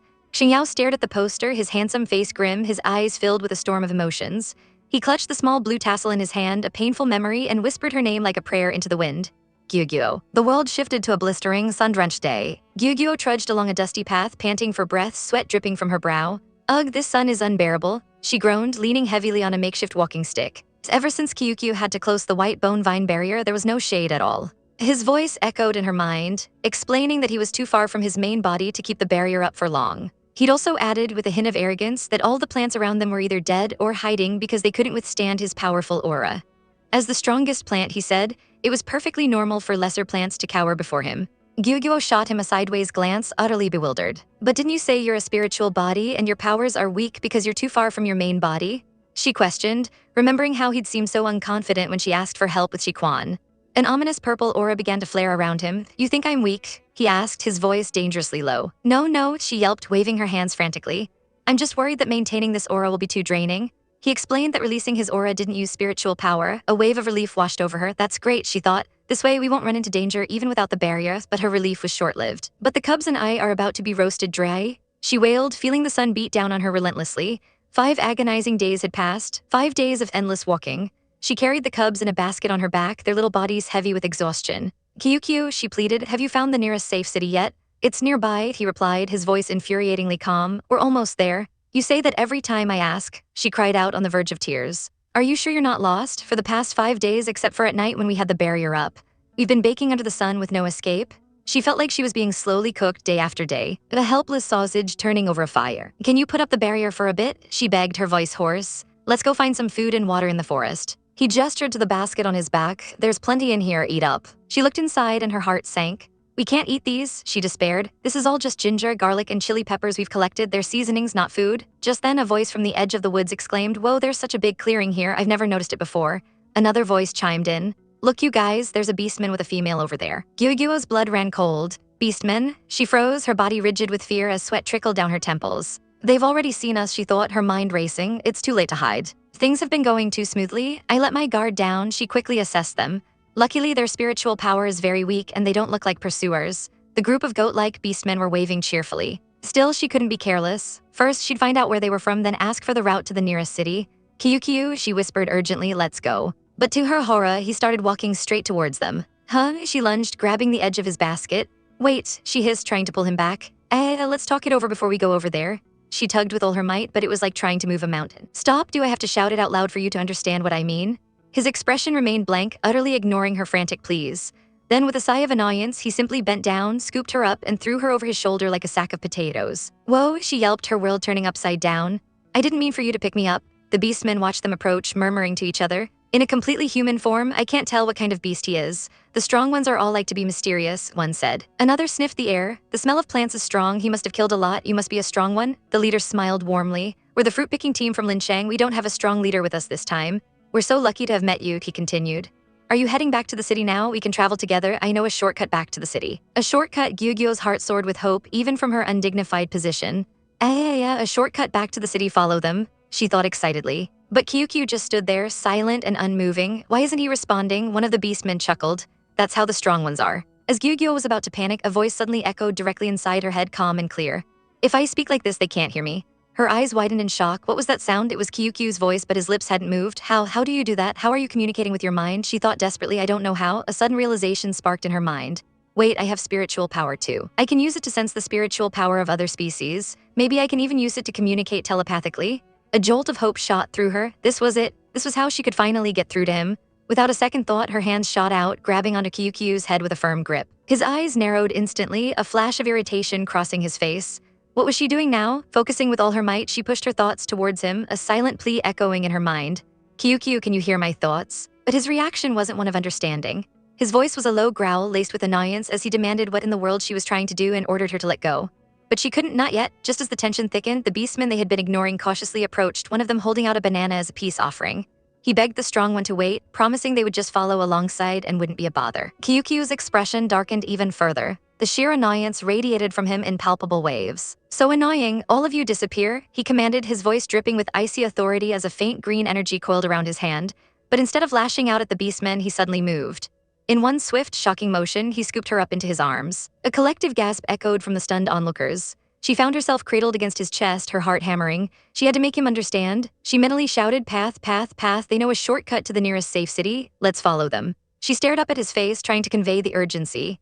"Do you understand what I mean?" His emerald eyes stared down at her, his expression unreadable, a mask of cold indifference. But he didn't put her down. He didn't tell the beastmen to get lost. Seeing that he wasn't objecting, the beastmen took it as a sign and decided to follow them. A small smile touched her lips. Looks like he understood. The beastmen were overjoyed, chattering excitedly about how safe their journey would be with a strong one around as they led the way. As they walked, a strange thought occurred to her. Why weren't these plants hiding? They weren't recoiling from his white bone vine's aura at all. Could he turn it off? Did this mean she didn't have to be exposed to the sun these past few days? The thought made her grit her teeth in frustration. Suddenly, a series of tiny squeaks came from the basket on his back. Ow. The cubs were hungry. "Don't worry, little ones," she cooed, reaching into the basket and offering them small, dark cubes of food. One of the beastmen saw this and his jaw dropped in horror. He exclaimed that females and cubs can't eat raw bananas, warning that they'll get indigestion. She just blinked at him, confused. She assured him it was fine, she'd eaten them raw before, and besides, bananas don't sprout. The beastman stared, utterly bewildered. He glanced at Kyukyu, wondering why the strong one wasn't stopping her. Doesn't she even know this basic common sense about caring for females and cubs? He thought, watching the little ones happily nomming on their food. Another beastman whispered that she must be new to the team. How could their captain let him bring a female and cubs into the forest alone? The first one scoffed, muttering that it was the privilege of the strong. Listening to their gossip, she couldn't help but think that while they were noisy, at least they were safe. But then their conversation took a dark turn. One of them theorized that maybe Kyukyu had just taken. He'd heard stories of new leaders who would abandon or even kill the former captain's cubs just to get closer to the female. An image of cub being kicked away flashed through her mind and a chill went down her spine. The beastman went on, saying that in times of war or disaster, the first to be abandoned would always be the non-biological cubs. It was, he declared with a grim certainty, animal nature. The leader of the group finally had enough, whirling around and shouting at them to shut up. He called them idiots, warning them that if they angered the strong ones, they'd find out what animal nature really was. The words echoed in her mind as she looked down at the banana in her hand. Animal nature. Soon the towering walls of Lin City came into view, a massive energy shield shimmering over it. But at the gate, a massive screen displayed a wanted poster with 2 faces on it. The beastmen grumbled that because of these fugitives, everyone had to scan their personal terminals just to get back into the city. Her heart sank. A personal terminal? Kyukyu doesn't have one of those. Panic began to set in. "I have to get away from the crowd first, then open a barrier to sneak us into the city." But as she was planning, a voice cut through her thoughts. A young beastman was staring right at her. He commented to his friend that the female looked a bit like what? His friend asked. The beastman pointed a hesitant finger. Like the female on the wanted poster. Time seemed to freeze. They were inside the city now, having somehow managed to slip past the guards. The beastmen were still nearby, wondering aloud how the strong one's mate was doing after eating raw bananas. An idea sparked. Clutching her stomach, she feigned a sudden pain. "My tummy hurts till I have to go potty," she cried out. Immediately, Kyukyu scooped her up into his arms. The beastmen watched them go, shaking their heads in pity. They murmured about how this perfectly healthy female was being raised like an abused person, skinny from being fed raw bananas. Her plan was working perfectly. As Kyukyu carried her away from the bustling city entrance, she felt a wave of relief. They finally had some privacy. But her spiritual power was draining faster now. "Kyukyu's barrier is lasting for shorter and shorter periods. I need to find a place with internet access, and quickly." She recalled something Lang Xiao had told her, that houses for sale in the beast world were fully equipped with water, electricity, and internet. A vision of a modern desk with a computer appeared in her mind. Perfect, now which houses are for sale? She scanned the buildings around them, trying to spot a for sale sign. Kyukyu's deep voice broke her concentration as he asked what she was looking for. Her eyes widened. "Right, I can't speak telepathically, this street is full of people." She thought frantically, "Let's find a quiet alley to talk." Grabbing his arm, she pulled him along, searching for a secluded spot. He followed, a questioning look in his eyes as she dragged him into a deserted alleyway. Once they were alone, she reached into her pouch and pulled out a shimmering, transparent crystal. She held it out to him, her voice a hopeful whisper. "Do you want it? Tell me." He just stared at it, his expression unreadable. "You must be exhausted from traveling all this time," she thought, trying to project the words to him. "Eat some crystals to replenish your energy." In a flash, faster than she could blink, he snatched the crystal from her hand. The air crackled with energy. She gasped, her eyes wide with shock. "Ah, my crystal." The words tumbled out of her mouth before she could stop them. A slow, faint smile touched the corner of his lips. "What was that sound?" she whispered, covering her mouth with her hands. Did I say that telepathically?" His voice, calm and clear inside her head, sent a shiver of pure joy through her. "That's right, you said it very well." They stood there for a moment, just looking at each other in the quiet alley. A huge, radiant smile broke across her face. "I can speak telepathically," she exclaimed in her mind, giddy with success. "From now on, I won't have to use sign language or give you guys hints with my eyes when I'm among the beastmen." He let her savor the moment before adding, "But you're still very weak right now. Only I can hear you." He held the crystal back out to her. "You need to practice more." She looked at the crystal, then back at his face, her expression filled with determination. "I'll work hard and practice," she promised. He shook his head slightly. "If you eat it now, it'll be a waste." "A waste?" she thought, confused. "It's not a waste. I can absorb transparent crystals. The first time I ate one, my spiritual power increased greatly, and I immediately developed the ability to control my spiritual power for exploration. But it had no effect when you ate it just now, right?" He pointed out. She pouted. "Right," she admitted quietly. "Maybe I probably didn't eat enough. Well, transparent crystals are trash that nobody wants, so I can just keep trying." A gentle weight settled on her head as he patted her straw hat. His voice was patient, like a teacher explaining a difficult lesson. "The way you are now, it's useless no matter how much you eat." He looked down at her, his gaze serious. "You have to completely exhaust your spiritual power, then eat the crystal. Only then can you effectively absorb its energy." Her eyes widened as his words sank in. Exhaust her power first, so that's how it worked. The silence in the room was heavy, thick with unspoken thoughts. Outside, the full moon hung in a star-dusted sky, illuminating a for sale sign on their temporary safe house. But inside, the atmosphere was anything but safe. Gyugyo sat apart, lost in her own world, while Kyukyu stood stiffly by the desk. The little cubs, ever perceptive, felt the chill between them. One of them tilted his head, his little voice breaking the quiet as he asked why Mommy and Kyukyu weren't talking. Another cub, sensing his mother's distress, padded over to the couch. His voice a soft, worried plea, "Mommy." He reached out a tiny hand, gently touching her. The touch seemed to pull her back from the brink. She looked down, her voice soft but distant, telling her babies to be good, that she was just scanning the area for other beastmen. If they needed anything, they should talk to Kyukyu first. Her eyes fluttered closed, and a soft, turquoise light enveloped her. Her spiritual power surged outwards, a silent, invisible net cast across the city. A realization slammed into her. My spiritual power. It must have been at its peak all along. Memories of trying to absorb crystal stones, of feeling nothing, flashed through her mind. No wonder eating them had no effect. She felt a flush of frustration. I'm so stupid. All that time, all those wasted resources. If only she had realized sooner, if she had trained and become stronger. Maybe she could have saved him. A jolt of pain, sharp and familiar, pierced her heart. But regret was a luxury she couldn't afford. Now that I finally know how to train, I have to work twice as hard. Her resolve hardened like steel. But her intense silence was making the cubs anxious. One of them looked at his brother with wide, worried eyes. "Is Mommy angry?" he whispered. "Why isn't she talking? Is she ignoring us?" Gyugyo's eyes snapped open. Oh no, she'd completely forgotten Kyukyu could hear her thoughts. A sheepish smile touched her lips as she quickly reassured them. "Mommy is just checking if there's any danger around," she said, her voice warm again. "I'm not angry, Tilda," one of the cubs immediately piped up, asking if there were any bad beasts around. She shook her head, a genuine smile finally reaching her eyes. "No, Mommy checked. It's very safe here," she promised. She gathered them close, her heart aching with love and a fierce need to protect them. She promised that she would contact Xingyao soon, and then they would all go somewhere safe together, a place where no beastmen would ever be able to hurt them again. The cubs let out a collective, joyous "yeah," their little tails wagging in excitement. But across the room, Kyukyu stood with his arms crossed, a faint blush dusting his cheeks as he watched the tender scene. Gyugyo's voice was filled with hope as she said Xingyao's name. And in that same moment, a single thought echoed in Kyukyu's mind, sharp and bitter. What an annoying name, asterisk. Gyugyo, oblivious to his jealousy, moved to the desk, an idea sparked in her mind. Lang Xiao's terminal, a small smile played on her lips as she tapped the screen. Good thing I know the account and password. This was it. This was how she would reach him. Her fingers flew across the keyboard, typing in the familiar credentials. She clicked the login button. The connection was immediate, routing her through to the Capital City Network Information Center. But what was a lifeline for her was a blaring alarm for them. Beep, beep. An operator's head shot up, his eyes wide with disbelief as he stared at the screen. "Lang Xiao's personal terminal has logged in from Lin City," he shouted. His superior rushed over, his face grim. "Confirm the exact location," he commanded, his voice tight with urgency, "and report to the leader immediately." They scrambled to obey. They had found her. Back in the safe house, Gyugyo stared at the screen, a knot of worry tightening in her stomach. She had sent the message. "The children and I have escaped. We're in Lin City now." But there was no reply. She tried his phone, but it wouldn't go through. Could his personal terminal be broken? She wondered desperately. Or could it be? A dark, terrifying possibility slithered into her mind. A horrifying image flashed before her eyes. Xingyao, beaten and bloody, chained to a prison wall. Was he in danger? Was he captured because of her? Panic seized her. She couldn't just wait. She had to act. Her eyes hardened with determination as she turned back to the computer. "QQ," she called out, her voice firm, "come help me memorize the route to the capital city."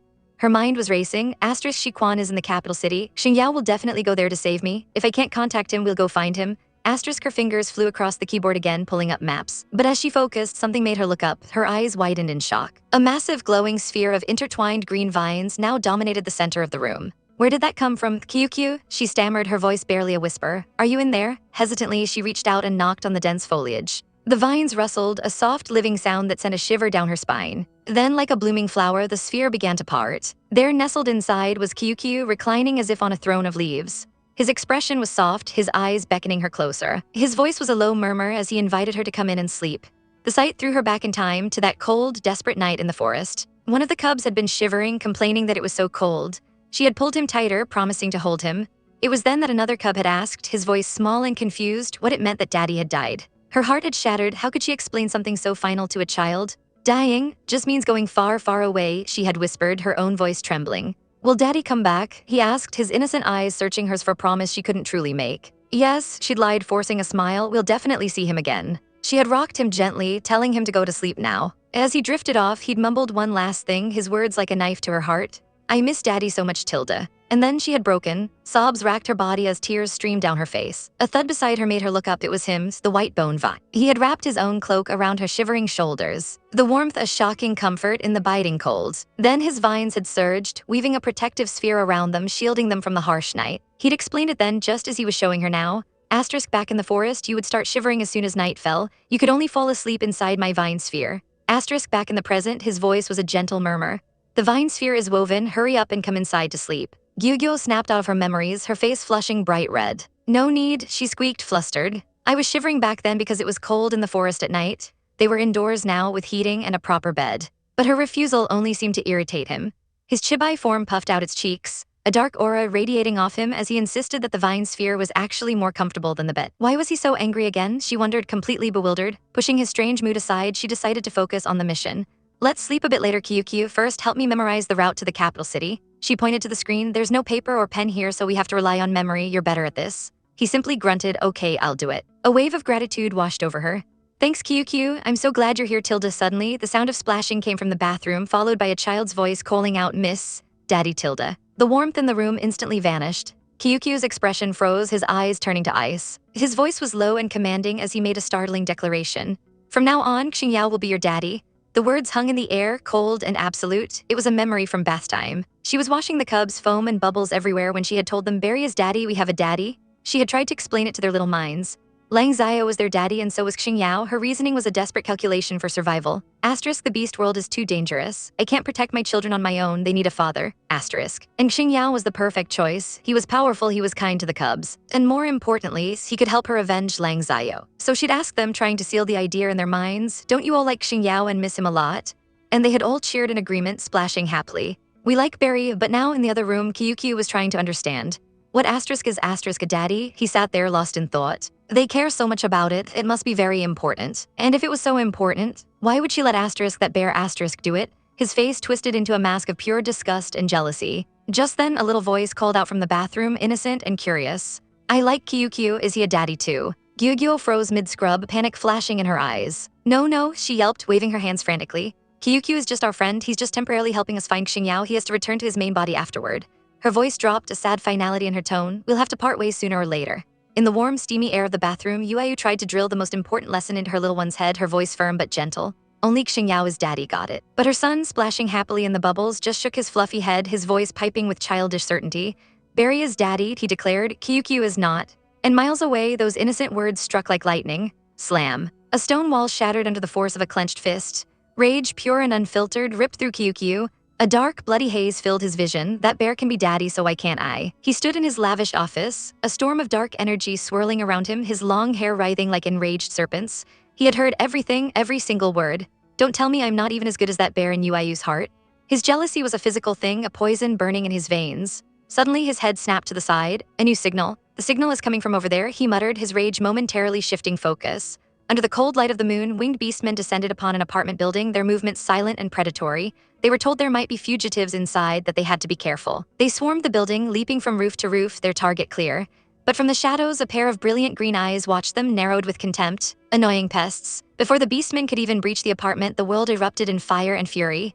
Boom. A massive explosion tore through the building, sending a shockwave across the city. The beastmen caught in the blast were thrown back, choking on smoke and dust. Cough, cough, there's been a sudden massive explosion. One of them yelled into his communicator, his voice raw with shock. The target location? The situation inside is unknown. But amidst the fiery rubble and collapsing concrete, a dome of vibrant green vines pulsed with protective energy, shielding its precious contents from harm. Inside the dome, Yu held her trembling cubs close, her heart hammering against her ribs. What happened? She whispered into the chaos, Kyukyu. But there was no answer. A cold dread washed over her. Why isn't Kyukyu responding? Her aura flared with panicked energy as she scanned the wreckage outside her flimsy shelter.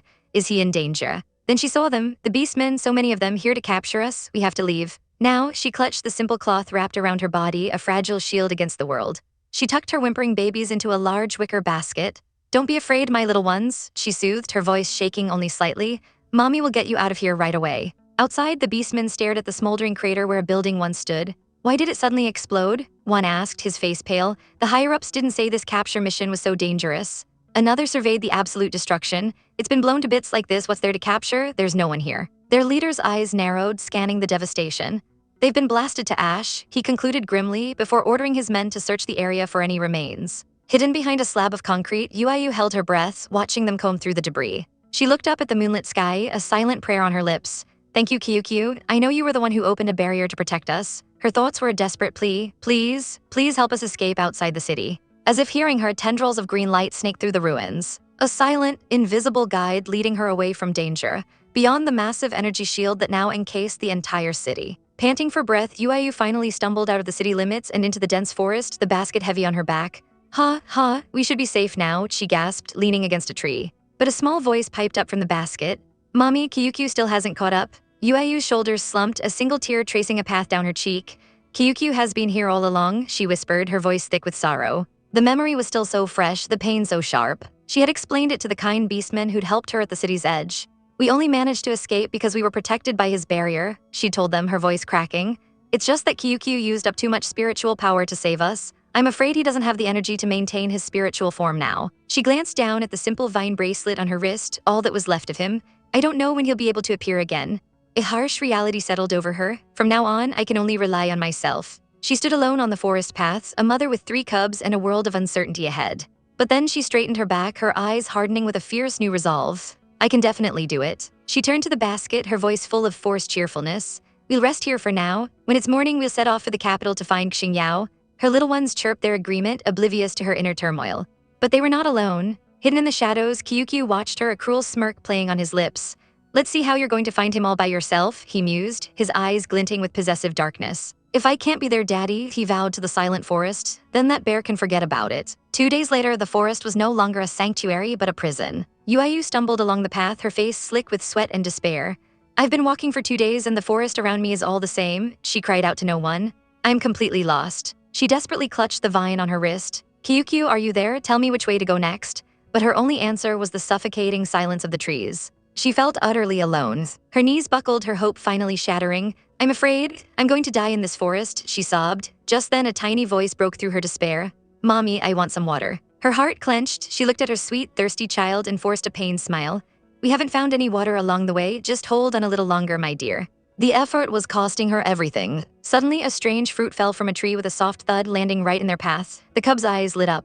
Something tasty, they squealed, scrambling out of the basket. Wait, Yu called out, her instincts screaming. Let mommy check if it's edible first. The little ones gathered around the fruit, their noses twitching.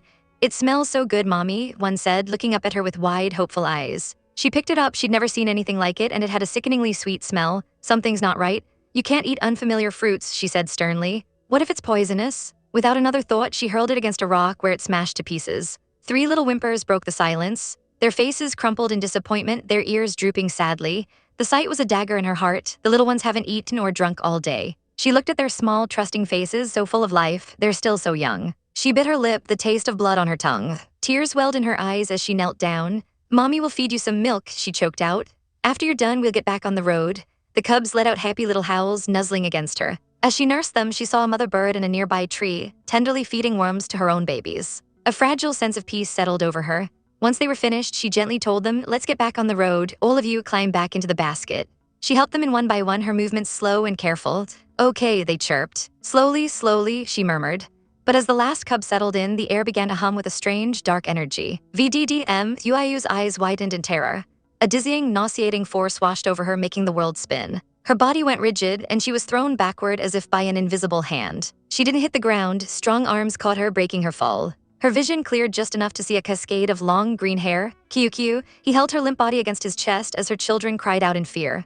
Mommy, mommy. Kyukyu's gaze was like ice as he looked down at the cubs. Be quiet, he commanded, his voice devoid of all warmth. He then gently tilted Yuayu's head back, placing a small, white pill between her lips. She swallowed instinctively. A soft, healing light enveloped her. He cradled her head, his voice a low whisper against her ear. Yuayu, wake up. He tapped her cheek lightly, a possessive, unsettling tenderness in his touch. What has he done, and what is he planning to do next? His eyes narrowed, staring down at her still form. Why wasn't she waking up? He had patted her gently at first, but she remained completely limp. A flicker of annoyance crossed his face. Was she really this deep asleep? Then a colder, more terrifying thought slithered into his mind. Is she dead? He quickly scooped her up, his arms cradling her fragile body. No, impossible. Yuayu wouldn't be this fragile. She couldn't be. He was trying to convince himself, his heart starting to hammer against his ribs. The little cubs, oblivious to his rising panic, tugged at his clothes, wanting attention. He ignored them, his focus entirely on the woman in his arms. Wake up, he thought, his hand coming up to pat her cheek, a little harder this time than again. A wave of regret washed over him. I cleared all the dangers along the way for you, every snake, every predator, all taken care of. I just wanted you to get lost for a little while, just long enough for you to realize how important I am. His thoughts were a frantic confession now. I was wrong. I'll never try to teach you a lesson again, I swear it. His hand tightened its grip on her shoulder. It was so hard for me to find you, I can't lose you now. Panic finally took over. He began to shake her, his voice cracking as he yelled, don't you die. Suddenly, a sleepy mumble broke the tense silence. She stirred, her eyes still closed as she murmured, oh my, don't be noisy, cubs, let mommy sleep for a while. She then let out a soft little snore. He froze, his entire body went rigid as he stared down at her, utterly dumbfounded. All that panic for nothing, she was just sleeping. As if to add insult to injury, she mumbled again, her voice thick with dreams. Just a moment, then find Xingyao. The name echoed in his mind. Xingyao, who was that, and why was she so desperate to find him even in her sleep? A complicated expression flickered across his face before he carefully laid her down. He turned to the cubs, his voice a low whisper as he told them she was asleep and they needed to take care of her. He gently covered her with a giant leaf before vanishing in a silent whoosh. The cubs watched the spot where he disappeared, a little sad, but their thoughts were quickly interrupted by a shower of bananas raining from the sky. Kyukyu was gone again, but he always left them treats. Meanwhile, in the capital city, trouble was brewing at the Shiquan family estate. A massive, angry crowd had surrounded a single man, their voices a roaring tide of accusation. Hand over Gyugyo now, they screamed. A hulking lion beastman stepped forward, pointing a finger at the lone figure. His voice dripped with contempt as he snarled that the criminal beast Xingyao shouldn't play the victim here.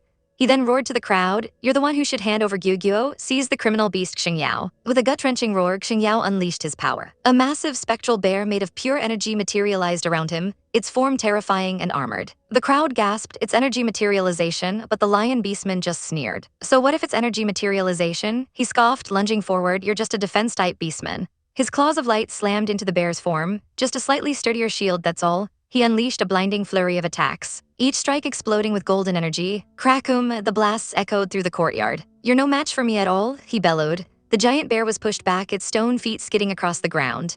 But it held firm, refusing to buckle. Seeing his attacks weren't enough, the lion beastman commanded his followers. He got him pinned down, all of you get him. The crowd surged forward, a wave of bodies crashing against the spectral guardian. But even as he was being overwhelmed, Xinyao's voice roared from within the bear, his eyes glowing with crimson fury, his one and only demand echoing in the chaos. Hand over Gyugyo. Then a soft voice cut through the noise, a single name spoken with gentle clarity. Xingyao. His head snapped up, that voice, could it be Gyugyo's voice? And there she was, standing at the edge of the crowd, a serene light in the middle of the storm. The lion beastman saw his chance. He's trying to run, stop him. He shrieked and his men charged once more. But before they could take a step, a blinding explosion of light erupted from the center of the courtyard, followed by a thick rolling fog that swallowed everything. The men stumbled to a halt, confused and blinded. Why did it suddenly get foggy? One of them asked, bewildered. But the lion beastman felt a chill run down his spine. He could feel an immense pressure in the air. This aura, he stammered, his eyes wide with terror. How is this possible? Oh no, it's dangerous. Far away in a sun-dappled forest, Yuayu's eyes fluttered open. I fainted. The realization hit her like a bolt of lightning. Fainting in the forest is too dangerous. Panic seized her. Babies, she cried out, scrambling to her feet. Eldest, second, third. 3 little fluffballs immediately came bounding out of the bushes, chirping mommy, as they tackled her. She hugged them tightly, her heart finally slowing down. A wave of relief washed over her as she clutched her chest. Thank goodness my babies are all here and safe. Her eldest cub then held up a banana, offering it to her. She blinked in surprise. Where did you get this? She asked. He simply replied that Kyukyu gave it to him. Kyukyu was here, her eyes widened. She looked around frantically, asking where he was. The cub explained that Kyukyu was gone again. He always shows up when we need help the most, he told her, but because he's so far from his main body, his spiritual form can't stay for long. Yuayu looked up at the sky, a soft, grateful smile on her face. Kyukyu, she whispered, thank you. The cubs joined in with a chorus of happy howls.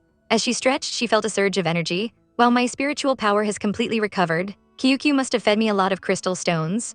Feeling refreshed, she was ready to set off again, but a sudden hiss from the nearby bushes stopped her cold. As she froze, what was that noise? She whispered. She thought it might just be a small animal, but her cubs immediately transformed, their fur bristling as they let out low, warning growls. What's wrong? She asked, her own sense of dread growing. Before they could answer, a massive shadow exploded from the foliage with a deafening boom. The force of its emergence sent her flying backward, clutching her cubs to her chest. Her eyes widened in terror as a monstrous creature loomed over them. A giant lizard. It was huge, its reptilian eyes fixed on them. Thinking fast, she yelled, don't come any closer, my meat is sour and doesn't taste good at all. But her eldest, brave and foolish, launched himself at the beast, sinking his tiny teeth into its thick leg with a whimper. The lizard barely noticed. Realizing his attack was useless, the cub darted away, trying to lure the monster away from his family. It worked. The lizard's long, sticky tongue shot out, wrapping around the tiny fox and yanking him into the air. Eldest, she screamed. Another cub threw a sharpened branch which miraculously pierced the monster's hide. Seizing the distraction, Yuayu jumped to her feet, throwing her arms wide. Monster, look over here, she shouted, her voice trembling but determined. I'm tastier, come and get me. The creature's gaze shifted to her. It worked. She turned and ran, her heart pounding in her ears as she crashed through the undergrowth. Suddenly, her foot caught on a thick vine, sending her tumbling to the ground. She was trapped. The lizard's tongue whipped through the air, aimed right for her. In that split second of terror, a brilliant green light erupted from her body, forming a solid barrier that intercepted the tongue with a deafening bang. She cried out, shielding her face as the force of the impact washed over her. She looked at her hands, glowing with a soft light in total shock. My spiritual power. It can create a physical barrier. A spark of hope ignited within her. The giant lizard can't hurt me. But as she watched, the creature's red eye narrowed and it let out an angry huff. This fight was far from over. The monstrous tentacles slammed against her barrier again and again, the force of each blow rattling her to her very bones. A scream tore from her throat, raw and desperate. The beast loomed over her, a grotesque shadow of pure malice. How much longer could she hold on? Another impact and another, the light of her shield flickering like a dying candle. Her arms screamed in protest, her energy draining with every passing second. Far away, her children scurried through the undergrowth, their tiny voices filled with terror. The big crocodile was just too scary. But then a new scent filled the air. A large, gray wolf appeared, its nose twitching, sniffing the wind for any trace of his family. His golden eyes scanned the forest, his ears perked and trembling at the distant sounds of battle. He skidded to a halt, a low growl rumbling in his chest. He didn't have to wait long. A soft tapping of paws on the forest floor heralded their arrival, and his 3 pups huddled behind him, seeking the safety of their father. He let out a single, commanding howl, a promise of protection. But for their mother, protection was failing.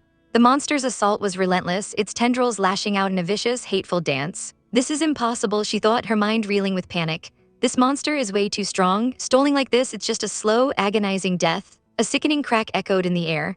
Her eyes widened in horror as a spiderweb of fractures spread across her barrier. Oh no, it's cracking. I can't hold on any longer. Sweat poured down her face, stinging her eyes as she pushed with the last of her strength. Kyukyu, she screamed, her voice breaking. Save me, but it was too late. The tentacle slammed down one last time, and her world shattered into a million pieces of turquoise light. She was thrown backwards, her body weightless as she fell through the air, landing hard in the thorny embrace of a thick bush. She gasped for air, a wave of dizzying relief washing over her. Thank goodness I'm still alive. But the shadow fell over her once more.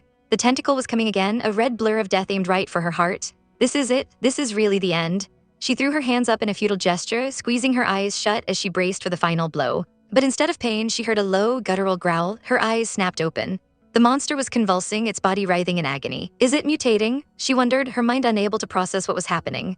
Then a new vine, thick and brown, shot out from the trees and stabbed straight through the crocodile beast's hide.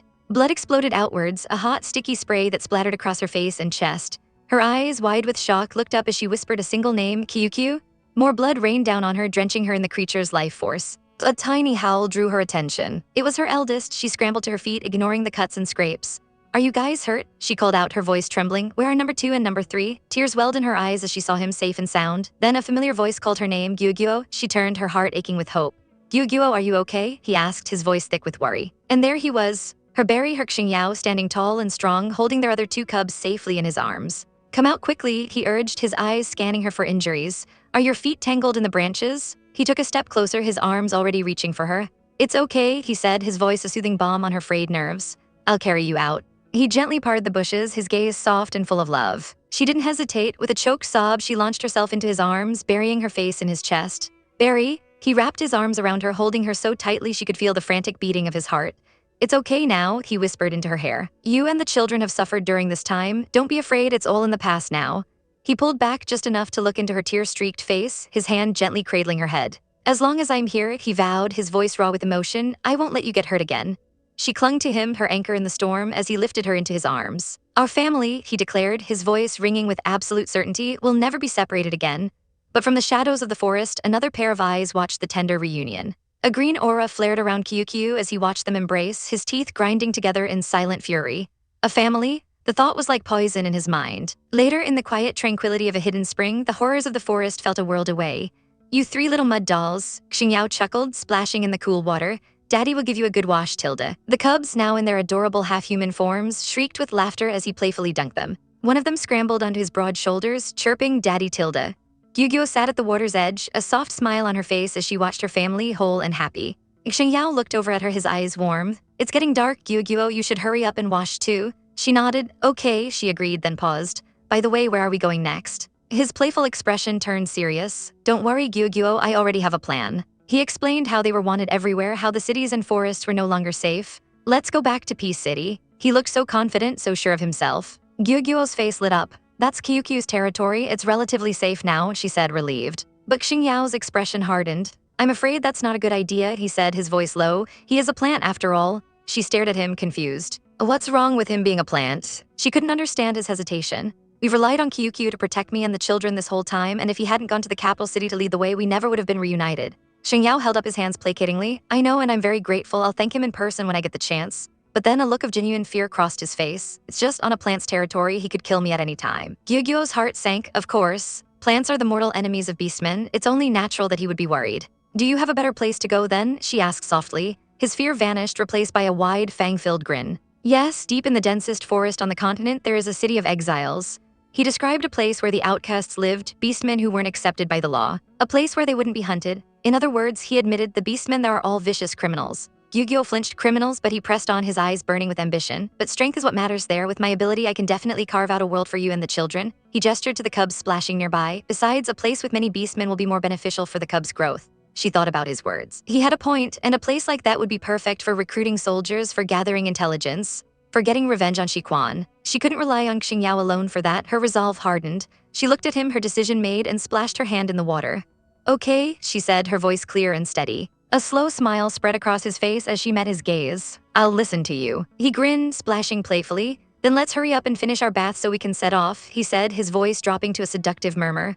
Gyugyo, I'll help you wash. He gave her a look that made her blush. But before she could answer, one of the cubs piped up. I'll help Gyugyo wash her hair first, Tilda. Scrambling onto her back with a happy ow, Tilda, and squishing her head between his paws. Gyugyo laughed, patting his head. Okay, Tilda, I'll help mommy wash her hair, she mimicked. Xingyao chuckled, trying to wrangle his energetic children.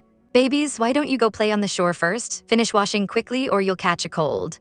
But they refused, clinging to his neck and shoulders like tiny, stubborn monkeys. Ugh, the babies are so strong, Gyugyo giggled. They were little wolf cubs with a beastly nature, after all. Her smile faltered slightly at the thought. Beastly nature, a dark memory surfaced, a piece of beastman lore she'd once heard. When a pack leader dies, the new leader takes the female, and will abandon or even kill the former leader's non-biological cubs. She looked at Xingyao, who was now gently scolding their children. Be good, stop fooling around, or daddy's going to spank your little butts, Tilda. A cold dread washed over her, a question she was terrified to even think. Does Xingyao also have this kind of beastly nature? He finally managed to convince the cubs to go play on the shore. He turned back to her, a warm, handsome smile on his face as he swam closer. The babies are so naughty, he said, completely oblivious to the storm of doubt brewing in her heart. Her gentle voice was barely a whisper over the sound of the water, telling him the babies just liked him so much. A warm, genuine smile spread across his handsome face, his eyes crinkling at the corners. He liked the babies too, he admitted, his voice a low rumble. His hand came up, fingers gently tracing the jagged scars across his chest. A shadow passed over his features as memories, old and painful, resurfaced. He confessed that he was a very naughty child, always getting into trouble, and his father punished him a lot for it. Gyugyo listened, her heart aching for the little boy he must have been. He swore back then, he said, his gaze distant, that if he ever became a father, he would be a gentle one. A tender smile touched his lips as his eyes met hers again, full of a soft, hopeful light. He wondered aloud what their future children would be like. The words hung in the air, shimmering with unspoken promises. Our future children? Gyugyo's heart skipped a beat. Was he really thinking about that with her? A blush crept up her neck, her thoughts a whirlwind of shock and a strange, fluttering hope. He noticed her silence immediately, his brow furrowing with concern as he asked what was wrong. But before she could answer, a violent shiver racked his entire body. His face flushed a deep crimson as he stammered out that he was cold. His big, strong form suddenly looking adorably pathetic. Oh, he was cold, was he? A mischievous glint appeared in her eyes. With a splash, she sent a wave of warm water over him, teasingly offering to help him wash up quickly. But her little prank backfired spectacularly as he lunged forward, wrapping his strong arms around her in a desperate, tight hug, his face buried in her shoulder. He was still blushing, his bare ears twitching in embarrassment as he pleaded for them to just have a quick rinse, promising it would be over soon. Holding him like this, feeling the warmth of his skin and the frantic beat of his heart against hers, a profound realization washed over Gyugyo. Her inner voice was a fierce, protective whisper. She believed in him. She knew Xingyao wasn't the kind of beastman those villagers had warned her about. He was upright, he was kind, and he treated her babies as if they were his own flesh and blood. He was everything they needed, everything she needed. A wave of determination solidified within her. She had decided. He deserved to know, to feel just how much he meant to her. Taking a deep breath, she leaned in, his eyes widened in shock, his lips parting in a silent gasp as she pressed her mouth to his. He froze, completely stunned, stuttering her name as if he couldn't believe what was happening. She pulled back just enough to look into his dazed, beautiful eyes, a radiant smile blooming on her face. She thanked him, her voice thick with emotion, for everything he had done for her and the babies. She was so happy that they could finally be a family. His face was a mess of adorable confusion and flustered red. No, he was the one who should be thankful, he stammered, insisting that following Lang Xiao was the best decision he'd ever made. This was all just what he should be doing, he didn't need a reward kiss for it. Her smile softened, her gaze turning impossibly tender. This wasn't a reward kiss, she whispered, her hands gripping his arms. This was a kiss for a mate. The word struck him like lightning. Mate. His eyes blew wide, tiny pink hearts exploding in his pupils, as a primal, joyous howl echoed in the depths of his soul. In that single moment, every doubt, every fear was washed away. She chose him.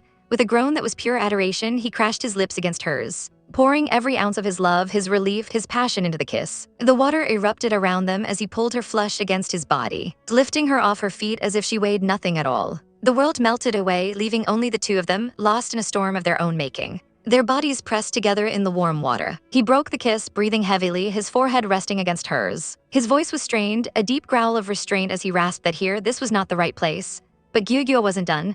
She leaned in, pressing a soft, deliberate kiss right on the tip of his fuzzy bare ear, delighting in the shiver that ran through him. Before he could protest again, she captured his lips once more. But as their passion reignited, his hand shot out of the water with lightning speed, ripping a small plant from the bank by its roots. What was he doing? Before she could even form the question, a green blur shot out from the trees. Asterisk whoosh, asterisk a thick vine slammed into a massive boulder nearby, shattering it into 1,000 pieces. The shockwave threw water into the air. He shoved her behind him protectively, his body a rigid shield as he stared into the woods. What's wrong? She cried out. He grit his teeth, his voice a low growl. A plant, he warned her, it's attacking us. As he spoke, shimmering green vines twisted and coalesced out of thin air, forming a menacing shape. Watch out, he roared, pulling her tighter against him. But Gyugyo's eyes widened in recognition, not fear. That vine, it's Kyukyu, she exclaimed. A massive vine whipped past them, narrowly missing, and thudded into the ground on the other side of the pool. Xingyao scrambled out of the water, his muscles tense and ready for a fight. He told her the plant was dangerous, urging her to find a place to hide. She tried to stop him, insisting it was all a misunderstanding. But her words were drowned out by the happy cries of her children. Kyukyu, Kyukyu, the 3 little wolf cubs came pattering out of the woods, running straight for the glowing plant creature. Don't go over there, Xingyao yelled, but it was too late. The vine lashed out like a whip, not hitting them but striking the ground with enough force to send the tiny cubs tumbling through the air. Danger? The word ripped from Xingyao's throat as he launched himself forward. A blur of motion. I'll get you out of here right now, he bellowed, scooping all 3 cubs into his powerful arms. But just as he secured them, the vine struck again, a sickening bang echoing through the clearing as it slammed into his back. Dada, the cubs shrieked in terror. Gyugyo screamed his name, whirling on the vine. Kyukyu, stop, what are you doing? A voice, calm and ethereal, echoed from the plant. I'm saving you. The vines writhed and reformed, rising up into the shape of a man. Tall and slender with flowing green hair and eyes like emeralds. He declared himself the white bone vine in human form, and the air grew thick with his power. A palpable killing intent radiated from him, aimed directly at Xingyao.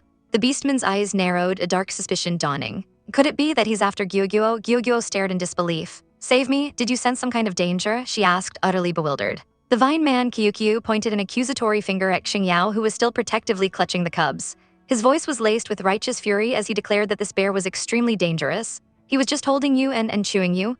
A flashback of their passionate kiss flashed in Kyukyu's mind, completely misinterpreted as a savage attack. If I hadn't intervened, he announced with grave certainty, you would have been eaten by him. Silence, absolute stunned silence fell over the clearing.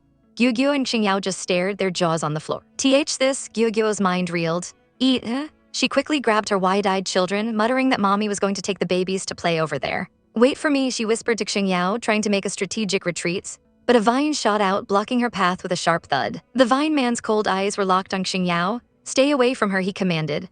Xingyao's protective instincts flared. He gently set the cubs down and stepped forward, placing himself between Gyugyo and this new threat. His voice was a low, dangerous rumble as he shot back. I won't let you eat her. The vine man Yu actually laughed, a sound like rustling leaves. He looked down his nose at Xingyao, sneering at his ignorance. But Xingyao just smirked, a cocky, knowing glint in his eye. Let me teach you a little something about us beastmen, he said, his tone dripping with condescension. That's called kissing. It's something that we only do with our mates. He gestured grandly, explaining that for them and for humans, mouths weren't just for eating, they're also for feeling pleasure. Yu's condescending expression faltered, replaced by one of genuine curiosity. He turned his intense green gaze on Gyugyo. Is it like he says? He asked, his voice suddenly soft. Do you like it? The question hung in the air, mortifying poor Gyugyo. Her face turned 50 shades of red as she clutched her equally blushing children, unable to utter a single word. She simply turned and fled, the pitter-patter of her feet echoing in the sudden silence. Xingyao called after her, worried, but Yu just stood there, a thoughtful look on his face. A tiny chibai version of him appeared, tapping his chin as he murmured, Yu likes it, new knowledge successfully recorded. And as the sun began to set, the tension of the day melted away, replaced by the comforting crackle of a fire roasting corn. A peaceful end to a very, very confusing day. The crackling fire did little to warm the icy silence hanging between them. How did it get so awkward? Yu stared into the dancing flames, her heart heavy. The little ones, blissfully unaware, chased each other with happy yips, but their joy only highlighted the gloom weighing her down. She was unhappy, and she knew he could feel it. He always could. Kyuju's gaze was a gentle weight on her, his emerald eyes filled with a concern that only made her feel worse. He had to do something, he couldn't stand seeing her like this. An idea sparked in his mind, a way to keep them together. He leaned forward, his voice soft as he asked, Oh right, we're going to the city of exile. Kyukyu, do you want to come with us? But Yu's heart sank even further. She shook her head, her own voice barely a whisper as she reminded him of the painful truth. The city of exile was too far. The farther he was from his main body, the harder it would be for him to maintain his spiritual form. How could she ask him to risk himself like that? Baze, seeing his chance, chimed in, his tone final. That's true, he said, his eyes fixed on his rival. Yu turned to Kyukyu, her expression pleading. She told him he should go back to Peace City. Baze, ever the opportunist, pulled her close, his arm a possessive band around her waist. He thanked Kyukyu a little too formally for everything he'd done. After a while, Baze declared, his voice booming with authority, Our whole family will definitely go to Peace City to thank you properly. Our family? The words were a deliberate jab, a line drawn in the sand. Kyukyu's jaw tightened. Baze continued, his voice dripping with false sympathy as he apologized for troubling him for so long, calling him my friend. But the real message was clear, your services are no longer needed. Baze's grip on Yu was a silent declaration, Yu has me, her partner, to protect her now, so you can rest assured. But Kyukyu was not so easily dismissed. He reached for Yu, his voice steady. That won't be necessary, he said, his gaze locking with Baze. Wherever Yu goes, I go. A sharp slap echoed in the night as Baze knocked his hand. The bear beastman's eyes blazed with fury as he sneered, asking if it was even possible for him to be so far from his main body. Yu gasped, startled by the sudden violence. But Kyukyu was unfazed. A vibrant green vine materialized on his wrist, glowing faintly in the firelight. With this, he explained calmly, I can come and go as I please. Yu's eyes lit up. A teleportation medium, relief washed over her, and a genuine smile finally broke through her sadness. She confessed that she felt so much safer with Kyukyu around, her childhood friend, her best friend. The word friend hung in the air, a poison dart aimed straight at Bae's heart. He stared at the plant spirit, his eyes narrowing in suspicion. Friend, no, this plant's intentions weren't simple at all. The possessiveness in his eyes, it went far beyond mere friendship. Baze felt a surge of primal jealousy. Was he being provoked? Suddenly, a tiny voice broke the tension.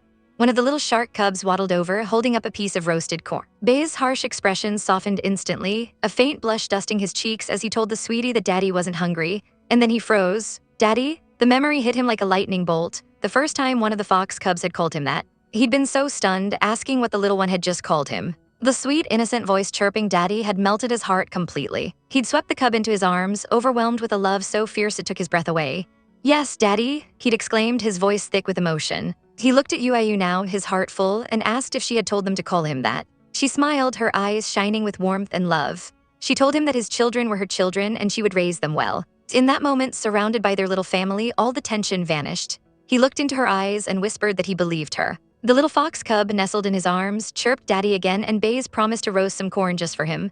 From the sidelines, Kyukyu watched the sickeningly sweet family portrait, his arms crossed tightly over his chest. A dark cloud formed over his head. A single burning thought consumed him: I want to be a daddy too. The rest of the evening passed in a thick, grumpy silence from Kyukyu's side of the fire. Yuayu, oblivious, chattered about craving steamed eggs, and Bai's promised to make them for her in the city.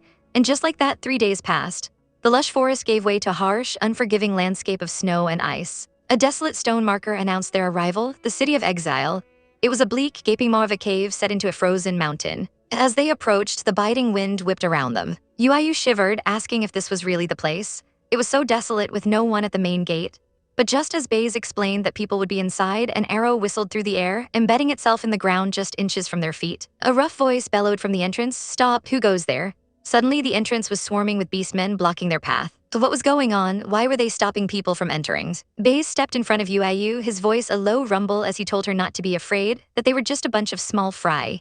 But the guards were sizing them up, their eyes lingering on the newcomers. One of them sneered, noting they didn't look like ordinary folk. Then his eyes landed on Yuayu and a greedy light entered them. He licked his lips, remarking how rare it was to see a female here. He was sure the captain would like her. He took a step forward, his hand reaching out to grab her.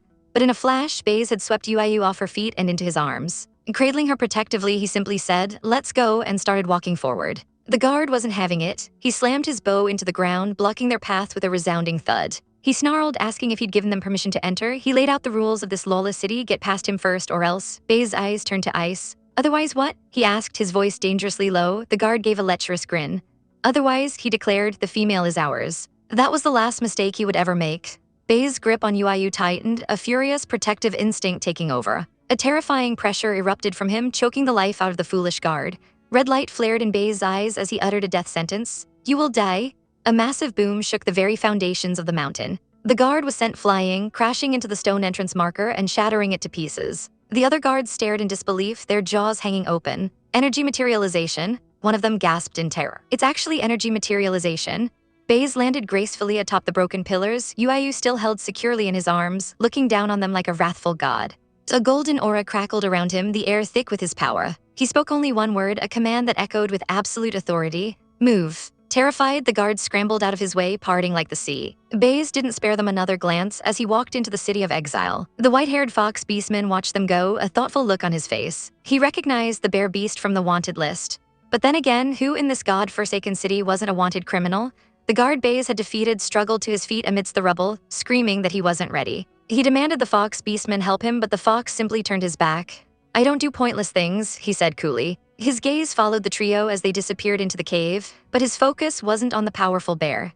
It was on the silent, green-haired man walking behind him. The aura he gave off, it was chilling. A shiver ran down the fox's spine. That one, he thought, might be even more dangerous than the bear. It was best not to cause trouble for himself. As the defeated guard was ordered to go hunt for the captain, another challenger appeared. An arrow sliced through the air, clanging against the rock right next to Bai's head. A leopard beastman stood atop the gate, a confident smirk on his face. "Hey," he called out, "you're not the only beastman here with energy materialization." The first guard grinned maliciously. This wasn't over yet. Bai's eyes narrowed, ready for whatever came next. The leopard beastman pointed a finger at the first guard. He wasn't there to fight Bai's, but to warn him. He told him that guard was a criminal known for kidnapping females, and that he had definitely set his sights on Yuayu. Bai's held Yuayu tighter, unimpressed. "Just him," he scoffed. The leopard's expression turned grim. He explained that while the guard himself was weak, he belonged to the strongest team in the city of exile, a team filled with extraordinarily powerful members whose captain had even achieved fire-type energy materialization. A new, far more dangerous threat had just been revealed. Half a month drifts by like clouds in the sky. Deep within the lush, unforgiving forests, a group of figures darts through the trees, their movements desperate and hurried. A voice cuts through the panting breaths, sharp and commanding. "Everyone pick up the pace. We need to reach the city of exile by tomorrow morning." A chorus of determined shouts echoes in response, their feet pounding against the earth, a frantic rhythm of survival. From high above, a winged predator watches their desperate flight, its sharp eyes tracking the two figures at the front as they slice through the wind. It lets out a piercing caw, a dark omen carried on the breeze. The sound reaches the ears of two imposing lion beastmen, their golden manes rustling in the wind. The younger one turns to his leader, his voice a low growl. "Captain, I think we've been spotted."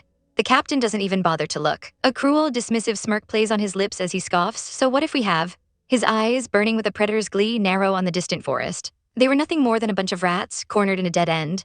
Their pathetic resistance, he thought, would only make the hunt more interesting. Meanwhile, back in the relative peace of the city of exile, the same cawing of birds is just background noise to a quiet domestic life. Gyugyo smiles, looking over a small plot of land with pride. These corn plants are growing so well, she remarks happily. We'll have corn to eat soon. But her peaceful moment is shattered by a loud announcement booming through the settlement. The election for the temporary leader is about to start. Hurry to the arena. Gyugyo's brow furrows in confusion. A temporary leader? Her mind reeled. She turned to the others, her voice laced with surprise. I thought the city of exile doesn't elect leaders. A nearby fox beastman overhears her, his expression grim as he explains the harsh reality of their existence. Every time the beastmen from the secure city decide it's time for a roundup, a hunt, they are forced to choose a leader to rally the resistance. He then looks pointedly at Xingyao. Any beastman can participate. Brother Xing, you should go too. The words hit Gyugyo like a bolt of lightning. An idea, brilliant and dangerous, begins to form in her mind. If Xingyao gets elected, he could lead the entire city. Her eyes begin to sparkle with a newfound, dazzling hope. But Xingyao, ever the pragmatist, simply shakes his head, hoisting the baskets he was carrying. He turns to her, his voice gentle but firm. Let's go home. We're not getting involved in the commotion. The little cubs trail behind him, calling for their mother. But Gyugyo doesn't move. She can't let this go. You should go, she insists, her voice gaining strength. After all, the safety of the city of exile concerns us too. Xingyao sighs, a soft smile touching his lips. He turns back to her, his gaze warm. I'll definitely join when the big battle comes, he promises, but just for electing a leader, you know I don't like being in the spotlight. Her heart clenched. No, he didn't understand. This was about more than the spotlight. This was their chance. She lunges forward, her small hands grabbing his strong arm, her grip surprisingly tight. Please go, she begs, her eyes wide and pleading. I believe in you, you'll definitely win. Please, please go. She leans in closer, her voice dropping to an intense whisper. If you get elected, we can use the power of the city of exile for ourselves. Use the power of the city? Xingyao's eyes narrowed, the pieces clicking into place with a sudden, chilling click. This wasn't just about protecting their home, this was about vengeance. Gyugyo, she wants to use the city for revenge. A slow, knowing smile spreads across his face. He looks down at her, at the burning fire in her eyes, and his heart swells with a fierce, protective love. With a decisive thud, he drops the baskets to the ground. He reaches out, gently stroking her hair, his voice a low, warm rumble. All right, let's go. He takes her hand in his, their fingers lacing together, a silent promise passing between them. As they approach the arena, a deafening howl rips through the air. The crowd is a chaotic mass of bodies, parting like the sea as a voice roars, move aside. A smaller beastman is roughly shoved, sputtering in indignation. Who's that? Xingyao and Gyugyo arrive just in time to see the commotion. Whispers ripple through the crowd. It's that energy materialization bear beast. Ooh, now this is going to be interesting. The crowd surges forward, a mixture of fear and excitement in their shouts. Stop pushing, a strong one has arrived. Suddenly, a primal roar erupts from the center of the ring, followed by a flash of red and white fur. A massive flame wolf pounces, its claws extended, its body wreathed in crackling fire. Xingyao watches intently as a nearby beastman identifies the fighter. He's Yan Lang, the flame wolf, the only fire-type energy materialization user in our city. He clicks his tongue in grim appreciation. Tusk, he's completely burnt.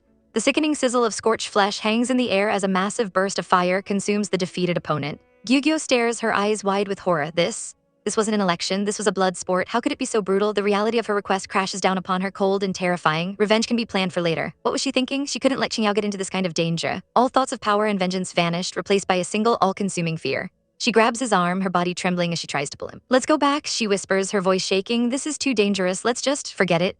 He looks down at her, his expression unreadable as her desperate plea hangs between them. A guttural howl ripped through the air, a sound of pure, untamed power. Xingyao staggered back, his eyes wide with disbelief as the wolf's oppressive aura slammed into him like a physical wall. How could this be, this level of strength? It was monstrous. The silver-haired wolf beastman stood atop the rock, a conquering king surveying his new territory. His voice, a low and dangerous rumble, echoed across the silent crowd. He hated lions more than anything, he sneered, and his blood was boiling for a fight. So he asked, a predatory grin stretching his lips, who was stepping up next. But Gyugyo's eyes weren't on the crowd, they were locked on that face. The sharp jaw, the golden eyes, the wild silver hair. It couldn't be. A single choked word escaped her lips. Lang, the wolf beastman's grin widened, a flash of white teeth against tan skin. He promised he wouldn't deal a fatal blow, his tone almost reasonable. But lions, he added, his voice dropping to an icy whisper, were an exception. No, it was him, it had to be. Lang Xiao, she whispered again, her heart hammering against her ribs, but before she could scream his name, a large hand clamped over her mouth. Xingyao's voice was a desperate hiss in her ear, pleading with her not to go. But it was too late. The wolf's ears twitched, catching the sound. As the crowd erupted into a thunderous chant of Yan Lang, the beastman's golden eyes narrowed, zeroing in on her. In the next moment, he was before them, forcing them to their knees with his sheer presence. He towered over her, a predator studying his prey. Before landing on the ground in front of her with a soft thud, he leaned in close, his breath warm against her cheek, and a knowing smirk played on his lips. He heard her, he purred, heard her call out the name Lang Xiao. A sob broke from her throat, tears finally spilling over and streaming down her face. She couldn't hold it in any longer. Yes, she cried, her voice muffled by her trembling hands. It's Lang Xiao. A delighted laugh escaped him. So the little creature could talk, how clever Gyugyo was. But she didn't hear the condescension in his voice. All she could hear was his voice. All she could see was his face. It's him, it's really him. Lang Xiao isn't dead. The thought was a sunburst of pure joy in the darkness of her despair. I finally found you again, Lang Xiao, she wept, reaching a trembling hand toward his face. He caught her hand, his fingers gently touching her cheek, and for a heart-stopping second she saw a flicker of the man she knew. But then his eyes shifted, locking onto Xingyao with a cold, possessive fury. You scared my female, he growled. The world screeched to a halt. Xingyao's face contorted with rage as he pulled Gyugyo behind him, a protective shield against this monster. My females, what was he talking about? Gyugyo must be hallucinating from fear, Xingyao thought desperately. This cruel, arrogant beast, he's not Lang Xiao. He grabbed her arm, trying to pull her away, telling her they had to go home now. Home? Gyugyo's mind was a whirlwind of confusion. She looked from Xingyao's desperate face to the cold, handsome one of the wolf beastmen.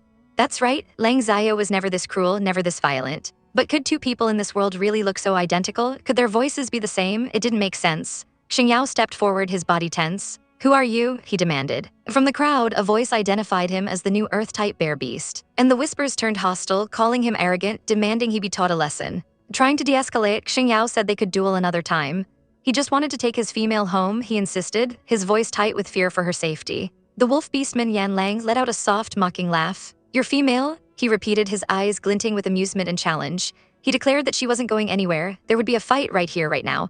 And the prize, the winner gets the female. Before Xingyao could even react, Kyukyu surged forward, his green eyes blazing as he accepted the challenge. But Xingyao pushed him back. No, this was his fight. If he didn't beat this man now, he would never stop harassing them. This had to end. Gyugyo grabbed his arm, her face ashen with terror. Xing, don't go, she pleaded, her voice cracking. His power is too terrifying.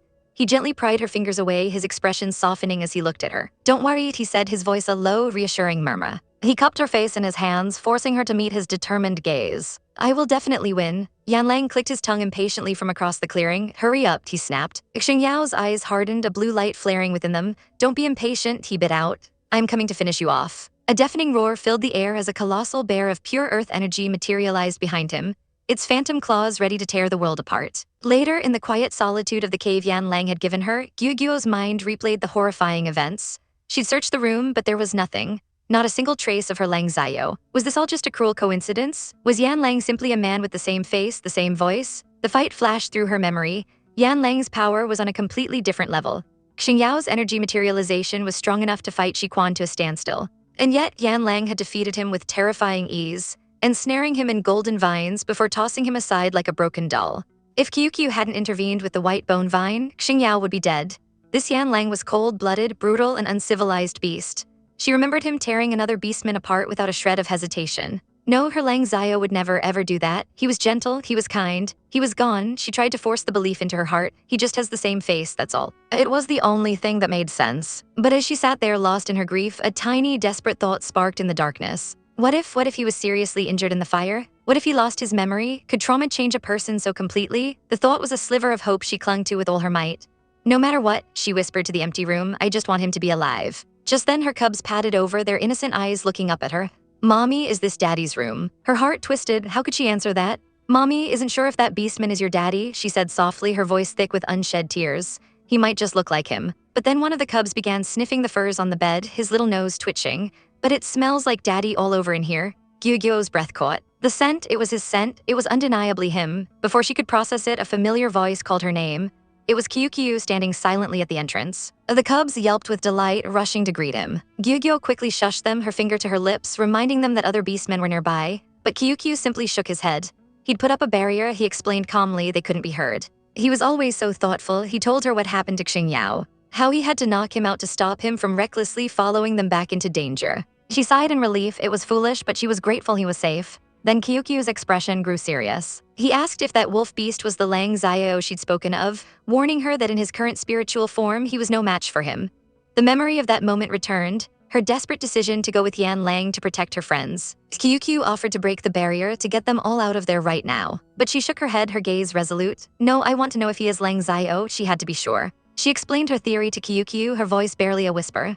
About the sea of fire, the potential for a grave injury, for lost memories. Or perhaps, she mused, her heart aching with the possibility he had a reason he couldn't acknowledge her. She just needed more time, a chance to be alone with him to test him somehow. Kyukyu listened patiently, and when she was done, he placed a comforting hand on her head.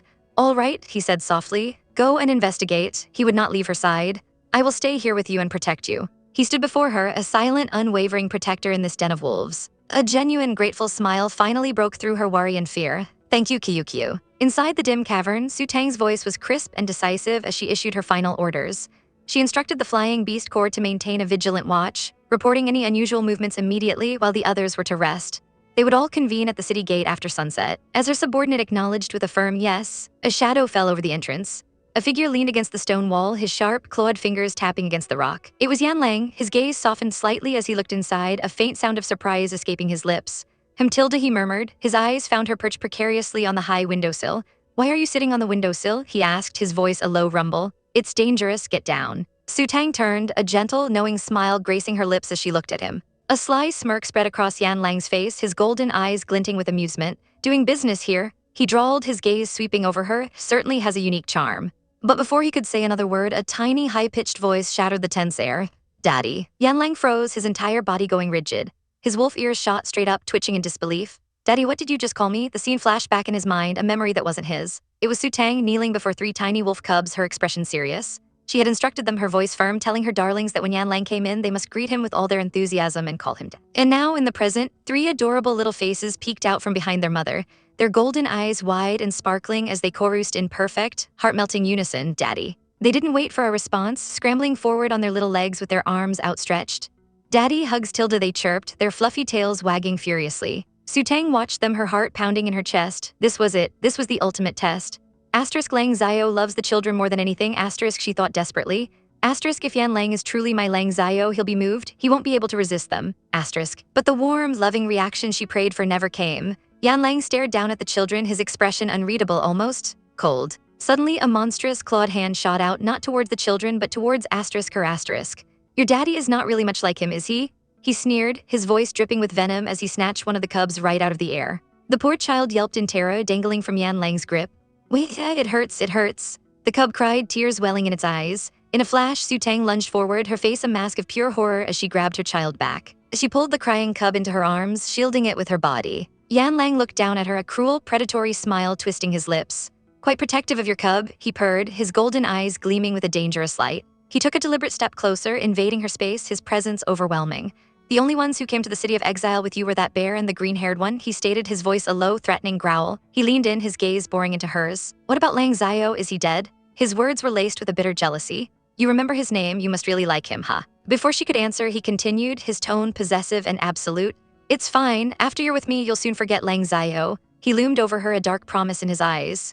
"You'll only remember me, Yan Lang." He then threw his head back and let out a booming, arrogant laugh that echoed off the stone walls, a sound that made her skin crawl.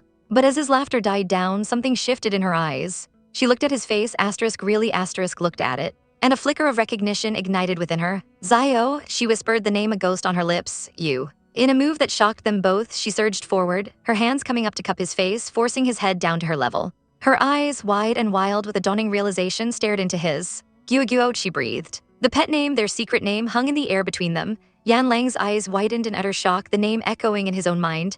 Lang Xiao. He was stunned into silence as she repeated the name, her voice trembling with hope and desperation. Lang Xiao tilde. Her fingers tightened on his jaw. "Don't you have any memory of this name at all?" she pleaded, her heart aching. His reaction was swift and violent. His hand shot up, grabbing her wrist in a vice-like grip, pulling her hands away from his face. He stared down at her, his expression a maelstrom of confusion and fury. "Do you really know me?" he demanded, his voice raw. Her world tilted on its axis. What does he mean by that? She thought, panic seizing her. Did he really lose his memory? At that moment, a voice called out from the doorway. "Boss, you forgot your medicine?" A subordinate tossed a small vial through the air, which Yan Lang caught with his free hand. Su Tang's eyes fixated on the vial. Medicine? Is he sick? A suggestive, wicked smirk spread across Yan Lang's face as he inspected the bottle. "You're so thin," he purred, his gaze raking over her body. "We'll definitely need this medicine to get things done properly." The crude insinuation hit her like a slap. Wait, this medicine? Her mind reeled in horror and disgust. He leaned in, his lips brushing against her ear, his voice a husky whisper that sent shivers of dread down her spine. "We'll talk about Lang Xiao later." His hand, the one that wasn't holding her wrist, came up to cup her cheek. And then he kissed her. He kissed her with a fierce possessiveness, silencing all her questions, all her pleas, leaving her trapped in a whirlwind of confusion, fear, and a love she thought she had lost forever.